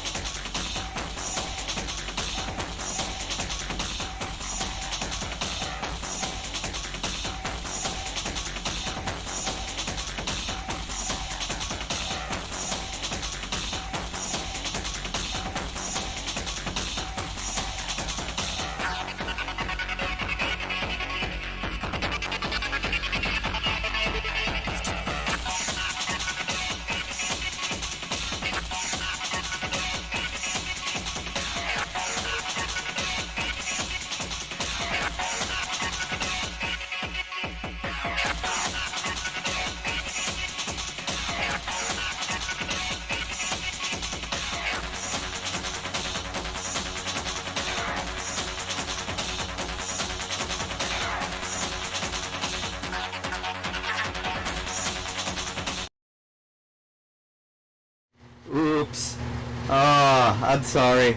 I was trying to stick to the nerdcore hip-hop, because that shit's pretty underground. That right there is some copyrighted content. Granted, that band is from Canada, and I think instead of like ASCAP, BMI, or CSAC, I think they have a thing called like CCAN or something that they use. And I don't think YouTube is like, I don't think Google, I don't think they're really looking out for Canadian interests. I don't know. Did I ever tell you guys my theory on why I think the YouTube people, or whoever's in charge of the copyright infringement, what do you call it? The cracking down part. Oh, enforcement. Yeah, that's what it's called. So, yeah, I think that YouTube, yeah, or Google, whoever does it, yeah, I guess it's the same thing when I say that. But and I'm a huge Google supporter. I've always believed that they do no evil, right? So, and I'm looking for my my copyright free music. I hope that little bit of Unit 187 didn't get me in trouble. But look, okay? I've always supported Google. Like, they do no evil, right? Right! It's unquestionable. They do no evil. Get over it. Google's cool. It's like people these days, they're trying to say Twitter's evil. And I'm saying, hey, get your head out your ass. It's Twitter. Alright? It is what it is. It's fucking, it's microblogging, man. It's basically social networking for people that can't take the time to actually be a functional Facebook person, basically. Right, people? Okay? It's like not news. And it hasn't changed. It's still exactly the same freaking thing, right? So what am I getting at? Well, what I'm trying to get at is, yeah, I've always been like a Google dude, if you will, okay? And so, like, but I don't like getting in trouble, because I told you, I don't need a manager. I'm a self-managing person. I'm good at playing by the rules. You know, like, my father used to take off his belt and make it go crack by slapping it together, and he'd tell me to behave, and he never had to whip me once, because the thought of getting whipped was enough to straighten me out. I don't color outside the... Okay, I do color outside the lines until somebody cracks the whip and says, hey, color outside the lines one more time and you're getting it. And guess what? I never color outside the lines again. That's kind of the way I am, right? So, when I repeatedly get in trouble for copyright infringement, obviously I either don't understand the rules, and I think I do. I'm like, I have a record label. I think I know fair use. I think I do. Maybe I'm overly self-assured and confident. Maybe I am. Maybe I need a refresher course in copyright infringement. But, you know, when I am repeatedly getting slapped on the wrist and I'm scared to do anything, I'm ready to piss my pants because I don't want to get in trouble, and I'm not even making money. I'm not even monetized, right? The reason why this is the theory, I could be wrong, alright? But I'm pretty sure that these Google and YouTube employees, I'm pretty sure they get to hang out with the stars. You know, celebrities. Like, because most of the copyright trouble that I get in is over, like, you know, the big shit. You know, like, your big mega pop stars that make millions in royalties. You know, they're looking out for their special interests, right? And why would that be? Probably because they get to hang out with them in person, and they get to know these people, right? And they start to develop a relationship, and they actually start to love these fucking people, right? And don't get me wrong, if they make good music, I probably love them too, because that's the nature of music. But at the same time, their interests are not more special than mine. So guess what? By me playing them at all, I'm looking out for their interests because I'm keeping them alive. Like, people forget really quickly these days. And if I'm being a good fan and I'm keeping their shit playing, you know what that means? That means you should take it easy on me. Because I'm a part of the solution, not the fucking problem. That's what's up. Alright? And, you know, I hope that makes sense.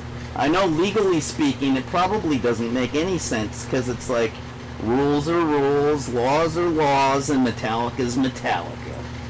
Right? Right? Alright. I'm gonna do what I've been saying I'm gonna do for a long time now. I'm turning down my mic, and I'm... Alright. I hope that made sense. That's 2 awesome political rants in one stream. I'm doing pretty good, I think. I don't know.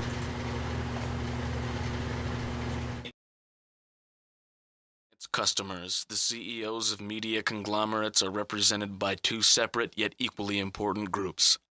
The Motion Picture Association of America, who believes their shitty copy protection will suddenly become effective if they throw the DMCA in enough people's faces, and the Recording Industry Association of America, who sues children. These are their stories.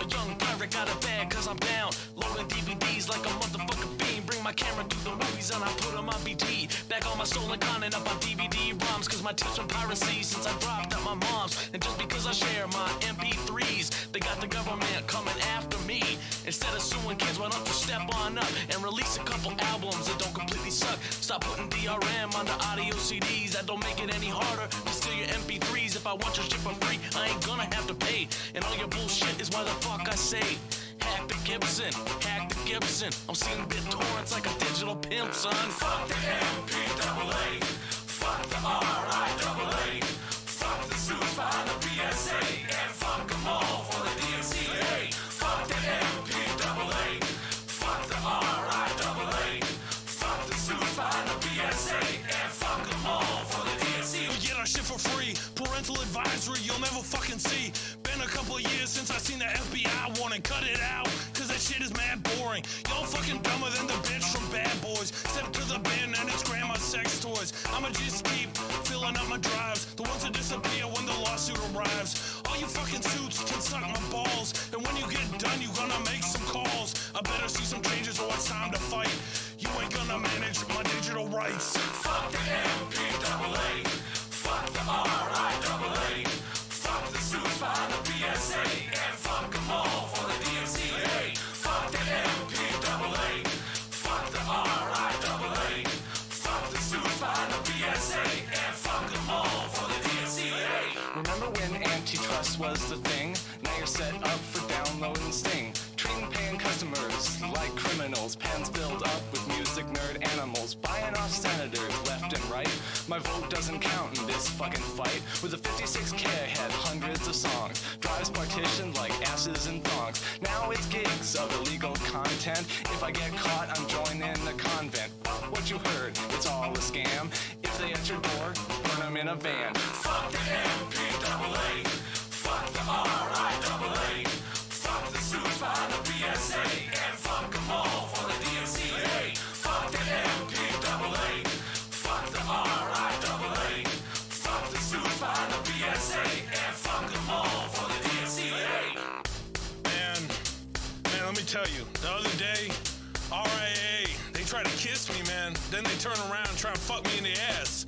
Those motherfuckers done sold us out like Judas did to Jesus for some little coins and shit. What the fuck? They got dollar signs in the fucking eyes, with heads in between politicians' thighs. Fat checks endorsed by senators that lie, pulling fake dollar losses straight out of the sky. And I don't trust trusted computing. They don't just want it around to stop looting. The internet is the only place you're still free. If you disagree, just wait and see. You wanna lock down the web and throw away the key? Well, you better not touch my fucking technology. So back the fuck off, or you fucking dead. Yelling 1337 on a motherfucking Fed. Fuck the MPAA, fuck the RIAA, fuck the suits behind the PSA, and fuck them all for the DMCA. Fuck the MPAA, fuck the RIAA, fuck the suits behind the PSA, and fuck them all for the DMCA.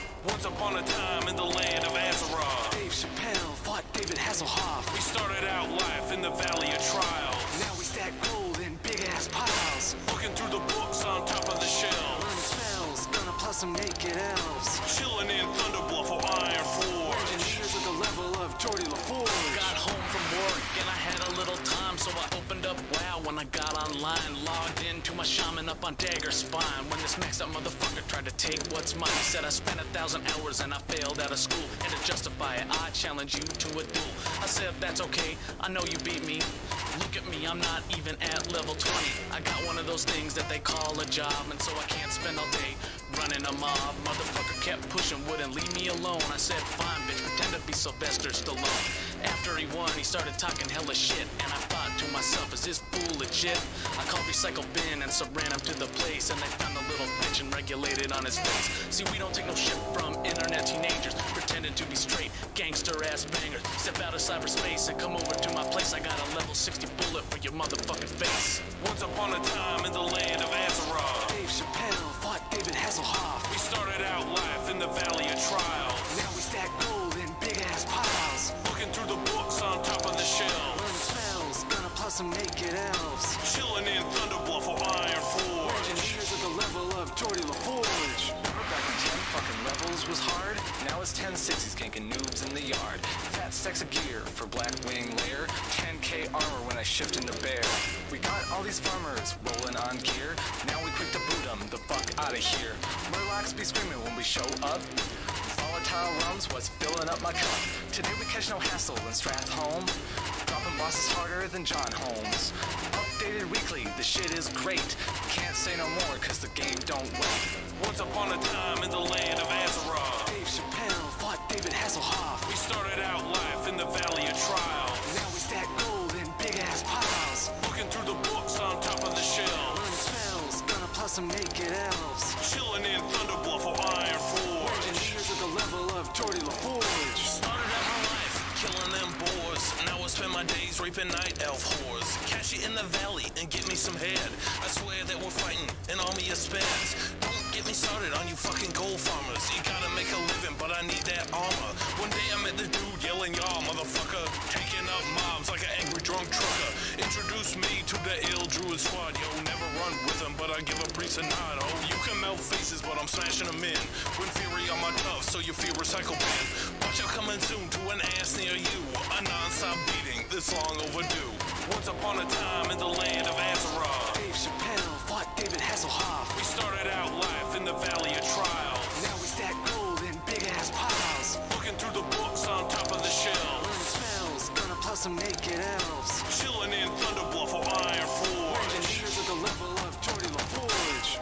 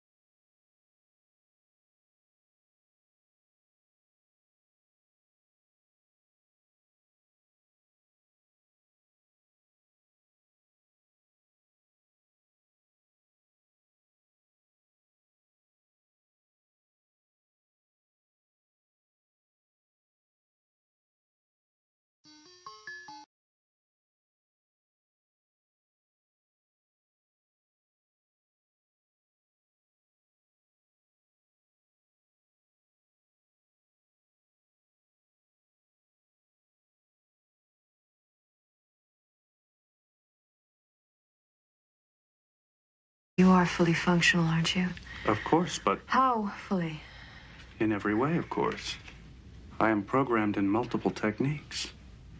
A broad variety of pleasuring. Oh, you jewel, that's exactly what I hoped.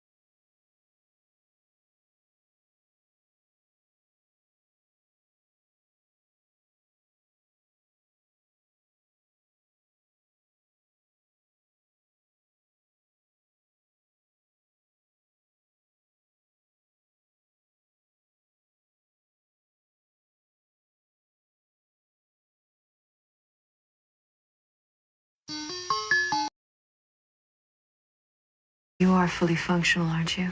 Of course, but How fully? in every way, of course. I am programmed in multiple techniques. A broad variety of pleasuring. Oh, you jewel. That's exactly what I hoped.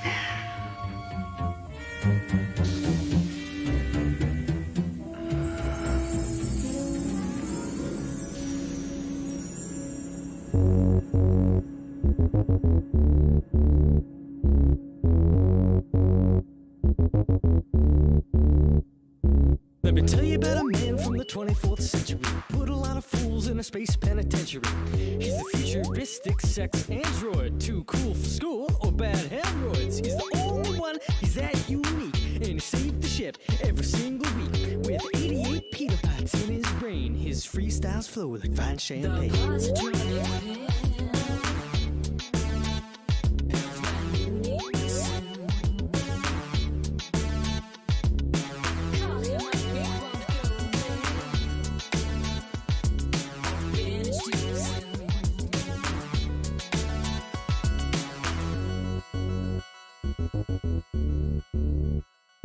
One day this fool said he wasn't a man. So Data went to court and they took the stand. He said, fuck you, bitch, I'm a sentient ass. All the ensigns that have sucked my glands. And when his girl's quarters were like a pigsty, he cocked the hose straight in the eye. And when the boy queen went and sat on his dick, he played the goth bitch like a $2 trick. The positive.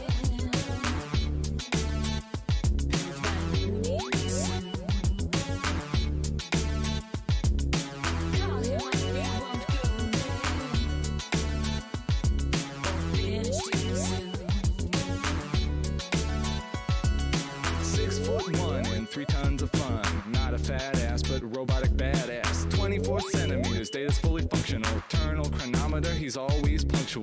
The only pimp with a positronic net. His big white cock got all the bitches wet. Now don't get this android mad at you. He's quick to grab a type 2 and blast on fools.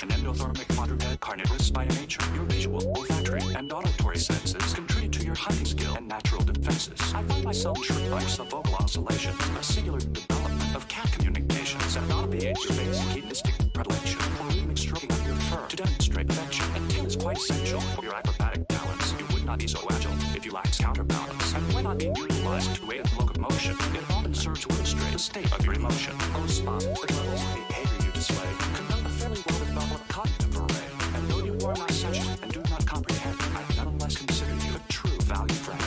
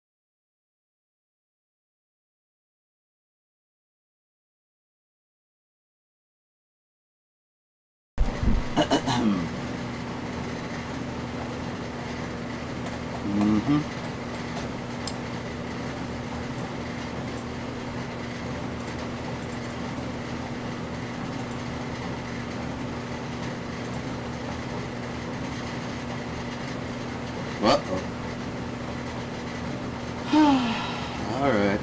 As a producer, I do what I must. Unplug. Replug. Activate. That's more like it.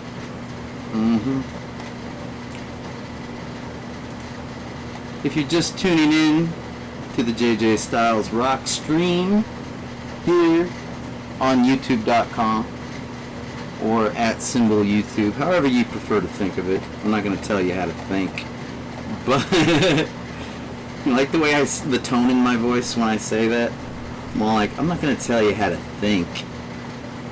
I'm like, as opposed to, I'm not going to tell you how to think. Like, there's nothing friendly about that statement. It's very serious. It's confrontational. I'm not going to tell you how to fucking think. Alright, that's up to you. But if you want to copy the way I think, don't do that too much either. There's a disclaimer. Warning, thinking like JJ might make you crazy. You gotta have a really strong mind. You gotta be a rugged individual to think like a true OG cyberpunk, OG gamer, OG punk. Well, I'm not really an OG punk rocker because, I mean, I was born in the 80s, first of all. But, you know, in the second new wave of, yeah, I said it, new wave. In the second coming of punk rock, if you will, in the 90s, yeah, I guess I got in on it ground floor, so I guess I'm OG second wave punk rock. But look, it's just, it's not easy being cheesy. Just ask Chester the Cheetah, okay? It's not easy. Regardless, I hope you enjoyed our little musical break. I know this has been a pretty long stream, according to my ticker, almost 5 hours long, apparently. That's cool with me. I really, you know, I'm having a great Sunday, right? It is Sunday, right? Yeah, okay. So, and I hope you are too. If you feel like I'm ignoring you, you know, I'm not. I'm just. I got a lot to say and a lot to do, and my mood's a little bit better. Okay, it's a little bit better. I really like FSR. Okay. So that music, basically, yeah. This is a routine that I have to do all the time. When I get grumpy, when I'm going into that withdrawal mode from the opioids, it's time to take another opioid, and it's time to listen to some music and try to improve the mood. It's a conscious effort, and it's a procedure, and it works.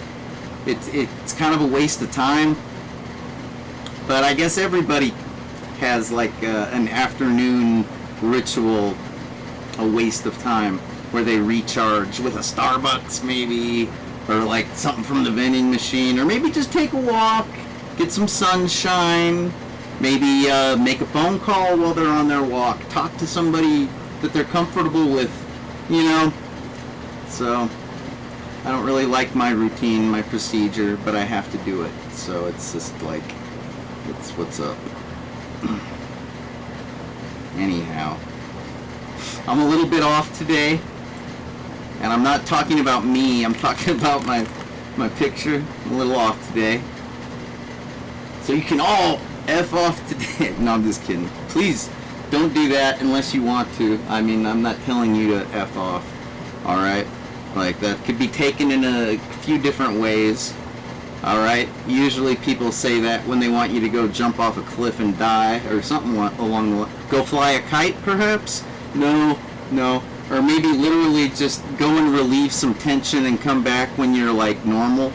Right? That's kind of like, remember back when marijuana was illegal, and, like, people would say, man, that guy really needs to smoke a joint. Like, that kind of thing, you know? Yeah. Well, anyhow, yeah, FSR, they have an album called Hotel Coral Essex. You might recognize that reference from a classic piece of pop culture, cinematography. It's a cinema, it's a film, a movie called Revenge of the Nerds 2? That's the one, right? The sequel? Because, I mean, the first one, is like unforgettable, and basically set the standard for that series. There were a few sequels, okay? It's like it's more than a trilogy, okay? A trilogy of nerdiness. Did I ever tell you my aunt was an extra on the U of A campus for the first one? Yeah, just showing support, keeping the Revenge of the Nerds alive, but also keeping the FSR alive and relevant. Because, like, you know, that intro song, the one about the F this and F that, that is like a protest song that was needed at a time when there just weren't enough protest songs being made. Like, hey, there's no acoustic guitars in it, okay? It's not that kind of protest song. It's not like folk, okay? Which, I mean, it makes sense to make a protest song with an acoustic guitar, because a lot of times you need a protest song at, like, what? Outdoors, at a march, at an actual physical protest. You need the song, the theme song, right? And how are you going to do that? What? You need batteries for your amplifier and shit, right? So yeah, a folk guitar, an acoustic guitar, you don't need batteries. It makes sense why some protest songs are like that. Other times, okay, you got songs like Nazi punks, Nazi punks, Nazi punks, fuck off! Like when there was like apparently an upsurgence in, you know, neo-Nazi punk rockers, the Dead Kennedys answered that with a protest song, telling those skin-headed, I'm not a skinhead, I see that? That's hair.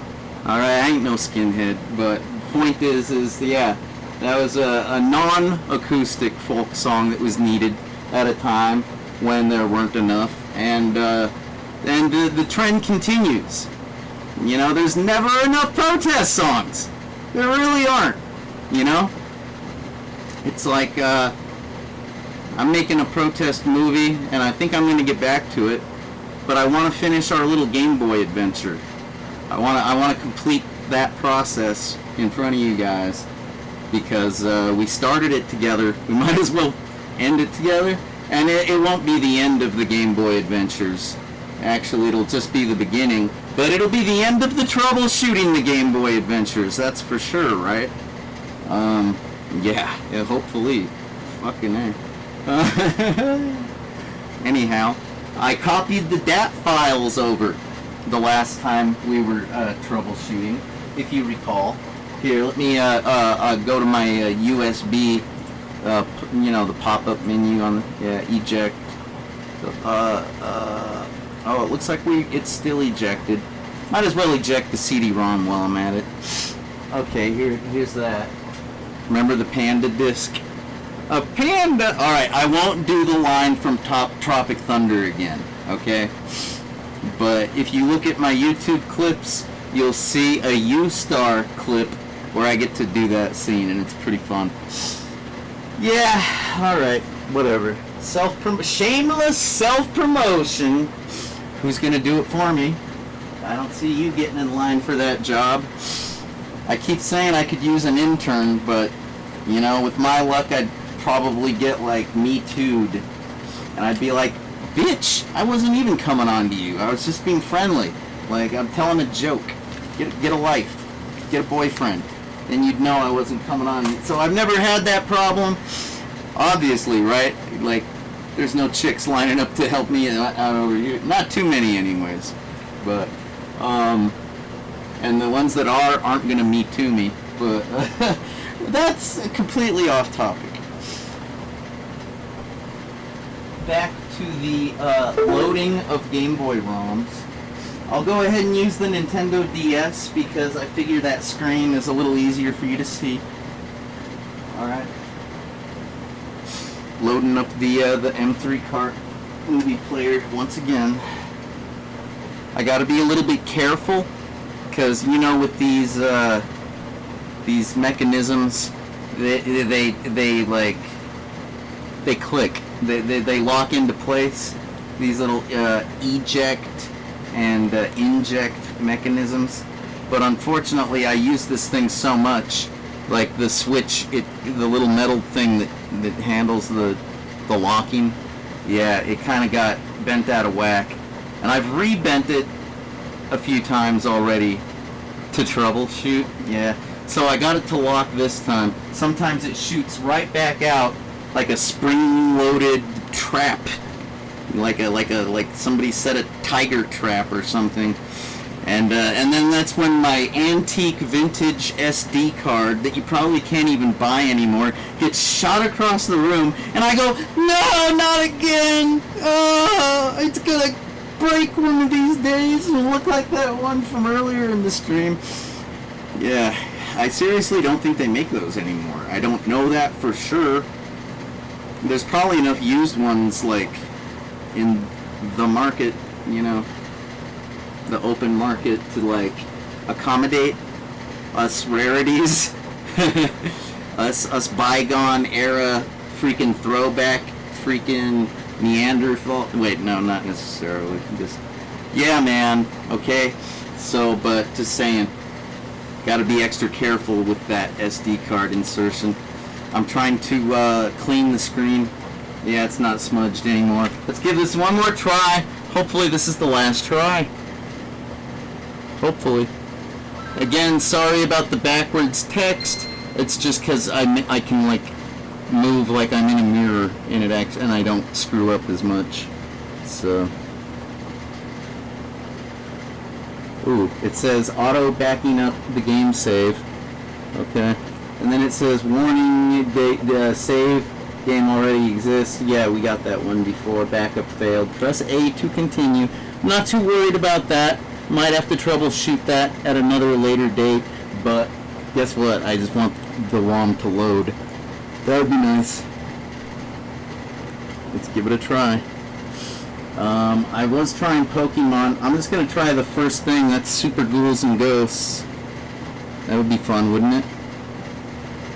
Oh, cross your fingers. Pray for me.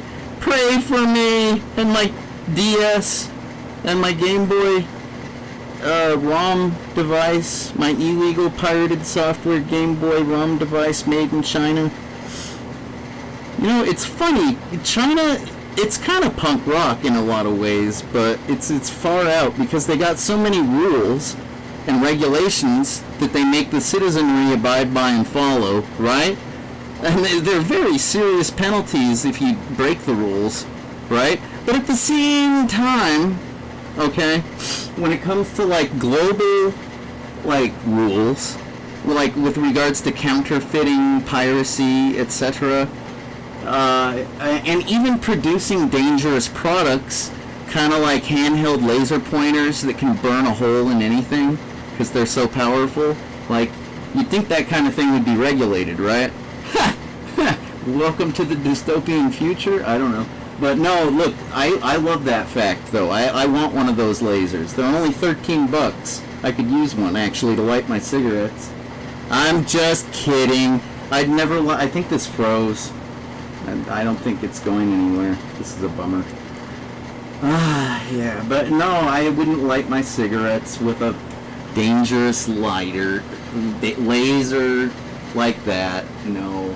But I am a laser pointer enthusiast, and I would like to just have one, like, to be very, very careful with. But yeah, isn't that funny that they have so many, like, oppressive rules, you know, what I like to call nanny state fascist rules, you know, that the people have to follow that live there. But at the same time, yeah, when it comes to, like, global rules, they break them all, it feels like. I don't know. It's interesting. That's kind of punk rock. But if they got rid of the rules altogether, that would be more punk rock. Like the freaking, you know, the baby limit rule and like the 3 hours of gaming a week rule. If they just did away with that stupid shit, that would be way more punk rock, right? I'm going to try one more time. Maybe it froze up because it was creating the save file? Theoretically? Maybe? Maybe that's why? I told you this is an older firmware. Probably riddled with bugs. They did like 5 revisions, so that means that they had to remove at least 5 bugs probably, because they didn't add new features, right? I think it's a well-known fact that when it comes to software updates, it's either going to be a bug fix or an added feature. So if you don't notice any new features, then it was a bug fix. Alright? And just because there are new features, it doesn't mean that they didn't correct any bugs. You basically got to look at the changelog if you actually care about that kind of thing. But, and why do I bring it up? I don't know. Because I was looking at like I've been working with FreeBSD. It's an operating system. I've been working with it a lot lately. And you know, FreeBSD is kind of like Linux for like people that are real sticklers when it comes to like doing things right. Like, you know, just because you're using Linux, it doesn't mean that the software is going to be made, you know, to conform with POSIX standards all the time. Like, that's the kind of thing a FreeBSD developer would be concerned about, is like sticking to the real protocol standards and RFCs and all that. Like, and it's kind of nice, you know, because like people like that, they tend to understand why the rules exist in the first place. Because a lot of times rules seem completely arbitrary, don't they? I mean, don't they? Like, I grew up wondering about a lot of rules. Why is this a rule? It doesn't seem like it needs to be, right? And then you come to find out, oh, well, before this rule, this was happening all the time. And then you're like, oh, well, okay, no wonder we have that rule. Okay. But, like, yeah, when it comes to computer science, an already arcane and, like, specialized field to begin with, when you make it even more arcane and specialized with stuff like that, you know what, since I'm not getting the Game Boy stuff to work, maybe I can do it when this is in Nintendo DS mode. That's my last ditch effort. Pray for me again, please. But yeah, so with regards to the bug fixes and features, I was reading on Cyberpillar when I made that tweet about it that one day. I was reading about the bug fixes and features, and yeah, it was written on there very clearly, you know, how the end user doesn't really need to update their software unless they're either being affected by the bug, and it's like the way I'm being affected by the overheating pixel when I use my camera. That's a definite bug fix that I need. Okay? But if you're not having anything like that, you don't really need to upgrade. Secondly, if they implemented a new feature and you don't plan on using that feature, you don't need to upgrade. That's it. Like, people, they do the automatic software updates and they obsess over, like, having the newest release of anything and everything just because, one, they don't understand bugs, like security flaws, vulnerabilities, zero-day exploits, all that. They don't know. So they just want to be updated because, as far as they know, they're vulnerable. Even if no bug fixes are, like, implemented in the newest release, they're still going to obsess over getting it because they don't know no better. And when it comes to the features, I don't know, I guess maybe you don't know it until you try it, right? But that's the thing, when you're a developer and you get the developer releases, you get to try it and figure out if you're going to want it in the real release. And more than likely, you're going to run it in like a sandboxed environment, you know, like, you know what I'm saying? So, like, that's the funny thing about software updates. And yeah, this had 5 revisions, and I know they were all bug fixes because they didn't add any features. To my knowledge, anyways. I haven't read the changelog. Oops. I don't know. I'm intuitive like that. I didn't like reading video game manuals when I was a kid, unless I had to, you know? Like, you know the way you can run in Super Mario Brothers by holding down the button that's not the jump button? Right? Yeah, I didn't learn about that for a long time. I made it to World 8. And you know that big gap that you gotta clear? Like, I fell down that bottomless pit a lot of times. Had to play through, get up to that point, only to fall through the bottomless pit even more times before one day I finally cleared it. Have you ever done that? cleared the big-ass Super Mario jump without using the run button? I bet you haven't. Because it literally takes perfect timing. There is a split second. It's kind of like doing the Koopa shell trick where you get infinite lives or 99 lives, whatever. Infinite lives. We have infinite lives. Yeah, Mega Ran. Fucking good track. So the point is hey, I needed to read the manual at that point because that was just, I could sense something was wrong. I'm like, this jump is way too difficult. I don't think they intended it for, I don't think the designers intended for this jump to be so freaking difficult. Like, and then I think my mom clued me in. I think she was like, are you running to clear the jump? And I'm like, what do you mean running? You can run? I thought you were running. Or fast walking. What are you talking about? You gotta push a button, I heard, or something like that to run in Super Mario Brothers. Oh shit. Who knew? Oh well, the manual readers maybe, I don't know. Okay, you know, we're doing the NDS player because it says NDS. I'm gonna try one more time. I don't expect this to work because that's the kind of luck that I've been having today. And all that I can do, if this doesn't work, is upgrade the firmware to a newer version, and I'm not quite sure. I might have to dig through some hard drives.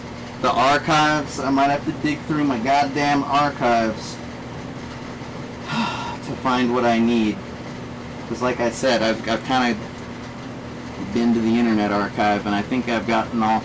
You know, whenever you go to the Internet, when you go to the Wayback Machine, and you go way back, right?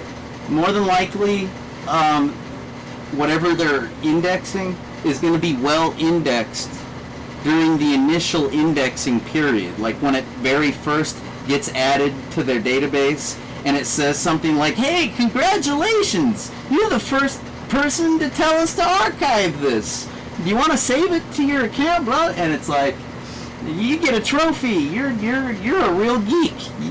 We didn't even know about this shit, and we know about everything because we're awesome. But like when it comes to that data warehousing outfit, like it'll be well indexed at first, but a couple years down the line, like let's say if it's a piece of software and it's been had revisions and like, you know, yeah, but it still retained the same file name. That's kind of like, let's say it was stored in a zip file, okay? And that zip file is called program.zip. And it always has been, and it always will be. Well, if you download program.zip from the Wayback Machine, you might get it back at the initial indexing. But there's a very likely chance that in a newer revision, a newer, you know, chronological, you know, archiving, it's not going to be there. Word to the wise. Check the old shit first if you really need it. Kind of like this scenario. Alright, cross your fingers. Ghouls and ghosts. We're doing it. Oh, damn it. I pressed the back button. Stupid me. I was crossing my fingers for good luck. How did I do that? I was supposed to be lucky. Oh well. Guess that's bullshit. So much for good luck charms. You know, I've always been skeptical of good luck charms anyways. Like they say a rabbit's foot is good luck, you know? Like, it's not good luck for the rabbit, is it? No, I don't think so. Come on! Come on, you fucking piece of shit! Oh my god. Well, that's it for the program, folks. Let's see. I'm gonna make a cigarette and review the chat room. See if there's any questions I can answer or any comments that I can, like, basically laugh or like or whatever, go along with. And see if there's anything at all that, like, you know. Because I love my fans, and I figure you're only gonna chat in the chat room if you're a fan. Even if you're a hater, you're probably only hating because I'm not living up to your standards of excellence. And if I'm not, I apologize. I'm not living up to my own standards of excellence. So I'm not surprised if I fall short of yours. Just keep in mind I have limited resources, and I'm going through some pretty serious life shit. I think you've heard me rant about it. The whole, yeah. No car, no medicine, no help, no nothing. So there's probably some kind of advocate that I could get if I knew how. Like, I could probably use an advocate right now, but I don't even know how to go about getting one of those. Like, I could probably find the information on the internet, but then actually executing the steps, jumping through the hoops, you know, like all that, I'd probably get tripped up, and then I'd get discouraged and probably not want to follow through. I mean, I don't even want to follow through to begin with, so naturally, if there's any obstacles, hurdles, or otherwise inconveniences, I'm not going to want to follow through. Because already, just to start the process is like, you know, a hassle, and something I don't even want to do. So, yeah, that's why I don't have an advocate. And, you know, another thing is I have, like, a fear of people letting me down and failing me. Because, like, it's just something that's happened before once or twice. I don't know, and I don't like the way it feels. And it kind of leaves me hating the person that failed me. And I don't like hating people. I really don't. So if I don't reach out, I won't end up hating anybody. That's kind of nice. I know, it's a fucked up... Talk about a catch-22. Am I right? It's like, yeah, I need help with that, but I'm not going to reach out for it. That's the literal definition of a catch-22 right there. And not to mention that, but a lot of times I'm too proud. I don't want to admit that I'm flawed, because I've had people telling me that my whole life, and I'm pretty tired of it. I figure I've made it to this point, and I haven't fucked up too monumentally bad, right? Usually it's been other people fucking up my life for me, and then I get to live with the consequences, and then I live like a fuck up because I've got a handicap, a disadvantage that I didn't have before. But with enough time, I get the equilibrium and the balance to deal with it, and I end up making it look graceful. So, but when it comes to fucking myself up, not so much. I mean, I have my little accidents and whatnot, but I can usually recover from them just fine. But yeah, that's I guess if you don't, whoa, sorry about that. I guess if you don't try, how are you gonna fail, right? It's kind of a cheat code to be a, god damn it, I'm sorry. I almost broke my Wildcats coaster. Son of a bitch. It's a well-made coaster. Oh, yeah, I guess I did break it that one time. But I super glued it back together because, yeah, I can usually fix my own fuck-ups. It's other people's... Oh, my God. No, I'm not going to get angry. That was a frustration. Oh, my God. That wasn't actually an angry JJ. Oh, my God. No. I don't like when I get like that, okay? Like that whole angry thing. I've chosen to share that side of you with me in these videos here because, I mean, if I do get that way and you don't have an explanation for it, it's probably scary. You're probably like, who is this guy? Is he crazy? Like, what the fuck? Is he multiple personality? Is there, what the fuck? That's not the guy that we normally see, right? So, some people may think it's oversharing and too much information. Some people may think I'm trauma dumping, and it's literally just giving you context so you're not weirded out by my weird behavior. And guess what? You may still get weirded out, but at least you'll have like an understanding of it and not just be like, what? Like, you know, because that sucks. As a hacker type person, I like understanding things, because then, you know, I'm not left just going, I like closure. prefer happy endings. The end. Theme. Everybody lived happily ever after. The end. Yeah, that's preferable. Not very realistic, of course. But alright, chat room. I'm doing it. Where'd my drink? Oh, here's my drink. Okay. Can I balance it on my Wildcat coaster? Are you gonna fall over? No? There's my straw, see? It's pretty solid. This end of the couch is pretty solid because it hasn't got sat on that much. It's mostly got piles of stuff. Granted, this is starting to tip. I don't know why. Let me scoot it. You know what? No. I got it. I have my ashtray sitting on top of a steady crate. That's what I'll use. Keep the ashtray. If this falls over, oh well. It's time to get the dustpan, right? Where the fuck was I?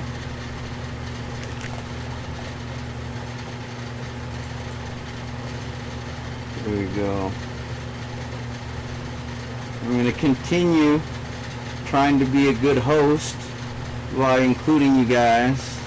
Why not? Why not? I don't see a reason why not. Okay. Okay. So, then, let's, I don't need, oh, I don't know if you noticed, but during the Positronic Pimp music video made by the Futuristic Sex Robots from their album Hotel Coral Essex, which, by the way, spoiler alert, is from, yeah, Revenge of the Nerds 2, and it's from a neon sign, and the neon sign has burnt out letters, and it ends up spelling hot oral sex. And that's why the nerds stayed at that hotel, I think. And they ended up having a pretty good spring break. I think it was a spring break vacation. And, yeah. Just Word to the Wise. It's kind of an old release. And that FSR came out, like, over a decade ago. So, like, you know, if you're not familiar with the inside joke, you might look silly. Trying to prevent that. Not trying to spoil things. There's still a lot of music to listen to that you've probably never heard before, if you're not already familiar. Okay? Alright, enough about that. I just want... Well, also, wasn't that great when the data rap, you know, the data rhymes happened? You know, when they took Brent Spiner's voice and, I think it's pronounced Spiner, isn't it? It's not Spinner, right? They would have two N's if it was Spinner, right? It's Spiner, and I think it's Brent. Pretty fucking sure it's Brent. I haven't seen, you know, I haven't looked it up in a while, but I usually notice during the next gen credits, you know, just because I notice everybody's name usually. And, what am I getting at? Well, basically, if you see Data acting evil in that music video, it's not Data, okay? Data's not evil. Data is good. He was programmed properly by Dr. Soon, and if you see him in that video looking kind of like evil, he's lore. It's not Data. Data's not evil. Alright, enough of that. I'm gonna have to make another cigarette just to read the chat room. Yeah, that wouldn't be the end of the world.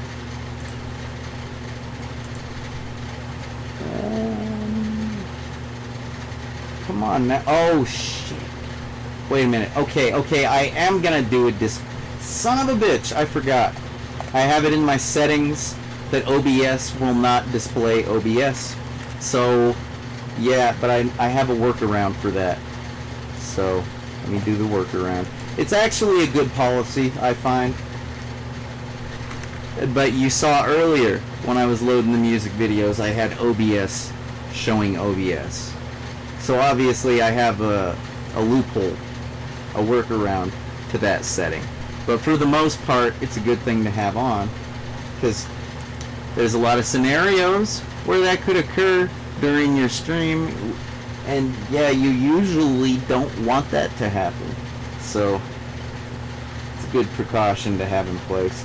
I'm gonna get yeah. Whatever. So the chat. Excuse me. Pardon me. Pardon the mess. This stream is under construction.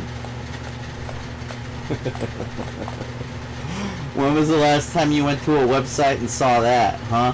Pardon the mess. This website is under construction. That used to be a really common thing, in case you're wondering. And they'd even have, like, graphics, you know, with, like, what do they call those horse? They call them horses? Some kind of, like a 2x4, like a horse made out of 2x4s, basically. Like what you see, they'd have like that with the yellow and black bumblebee stripes, you know? Like, under construction. You know why that was, right? Because back when the World Wide Web was a new thing, everybody wanted a homepage.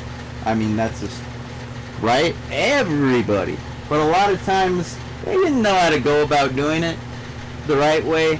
Like, if they didn't know how to make it themselves, alright, and they didn't know who to hire to do it for them, you know, they'd usually get an internet service provider first, because that's kind of a prerequisite, and, you know, a lot of internet or web host. You could think of it as a web host, but quite frankly, it was just an internet service provider. That's why everybody had a /tilde. The squiggly tilde, just like on video games, azstarnet.com /tilde. That's why everybody had that, because we didn't have web hosting per se. And yeah, a lot of times the default de facto load screen was, this website's under construction. Please bear with us and check back soon. And sometimes people would have that for years. Years. And years. And I think the internet decided, everybody, when I say the internet, I mean like a hive mind, okay?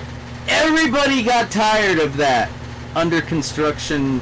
You can think of it as a meme, because it essentially was. That's kind of how memes, when people don't make them in Photoshop, okay, that's kind of how they manifest.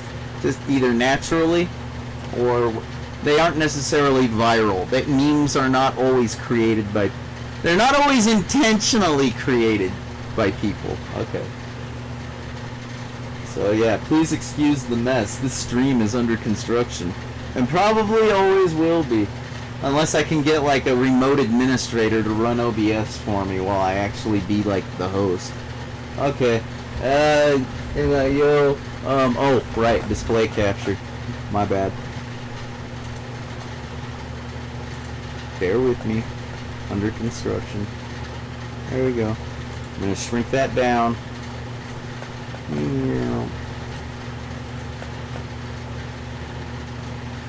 Now I'm going to raise it back up.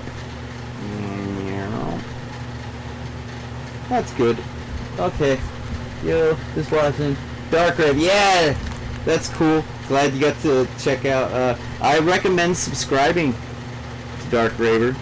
I also recommend subscribing to this, JJ Styles Rocks. I know you're already subscribed, James, but I'm just saying that for anybody else. I don't usually ask people to like my videos. I don't usually ask for people to subscribe. I do usually ask for people to go to brightidearecords.com and check out the catalog, brightidearecords.com/catalog, and maybe even consider buying some music. All the stuff's on Bandcamp. It's all on the up and up. Bandcamp is pretty secure with regards to financial transactions and other things. Alright? I don't think they have too many bands' accounts getting hacked, if you know what I mean. So, just throwing that out there. It's not really. What I'm saying is, yeah, if you want to follow Dark Raver, you'll definitely see some live music, live parties on the stream, and the archive that he has of pre-made material is amazing. Like, it goes back, like, he's been at this a while, and like so many good artists. If you look at his old streams, like really just killer shit. All right, anyway, enough about that. How to get disciplined to create? Yeah, no shit, man. I'm still undisciplined.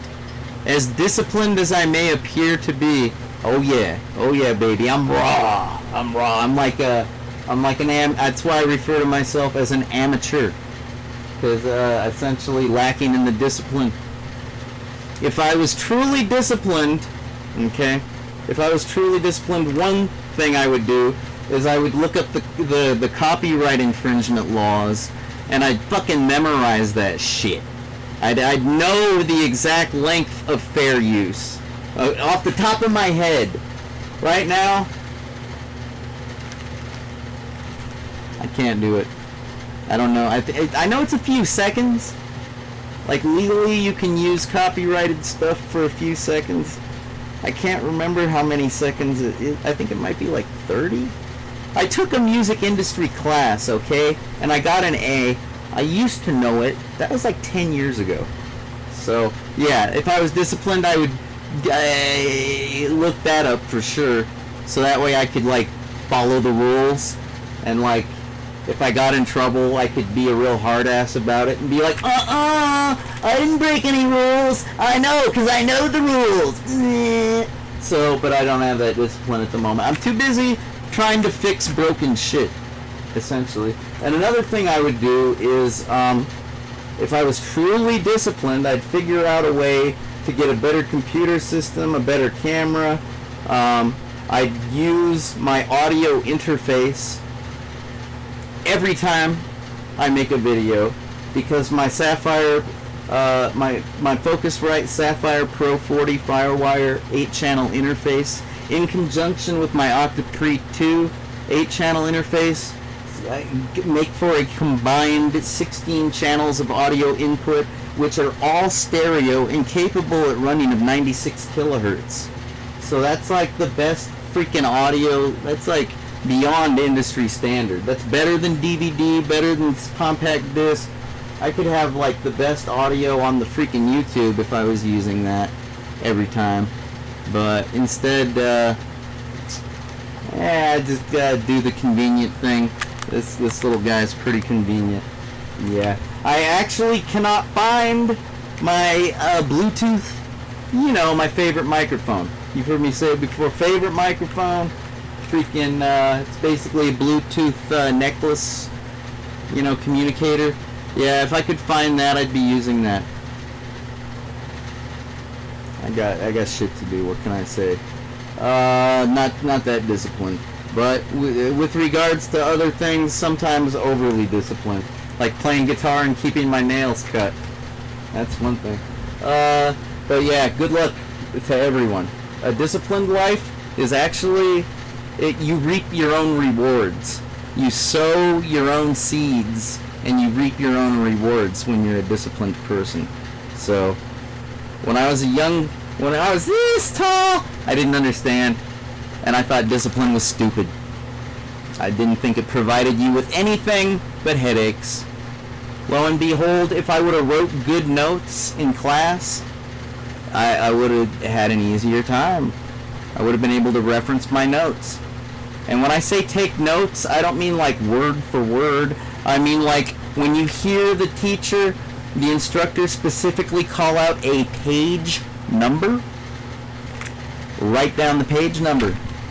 Because textbooks are big, they have a lot of pages, but usually class will only pertain to a narrow amount, a few pages.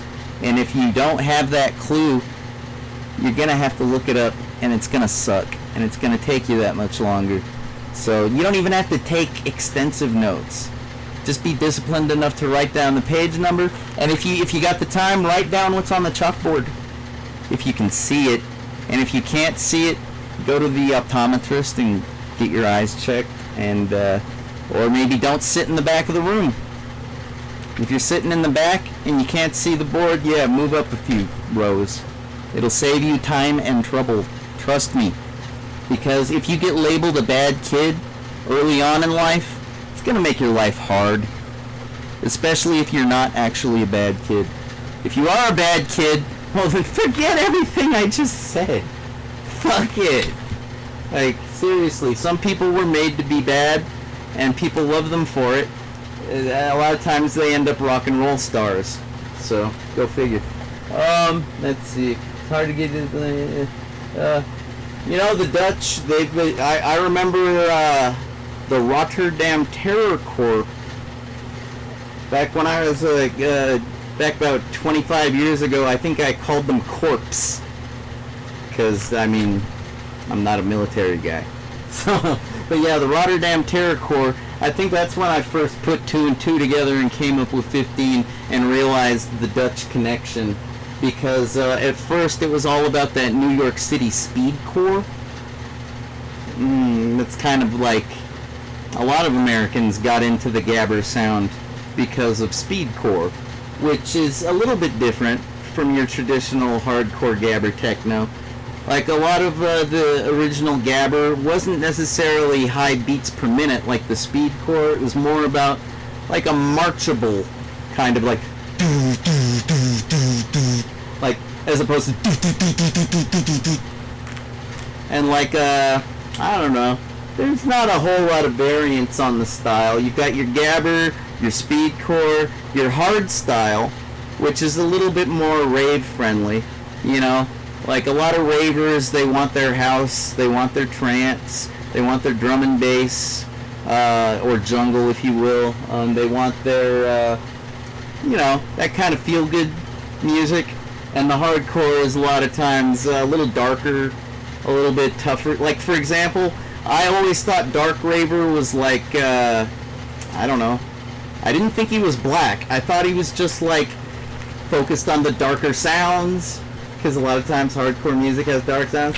And now that I know that he's, like, doubly black, that's even cooler, right? Right? It's like, oh shit! And he's totally into Batman. So that's like triply dark. That's like, he's the darkest raver of them all, if you think about it. Alright, where was I? Yeah, Dutch, man. The Rotterdam Terror Corps, and luckily, well, no. Not so luckily. I did not see it live. I don't think. But I did get to watch that's what it was. It was a very, very recent broadcast. Like, it's already a few months old now, okay? But when I watched it, it was like a week old, if that, when the Rotterdam Terror Corps spun on the Dark Ravers channel. And, yeah, or maybe I should say DJ Dark Raver? No, I should, you know, I'm a punk, so I usually put the in front, like the Ramones, the Crucifix, the Dead Kennedys. It's just like, it's only natural. So, but no, there's no the Dark Raver, no the Rotterdam. It's just Rotterdam Terror Corps and Dark Raver. But where was I? Yeah, man. If you want to see a really awesome set, look up the fucking Rotterdam Terror Corps, the newest one, because like they got some really pretty ladies dancing. I think that they brought them with, and the host of the program, Batman, you know, he gets to dance a little. He doesn't dance on every stream, on every video, and but he does on that one. It's a pretty fun one, and the music is kicking, of course. I mean, originators of the sound. Those guys know how to party. Probably just as good, if not better, than any other person in that genre of music. Person, group, etc. You know, it's kind of like the techno music. Sometimes it's one DJ, sometimes it's a combo deal like the Crystal Method or the Chemical Brothers. It's a Daft Punk, you know. But yeah. Check it out. Okay. So chat. Does he read it? I think I do. When I have a free moment. I'm a very... We know that I'm undisciplined. We established that. Okay? But I'm focused, if you will. And it's a special kind of focus. I can only focus on problems and shit that I really care about. Everything else I kind of put off to the side. And I really do care about the chat room, but it's more like I think of it more as like a problem that I gotta solve, rather than like something that brings me joy and pleasure. It does oftentimes accidentally bring me joy and pleasure, because like I get to remember all the cool shit that happened in the stream. So it's kind of a nice thing to recap at the end of the stream for me, I've discovered. You know, it's like I get to help the memories stick in the head that much better. And yeah, it's like I'm solving the problem of, am I leaving anybody hanging? I hate to fail people.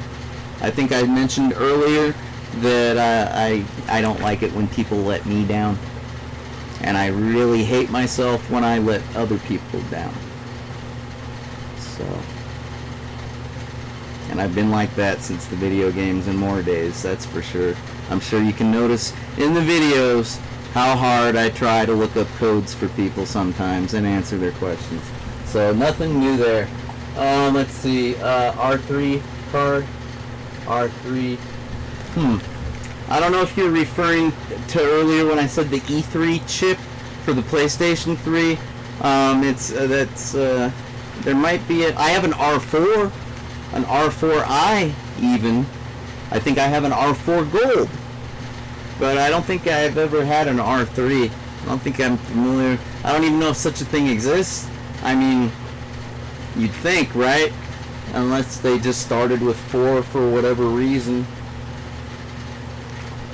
You know, those EFA, whatever the EF stands for, the A always stands for advance, because we're dealing with a Game Boy Advance here. Okay? But yeah, some of those, the EFAs, I know there's a 3, a Roman numeral 3 one. I don't know, man. I just know what I know, which is quite a bit. And what do I know? I know what I've got. I try to avoid talking about things that I have no acquaintance with. That's called gossip. A lot of people do it, and I don't. I prefer not to talk about things that I know nothing about. It's just my way of avoiding looking like an idiot, which was the title of today's stream. I don't feel like being an idiot, and I don't know if that's anything unique. I think I usually don't want to feel like an idiot, but on some certain days, I'm a little more okay with it. I'm usually more drunk on those days. Okay. But yeah, I think you might have been thinking of the E3, which is a really awesome way to mod a PlayStation 3. Most people go with the software exploit these days when it comes to modding the PlayStation 3. Okay, and then what do you end up with when you do the soft mod? You end up with a so-called hen, H-E-N, which, no, it has nothing to do with chickens. It has something to do, I think, with like a CPU register. I'm not sure exactly where on the logic board the hen, I think it has to do with the CPU, you know, because I mean, hello, it's an exploit, so that usually has to do with like registers and CPU shit, overflows, you know, like format strings, you know, ROPs, NOPs, etc., CPU shit. So yeah, you end up with a hen system, which is actually a really nice, I would recommend if you have a PS3, I'd recommend jailbreaking it if you can.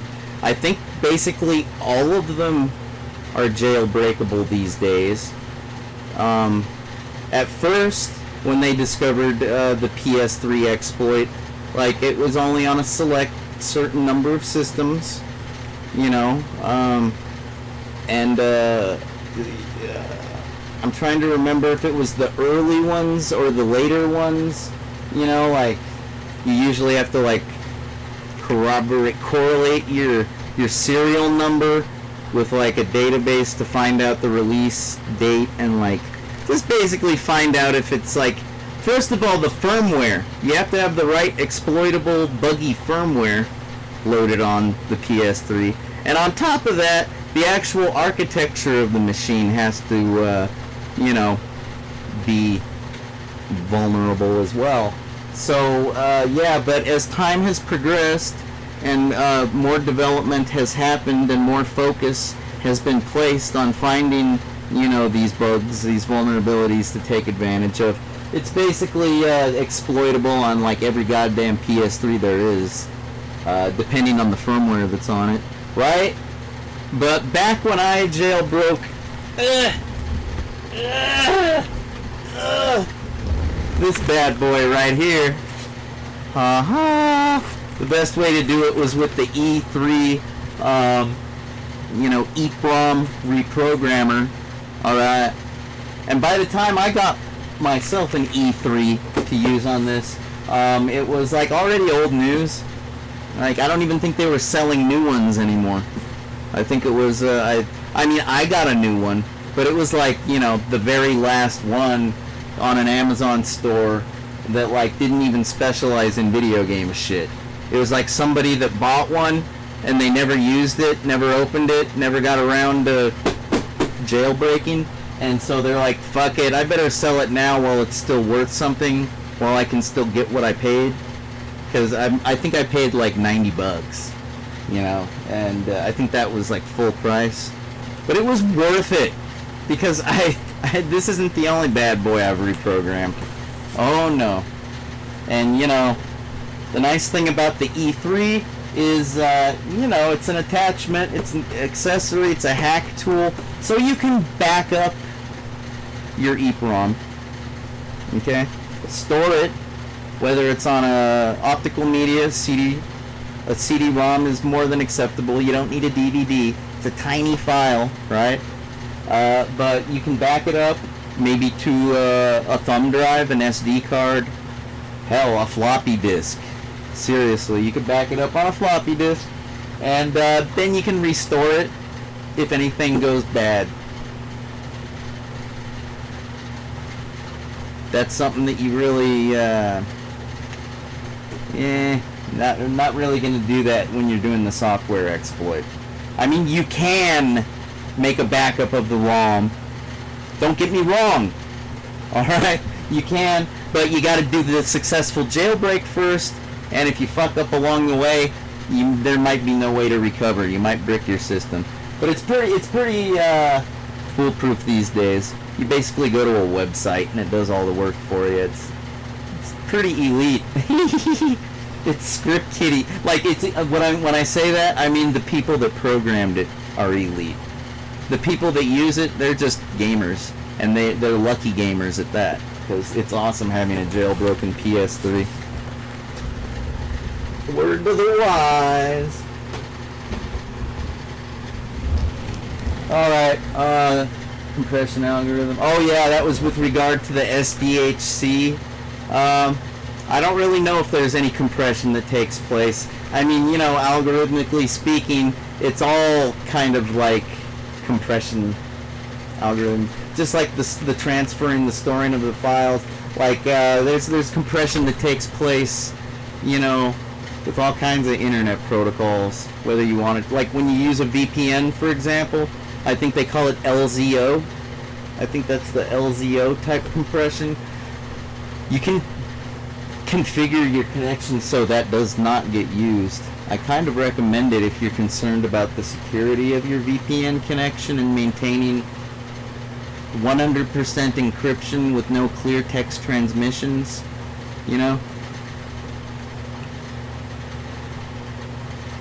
Granted, if you don't have a fast internet line, you might notice it. I don't know. Because, the compression, it makes the data smaller that's traveling through the wire, so less of it has to travel. Anyway, it is what it is. But the SDHC, I really don't think that there's any compression. It's kind of just like your average file allocation table. If either 16 or 32, it gets treated the same way. The only difference is, I guess, is the pipeline. Okay? Like, if you may recall, back in the day we had RISC processing. That was the PowerPC. It was a big deal. It was supposed to change the world, right? And why was that?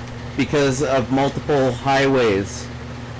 The pipeline for data transfer and processing was supposed to be a lot more, and therefore, you know, as opposed to like the traditional i386 architecture, which is kind of serial, kind of like one way, one lane. Well, I guess it's more like two-way, obviously, but you know, it's like one lane as opposed to a highway scenario. And yeah, I think that's how the SDHC, I think that's kind of what SanDisk implemented. I'm just guessing though. Obviously it's best to just, you know, look it up, but yeah, you know, it's fun to speculate and then see if you're right later. Might be. Maybe I'll think of something new just by speculating, right? Wouldn't that be fun? Okay. Yeah. I'm not quite sure what that was a reference to.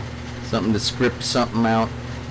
You know, I used to use the batch scripts a lot more, but I'm usually shell scripting these days because I'm usually using Kali Linux or Darwin on the Mac and like Mac OS. I was gonna say OS X, but that's old. And yeah, with the Windows, it may look like I'm constantly using Windows, you know, to the naked eye, but that's because I'm always streaming from Windows. So, but I will modify a batch file like a motherfucker when I need to. And yeah, I write one up when I need to. Saves a lot of time. And I've been making some good shell scripts lately. I've made 3 that are very impressive. One automatically configures a brand new web server. I'm still working on the web server. I haven't quite worked out the bugs, the kinks. What I mean by that is I've got it running perfectly, but the operating system is ancient because, you know, the software I'm using is ancient, and I'm trying to update it, and it's gonna happen. It's just I should probably make a disk image and then compare the initial install or whatever, you know, of the fresh operating system, and then I should make a disk image of the successfully running web server and then compare and see which files got changed, and then I should make a tar archive that contains those files, and then I could try setting up a brand new modern operating system, and then I could deploy all the necessary files, and then it would work, and then I'd be done. But yeah, woulda, shoulda, coulda. I'm always running out of disk space, so whatever. I'll do what I gotta do. Yeah. Should probably clear up some disk space while it's still the weekend. Maybe I could move past that. Anyhow, and the other 2, yeah, I made a SoundCloud shell script, and I'm gonna put it on GitHub. I posted a tweet that said I was going to. And I'm just trying to perfect it. Mainly, the thing that I'm trying to perfect is just getting the OAuth, or like the token, getting your SoundCloud token. Like, because when I made this script, I made it for me. So, and my token was static. It was didn't need to change. So if I'm gonna bother sharing it, I figure I should make it, you know, functional, as opposed to, like, I don't know. I might just give up and put it up the way it is and just take my token out and put in, enter your token here, because, you know, it's starting to become old news and I haven't even shared anything. It's a pretty cool script, man. It's like a way to freaking share or make a playlist, a SoundCloud playlist. That's the way you share music, at least a few songs on there. And yeah, you can load up that playlist in 1 second. With if you have like a HTML web page, or even a text file if you want, if you will. Basically, if you have text in a file, that's all HTML is, and it has http:// if you got a bunch of links to SoundCloud songs already, and you just want to turn it into a playlist already. Well, alright already, that's what my script does. So, I gotta share that, I really do. It's pretty nice. Can save you a lot of time if you've already got a list of SoundCloud. Yeah, I just said that. And then the first one is, of course, the Open Proxy Hunter, which I did post this to GitHub. That's a pretty good little shell script. I should... I'm not in a big rush to do this because it's a really easy mod to do. But like the one that I posted is called an HTTPS proxy checker used with Proxy Broker. It's called Proxy Broker _HTTPS _checker, I think is the word I used. Check. It checks because sometimes you get a list of proxies and like for whatever reason, to obfuscate your IP address perhaps, or maybe to just anonymize your internet connection a little better, or maybe to appear as if you are coming from a different location in order to access resources on the internet that are not available to people in your location, which is a very common thing when people want to watch online TV, like streams. Sometimes, like France has a really good TV network at France.tv, and I think lately, I don't know if they've changed the policy, but you basically got to be coming from a France IP if you're going to watch it. So, yeah, that's a definite good reason to use a proxy. And if you use my proxy checker on the github.com/optical illusion, it's spelled funny, so, but that's a pretty good clue. You can like check things, and yeah, like I was saying, it's an HTTPS checker, which it doesn't have to be. Like if you want it to be a SOCKS 5 checker, all you got to do is change the part of the code where it has like a single quote, 2 curly braces, and a single quote. Like there's a curl argument. Curl is a program that they use to download websites. HTTP protocol, HTTPS, and also a variety of other protocols such as FTP, file transfer protocol, etc., etc. But yeah, curl is also completely badass and can handle any kind of proxy, whether it be SOCKS, HTTP, Wingate, etc. And but you got to use a conventional URI scheme, a Uniform Resource Indicator, as opposed to a Uniform Resource Locator. That is the difference between a URL and a URI, in case you've ever wondered when to use the proper vernacular to anyone that might be curious, because I didn't always know this. But yeah, if it indicates something, alright, if it gives you a clue as to what to do with it, kind of like a MIME type. Okay, a MIME type is kind of more like a URI, whereas a Uniform Resource Locator has more to do with the address and actually getting you to the address.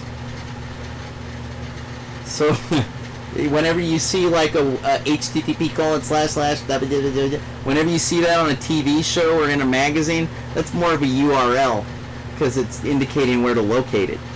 Whereas when you're using it in software like that, like with a proxy or with a scheme like giving it a curl, an argument, it's more like an indicator, right? I think I got that right. If I'm wrong, post a comment, and but I think I'm right. Alright. Anyhow, yeah, if you change the Uniform Resource Indicator to the -X, -X is what curl uses for the proxies.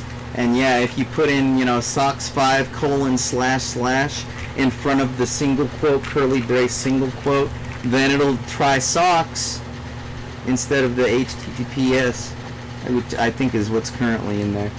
So, one of these days, I'll upgrade that script, and I'll pimp it out a little more when I got the the spare time, and I'm not trying to like make a movie and all this other crap. I'm fix my car and all that. But yeah, 3 really cool shell scripts that could probably be turned into batch scripts relatively easily.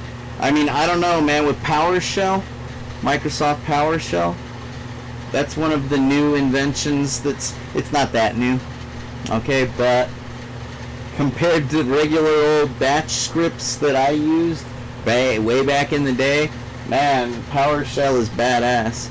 It's almost like a selling point.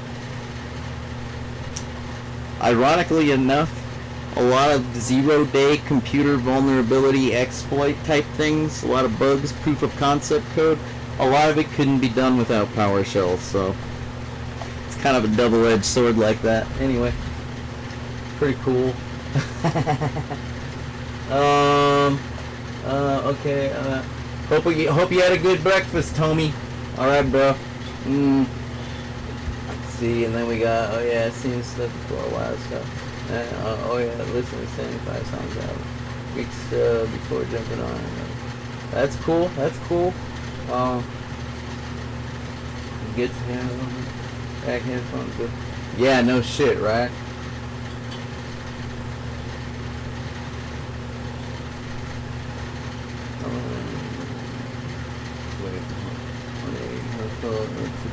Is hacking it, yeah. But you probably need a PC. You don't always, alright? But it usually helps to have a PC when it comes to the popular term jailbreaking. But of course, you know, like the old school consoles, there was no jail to break, right? Like these days, you got your environments, your dashboards, etc., etc.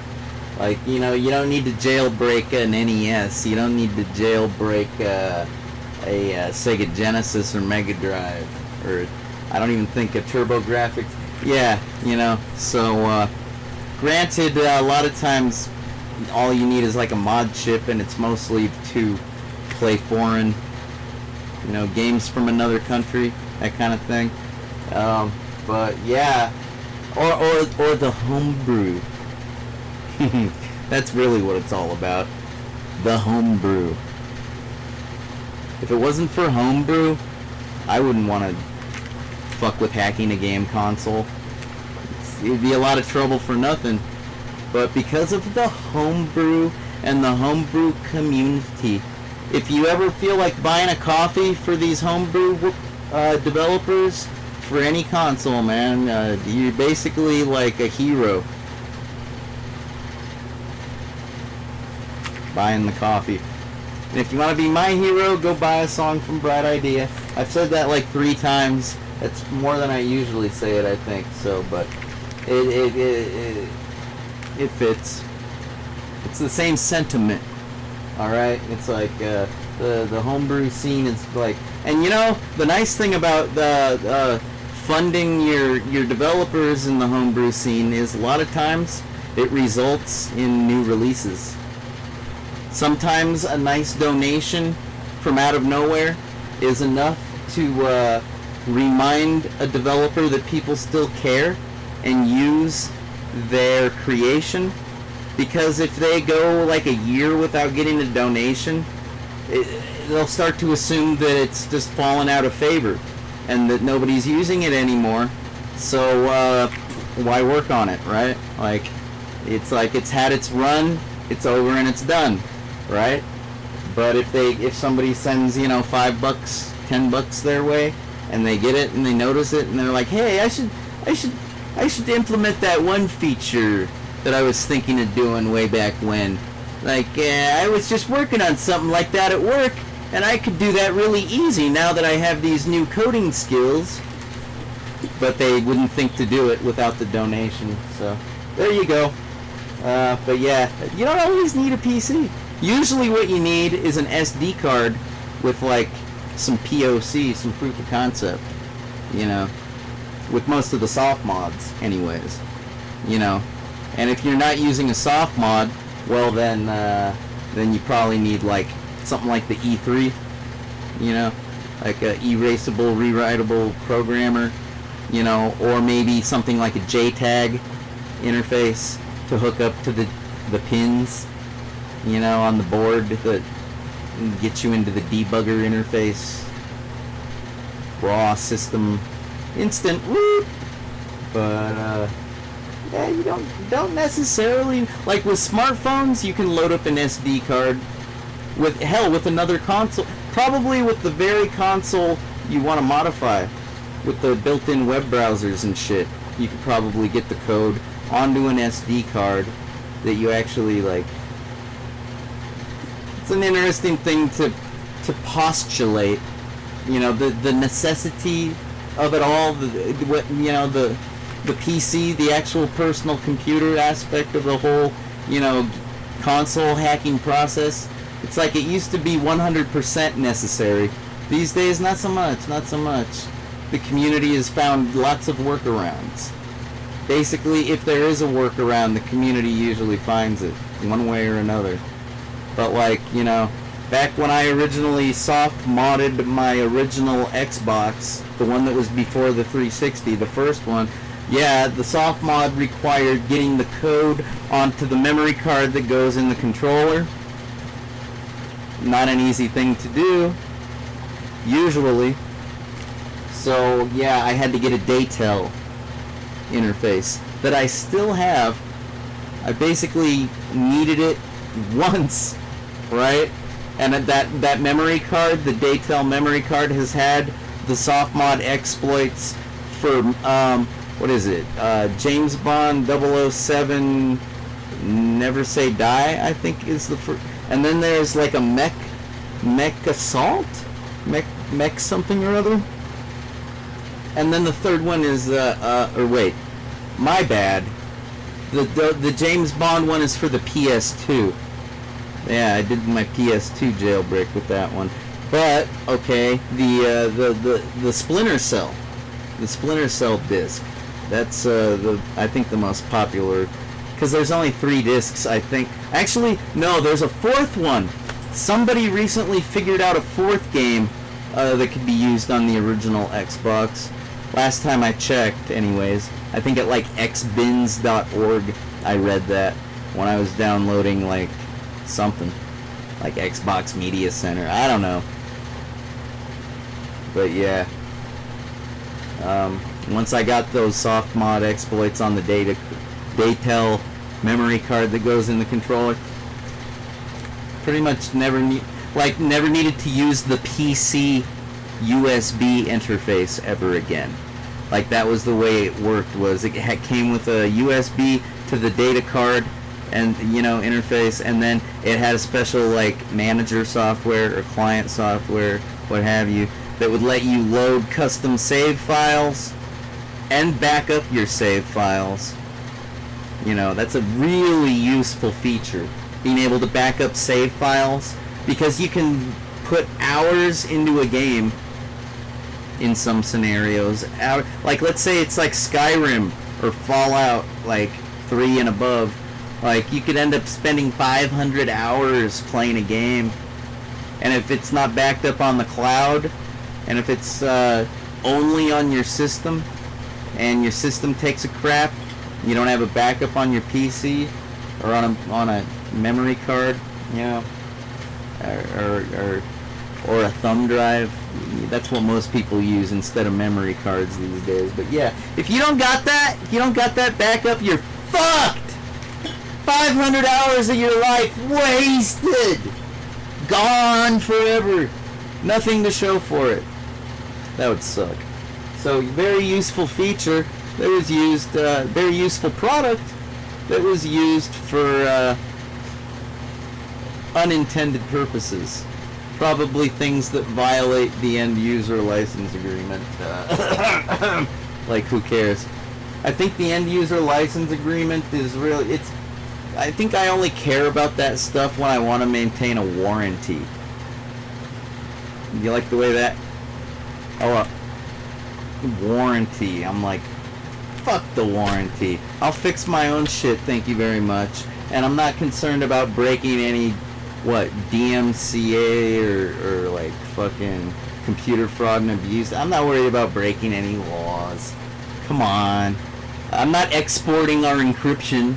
That's probably about the biggest law you can actually break, like, I think, because the encryption code, like the source code, like that, like legally, federally, like that is classified under munitions. If you're exporting that computer code to other countries and they're not supposed to have it, yeah, that's like gun running. So if you're like, yeah, it's hacking your game consoles. Fuck it. Even if you're doing piracy, fuck it. What if you own the game, huh? Yeah, there you go. So if you're gonna jailbreak your machine and you want to be a real legal beagle Boy Scout, Girl Scout, or whatever Scout about it, yeah, just stick to only loading a ROM of games that you own. Problem solved. You're a legal beagle. Nothing to worry about. And if you break the end user license agreement, oh well, who needed that warranty anyways? Fucking do it! Do it! Jailbreak you're not gonna break it! You're not gonna you might, but, you know, have more confidence in yourself. That's what I say. I've never regretted. Never. I have never regretted hacking a game console, man. And I've been doing this since, like, the Dreamcast, the original Xbox, Nintendo DS Lite, and the Game Boy Advance, PlayStation 3 and 2, Nintendo Wii, which basically counts as a GameCube, if you know what I mean. Like, I can do dolphin shit, is what I'm getting at. Trying to think. One time I took my Xbox 360 and I did the CD mod, you know, the disk drive mod, so you could play, like, you know, discs that you burn yourself, essentially. That's what the disk drive hack allows you to do. Because, you know, there are actual encryption keys that get used in the, you know, loading of software with the 360. It's a much more sophisticated. But basically, Microsoft learned a few things since the mistakes. I prefer to think of them as features, but they thought of them as mistakes that they made with the original Xbox. Okay, and they attempted to correct those mistakes. And yeah, that was one of the things. A lot more encryption got used. Go figure. Like, encryption has always been important, but back when I was this tall, people usually didn't make the effort because it costs extra money for corporations to use encryption, because it takes more time for their developers to implement the protection routines. The encryption, it's always been important. And I've always said that. I'm not a cypherpunk, if you even know what that means. Like, I don't even think that's a popular term these days. Maybe it still is.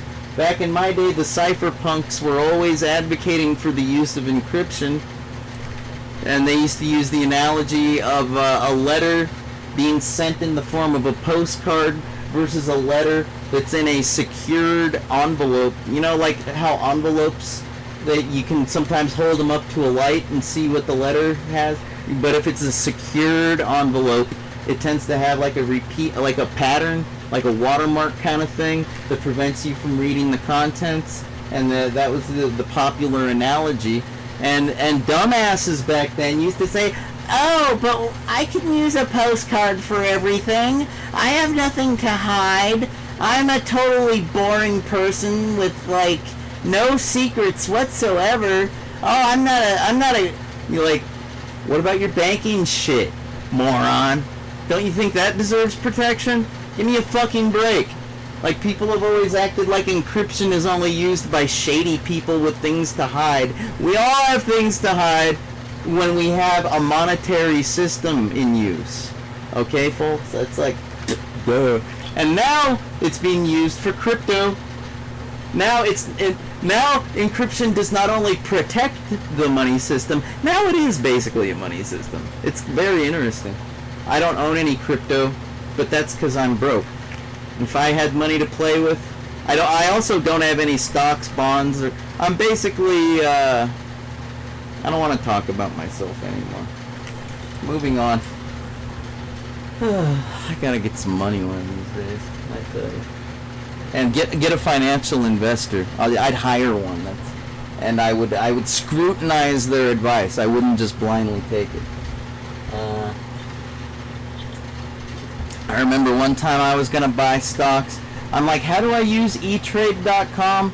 This is back when Nintendo, Apple, and WWE wrestling stock, all three of those things were going through the roof, making tons of profits. And I was into all three of those things. And I was like, I wanted to buy Nintendo stock before the DS got released. The first one, not just the DS Lite. And then the Wii got released, and that was an even bigger hit. Like, just went soaring. And Apple, you know, OS 10 was like, yeah, those were just, and then the iPod, and then the iPhone. It just got better, yeah, bigger and bigger. And WWE, I mean, give me a break, man. I'd be so fucking rich if I would have known how to invest back then. I guess the trick is knowing when to get out. I don't know. Whatever, I've been to the casino. I could have played that game. I just wasn't raised that way, okay? I don't know. I don't know why not. I don't know. I guess I could have got curious, but I hate money. Why would I just told you guys earlier, I fucking only can focus on what I can focus on. Shit I care about. Which is basically music and technology and chicks and drugs and more rock and roll, and that's about it. I mean, anyhow. Woulda, shoulda, coulda. Woulda, shoulda, coulda.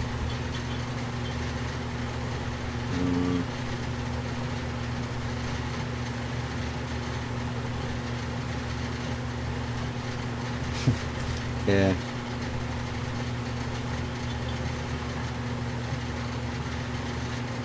You know, I gotta tell you though, write protection is very important with regards to videotapes. Those are very easy to re-record over, and it's trivial to, like, you know, pop out the bit. And I suppose it's the same thing with computer data. You know, if it gets overwritten, it's tragic. But, you know, it's a little more deliberate.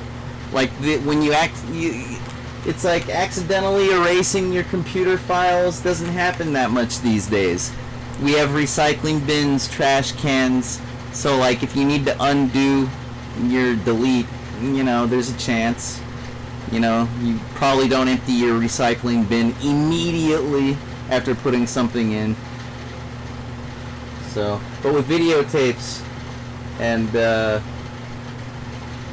I would say floppy disks way back in the day, but not so much. It kind of pertains to, like, I mean, not necessarily the trash can scenario, because like if you're in DOS and you type in DEL file name, it's basically deleted. You could use, like, you know, recovery software, but not everybody knew about that back then. And but the or if you use the RM command in Unix, probably not as likely, because let's face it, until Linux came around, yeah, you were only using Unix on, like, university systems or at work, or, you know, like your Santa Cruz operation, your SCO, your Sun Microsystems, your Slow Laris. Slow. Because it was slow. Their pizza boxes or whatever.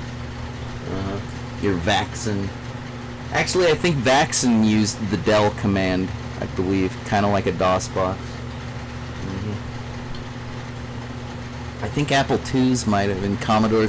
I don't know. We're getting off topic here. Yeah.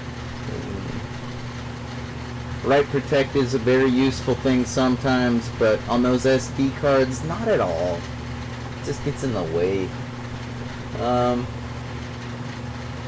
I suppose if I was like, what, a software manufacturer, alright, and I was using an SD card like optical media, like as if I'm distributing a product and I intend for that product to never be altered or whatever, I guess like a permanent write protect would be nice. Like if you super glue it into place, that would be a smart thing. If you're a software developer, or it'd probably make the most sense for operating systems. That's usually when you need like something other than the internet, basically. Because like, unless you have what's that bootable networking called? I can't remember off the top of my head. You know what I'm talking about. In BIOS, when you have the option to do an IP boot, you know, that's about the only... Basically, you can do everything over the internet, and having physical media is kind of like not needed anymore, but at the same time, it's always going to be needed. It's just like preferable to avoid filling up landfills with too much unnecessary garbage, right, folks? I don't know. Maybe it's not a big deal. It's probably all biodegradable. Probably don't have to like lose too much sleep over it, but still.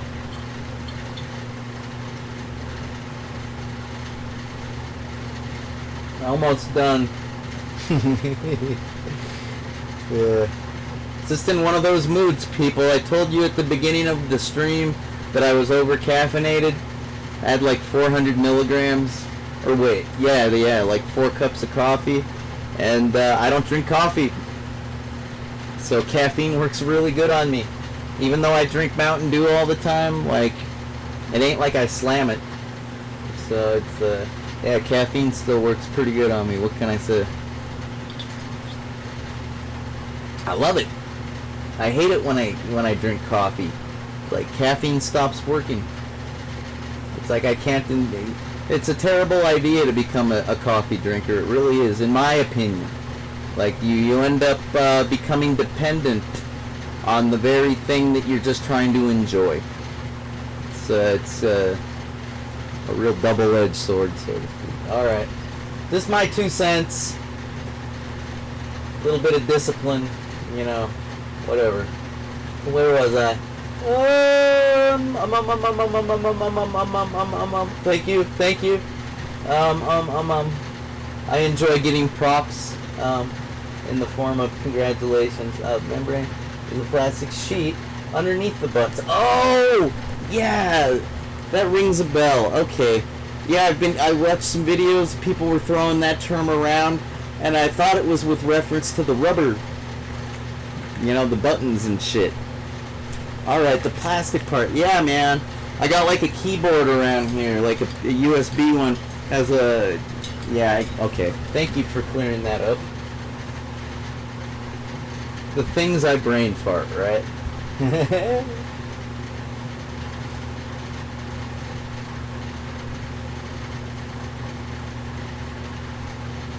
You know, I actually hate trackballs. I prefer this trick. I really do. I think I just logged too many hours with my PowerMac 8100 doing this. And plus I was already familiar with the remote control for my television, so this was like a natural position to maintain, as opposed to the trackball kind of thing. It's just like, it's kind of unnatural for me. Kind of feels like I'm scratching a cat's head. Who's a good kitty? Who's a good kitty? Wow, wow. Who's a kitty witty? You the best kitty witty. I think that is a good point to end the stream. Thank you all. See you next time. Keep it real. Oh yeah.